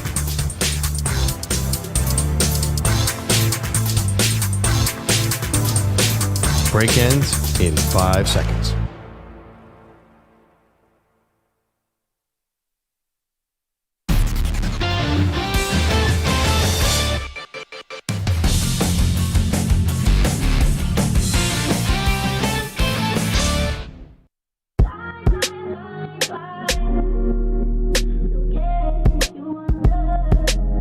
Welcome back. Maggie and Perloff Show. I got a stat for you via Adam Schefter of ESPN. Coming into this year, the Bengals had won just one games in weeks 1 and 2 over the past 6 seasons under Zach Taylor. Now at 2-0, they have more wins this year than the previous 6 seasons combined. What a morning in Cincinnati, Maggie. They have more wins this year than they've ever had early in the season. Well, if that was the end of the story, that's the end of the story. I don't know what else there is. That's all Schefter tweeted. Yeah, if that was just the end of the story, then maybe they'd be fine. But unfortunately, the story continues, which is Joe Burrow needs surgery on his toe. He suffered a toe injury taken a sack yesterday in their narrow win against the Jacksonville Jaguars. And kind of miraculous win. Yeah, kind of. And honestly, if you're a Jags fan, you have every reason to be ticked off about how that game ended. I don't know which fan base is more peeved today. Is it Jacksonville or is it the Denver Broncos? Both teams got hosed on what I thought were bad calls at terrible times. But meanwhile, the bigger story, though, is Joe Burrow out till mid-December minimum, Pearl, because turf toe now needs surgery. Yeah, there's a lot of, and rightfully so, criticism of the Bengals not investing enough in their offensive line to protect their golden goose, Joe Burrow. I think that's accurate. I think the Bengals have a lot of organizational problems. I don't think they've supported Joe Burrow the way Baltimore has with Lamar Jackson or even Buffalo with Josh Allen. So this, to me, comes down on the organization. Let's get to Andrew Bogusch, who's got the latest headlines for us. That's a big one, Bogues. Yes, this little piggy went to market. That one went to the OR. Anyone who breaks NFL news has tweeted in the last hour that Joe Burrow will have surgery for the turf toe injury to his left big toe that he suffered yesterday afternoon against the Jags. Burrow, as you've been mentioning, expected to miss at least 3 months, making this the third long-term injury of his career. Jake Browning played the last 2+ quarters yesterday, overcoming 3 picks to lead a 15-play, 92-yard game-winning TD drive against those Jags. Now, 2 Sundays ago, Younghoe Koo missed a makeable tying field goal, and the Falcons lost their opener to the Bucs. So Atlanta signed Parker Romo and had him compete with Koo last week. Only Romo went to Minnesota for Sunday Night Football and hit 5 field goals in a 22-6 Falcon win. Special teams. Melissa Stark then introduced him to the guys he just kicked to victory postgame on NBC. And I know you're learning your teammates' names. You know their names, right? I know Bijan. This is Leonard Floyd over here. You guys want it? Nice to meet you. Back to you guys. Yeah, I mean, to be fair, Leonard Floyd's played for a few teams over the last few years. Bijan to the right, Floyd to the left. Chris Collinsworth loved it. And the 2 guys did actually shake hands. Yeah. Like they were just meeting for the first time. You could fit 2 of that kicker into Leonard Floyd. At least. It was a Manute Bol, Muggsy Bogues situation. Yeah, he was so much bigger. Ian Eagle and J.J. Watt, too. I actually came away from that. I'm like, wow, Leonard Floyd's very nice in this situation. He's like, and Leonard Floyd used to be really scary. Yeah. Well, don't miss a kick and you're fine. Yeah. Did anyone know coming into that clip went a little viral last night that Leonard Floyd was a Falcon? Nope. I knew when they announced his name in the opening introductions on Sunday Night Football. Yep, he had one of their 6 sacks of J.J. McCarthy, who also threw 2 picks and lost a fumble in his second career start. The Viking offense only crossed midfield 3 times, again in this 22-6 loss at home. You know what's crazy about that? Don't you feel like with the new kickoff rules, guys are... It's easier. Guys, I feel like every drive basically starts at the 40. It's changed the game completely. I don't know if they meant to do that, but it's a total... it's a cheat code for offense. You're right. How can you not score? I mean, we look at there's so many games at the end. Like you need basically 18 seconds to go the length of the field now, but you start at the 35 or 40. Well, how about that? And if you have a kicker like Brandon Aubrey, who I don't know if you're going to get to that in this update. I know painful for the Giants fans here, but so I wasn't. You get to midfield, you're basically in field goal range. The guy can hit if he can hit from 65. Yeah. The announcers rightly pointed out, they're like, do the Giants understand that Brandon Aubrey's on the other side? They were playing like old, kind of like, don't let him get to the 35. You can't even let the Cowboys get to midfield. They had a funny line, like a 60-yarder. Oh, that's a chip shot for Brandon Aubrey. It's like an extra point. I'm sorry, go ahead. I saw during the Giants-Cowboys game, this is the most kickoff returns for kickoffs that we have gotten since 2010. So, I mean, they've really made a change in all of this, and I love it. I mean, we got a 90-yard kickoff return. When was the last time we got a 90-yard kickoff return? Back-to-back. Oh, it was awesome. I loved it. But with Aubrey, so the 64-yarder to force overtime was ridiculous, and it was going to be, I mean, it hit the net from 64. Yeah. But Schottenheimer called a draw play. The play before. It wasn't even trying to get extra yards, really. But then the game winner, which was 46, which used to be 460 feet, he just kind of like flicked it. He didn't even it wasn't even full strength. He just finessed it through. I say that's the biggest change from football from when I was a kid to now. And not just because spare your jokes about wide right. No, but you're right. But guys were not making routine 47-yarder back then. Right. I mean, I played that highlight as a jerk for one of the great debates, and the clip is like, it's 48 yards. Like he was in a different zip code. And 48, like you can almost do left-handed, like left-footed Aubrey could make. I mean, how bad of a footy player was Brandon Aubrey? Oh, the fact that he's not a professional soccer player? Yeah, I mean, good Lord, buddy. Get back on the pitch. This is the only thing Jerry has gotten right in like 3 years. Hey-o. He's been good with the kickers every now and then. He finds one of these guys that can hit from like 60. I don't know what it is. But this guy did nothing. Like it's one thing to go get like Greg. They had Greg Zuerlein right for a second. break Like, the leg. we joked he signed this guy off a soccer field and it's worked. Every other innovative thing he has tried has been an embarrassment. This one he was right on somehow. Hey, you win games via special teams, man. Everybody knows that. Special teams win championships. You love punts. He wants to be me so bad. Manny's Cowboys. Still to come here in week 2. The Texans host the Bucks 7 Eastern tonight. The Raiders host the Chargers at 10. There was some Mets slander earlier this morning, so I would like to point out that they actually didn't lose yesterday. Runners lead first and second. Crivello's 1-1. Driven in the air to right field, sending Garcia back. He turns and looks. This one is gone! The Mets win it on a walk-off home run by Pete Alonso. A 5-2 final in 10. And what it feels like for the Mets to win again. It had been a while. Keith Rad, Mets Radio. Pete Alonso's 3-run homer ending their 80-game losing streak, 5-2 in 10 over the Rangers. In true Alonso fashion, he almost tripped as he got to home plate, celebrating, and then he said this on SNY postgame. That one felt amazing. I felt like I was surfing on top of a dragon there. That was sick. You know, when you're surfing on top of a dragon. As one does. Oh, yes, that's very relatable, Pete. My Lord. Does he have kids who are watching How to Train Your Dragon? No. No, but his wife is pregnant, so maybe is she? I think he's just watching cartoons just for the hell you're of right. it. By the way, he has the same maturity level of the kid who would be watching How to Train Your Dragon. Yeah, definitely. He's going to be a great dad probably for that. I said it's like rooting for a Labrador Retriever who plays first base. But I'm Good little guy. I'll tell you what. You guys are in the best position. You Mets fans. No. The Giants and Reds. You have nothing to lose. Nothing to lose. Back to me. You have nothing to lose. So it was back to football. Yeah. Get him off this. 2 college football coaches lost their job yesterday amid 0-3 starts. Deshaun Foster at UCLA, Brett Pry at Virginia Tech. They will get, respectively, $5 and $6 million to not work. And the New York Liberty outlasted the Mercury 76-69 in overtime in Phoenix yesterday to start their best-of-3 first-round series. But Breanna Stewart hurt her left knee in extra time, could not finish the game for New York. New York City is a women's basketball city now. Amen. For 17 days, for those who don't follow Manny on Twitter, I mean, don't start, but he is counting down to the Knicks preseason game in Abu Dhabi. October 2nd against the Sixers in Abu Dhabi, 17 days until the Knicks play a basketball game. Thank you, because I can't do this anymore with the Yankees and the Giants. Loudest cry of help ever cried. Counting down to Knicks preseason games. Cry of help, or is it passion? Help. I think it's passion. Thank you very much. Sorry, I show some passion for something for once in my life.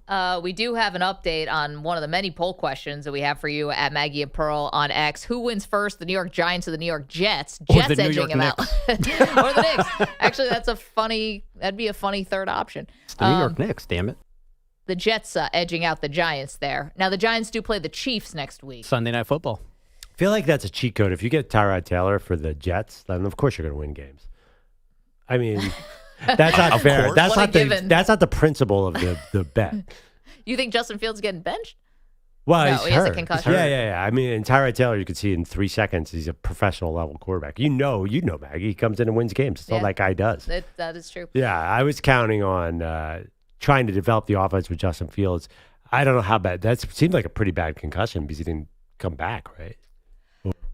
Or is that just because it was a blowout? No, I mean, maybe it was a little bit, but they said when he was going to the locker room, they were still evaluating him. So it wasn't because he was concussed yet. At least they didn't know for sure. But I just thought they pulled the plug on the game. They were just could be. Okay. Yeah, awesome go to the Jets locker room. staff. We'll figure this out. But you're not coming back. Okay, so we've got some injured QBs. None more injured than Joe Burrow, who is going to have season delaying, or well, not delaying. He already started, but it's going to be 3 months. Joe Burrows. Minimum that he's going to be out because he's having surgery on turf toe, left foot, left toe. Please. Now, there's a question about maybe the Bengals should go out and get some more reinforcements at the quarterback position. Is Shedeur Sanders a possible fit? We'll get to that and the news we learned about Shedeur next. You're in a 5-minute break.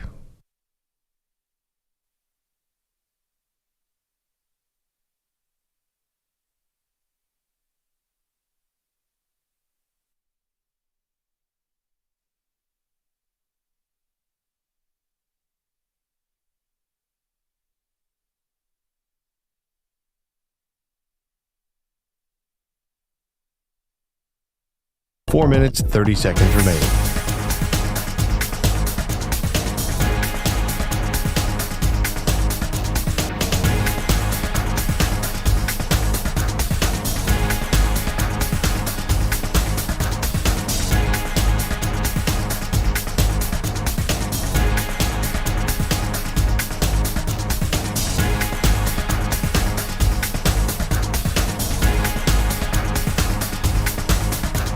Four minutes remaining.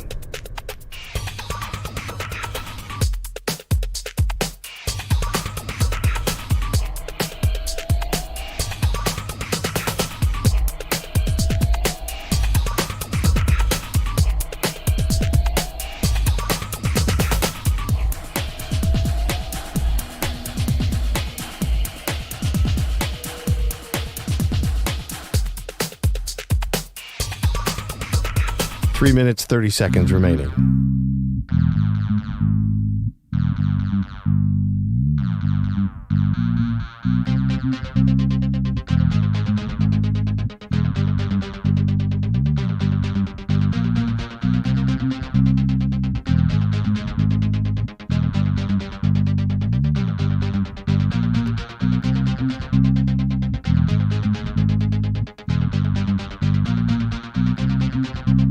Three minutes remaining.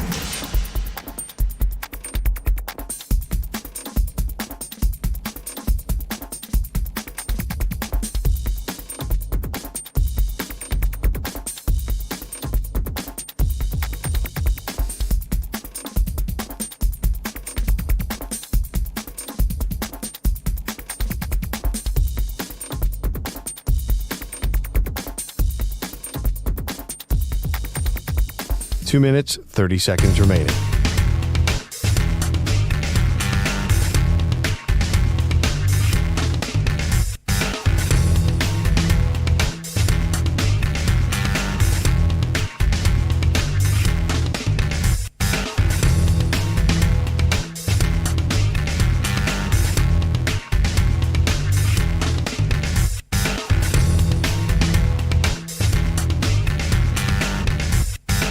Two minutes remaining.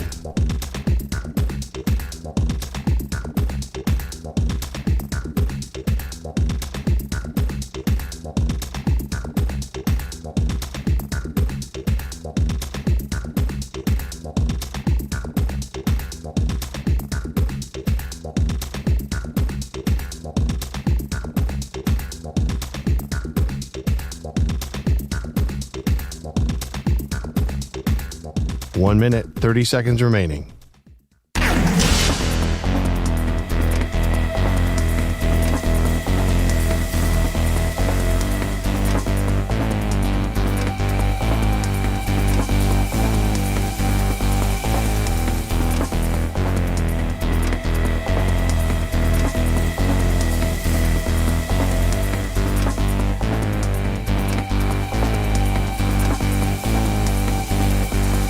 One minute remaining.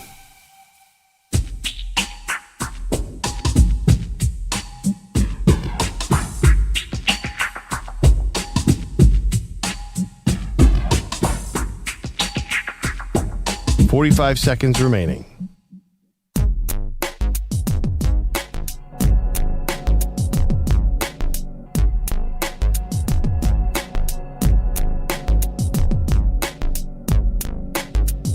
Thirty seconds remaining.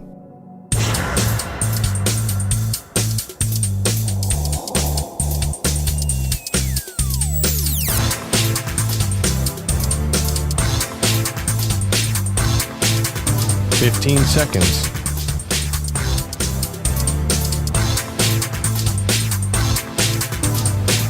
Break ends in 5 seconds.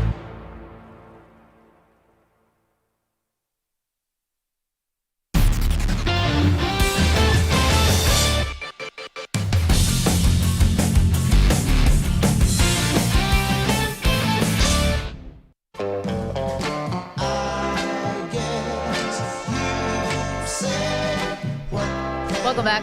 Maggie Gray, Andrew Perloff.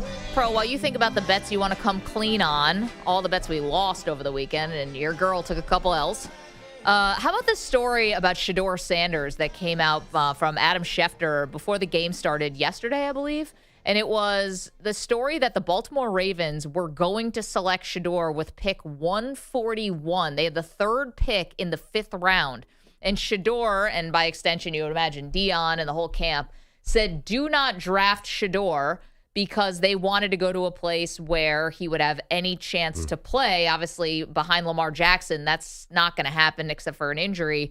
And so he said, please don't take me to the Ravens. And the Browns took him, what was it, 4 picks later with pick 1, or 3 picks later, excuse me, with pick 144. Well, I'm sorry. The logic's dead on. Like, when is he going to play in Baltimore? Oh, this is still how they don't get it. This is still how Shedeur and Dion don't get it. Lamar's got 12 more years of football left. Exactly. So wouldn't you rather start your career, right? You're in the 5th round now. This isn't before the draft started. This is the 5th round. You're sinking like a stone. You don't want to go to a proper organization. You don't want to go and learn from the 2-time MVP, how he prepares, how he took himself from someone who dropped not nearly like Shedeur, but Lamar Jackson was answering questions, can he even play quarterback in the league, and barely made it in the 1st round and turned himself into an MVP. You're not playing anyway when you're a 5th-round quarterback, right? We've talked about that. Well, the odds are so stacked against you that you'd actually be starting in your rookie year. He will definitely be starting in his rookie year. Well, but is that even for the better? So you're going to a Cleveland team that stinks, well, that's a graveyard for quarterbacks? I don't know that he knew for sure it was going to be Cleveland in that story, right? He says, don't draft me here. I mean, he would have had to... I think, I mean, like, you don't want to wait for your second team to play quarterback. He's 24 going to years anyway, old. Most likely. No, I mean, listen, like, the way the schedule lays out, he could come in week 10, and then he does have that Baltimore team, but he's got a lot of winnable games the second half. Like, I get it. Like, why would you want to back up Lamar Jackson? What's the point? Like, to spend 4 years there and then go to Cleveland, probably. The NFL told you what they thought about you when you kept slipping round after round after round. And whether we think that it was because of attitude or because of off-the-field stuff, the bottom line is the NFL said, you need a little work. And you know what? Maybe even need a little like professionalization, and which is weird to say because Dion has got the template right there, but he clearly needs like some guidance. And the Ravens were about to take you. What better organization to learn from? And then go out and spread your wings somewhere else. What's the backup quarterback who's done something coming out of Baltimore?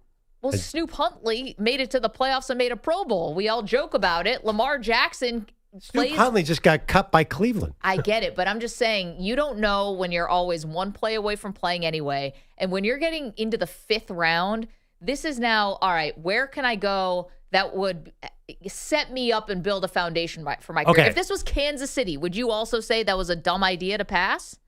I don't think you would. That's obviously that is a superior offensive coaching staff. Let me ask you a question, Maggie Gray. You're a quarterback. You're 23. You're very competitive. And you had a choice between going to Baltimore and backing up Lamar Jackson and going to a bad team and possibly getting in. What would you do? See, but to your point, he didn't know exactly where he was going, right? So I would rather play anywhere than play in Cleveland. Anywhere. Because here's the thing. You go and play in Cleveland, sure, you might start 1 or 2 games. Let's see the laundry list of guys who have started 1 or 2 games for the Cleveland Browns, and we never heard from them again. Deshaun Kaiser, I can go on and on and on. I'm a quarterback. I want to play. I would 100 times out of every 100 times I'd pick the bad team. And also, dude, there's a lot of quarterbacks in the last 8 years who've done some things in Cleveland. Stefanski's a 2-time coach of the year. I would always play. Even Baker Mayfield has now resurrected himself somewhere else. Yeah, but the odds of it happening in Cleveland are minuscule. So you might as well go somewhere else, actually learn good habits, and then maybe you go somewhere after that. You don't have to stay in Baltimore your whole career. I've never met a quarterback who wanted to back up. It's just, you can't. Well, There's only one guy who plays at a time. There's no, and also like that's an odd backup spot too, because Shedeur is nothing like Lamar Jackson. That's true. But yeah, no, like I'm not like, if I'm looking around the league, I'm like, I really want to be a backup in Baltimore. That's not a thing. I would rather compete to play. I think Shedeur will play. Lamar Jackson, up until like 2 years ago, was hurt, and there was a big question about whether he should get paid because he missed games. I don't know. Could have been worse. You just tried to sell us Snoop Huntley's career development in Baltimore. Because he made the Pro Bowl. No, I'm just telling you that he got in. Like, you're saying you never, That's not a place to develop as a quarterback necessarily, by definition. I mean, like, that's not like historically. Like Andy Reid, you mentioned, that's a good spot. Well, Todd Monken, I mean, coming from college, maybe you can develop a little bit behind him. Like, wasn't Trace McSorley behind him for a long time? Like, yeah, well, who is it now? Cooper Rush. Yeah, Cooper Rush. Yeah, who is obviously not to be developed. He's a veteran. But, yeah, I don't know. I get the wanting to play for a bad team. And he will, by the way. Trace is at Penn State coaching now, because I knew you guys were curious. Yeah, thank you. Big Friendly, our pal in L.A. Big win yesterday for Friendly's Rams in Tennessee. What's up, Friendly? The offense is creepy and they're spooky. The defense is stingy and they're stout. And he can catch almost anything. The Adams Ramily. Thank you for taking my call. Devontae Adams looks amazing. Did you see that catch off the turf while he was diving Maggie? I did. Yeah, Cooper Kupp had a pretty good game too, by the way. Big Friendly. Who's he play for? He plays for Seattle. I seen number 10 get his first career sack yesterday for the Rams. So much respect to Cooper, but stay in Seattle.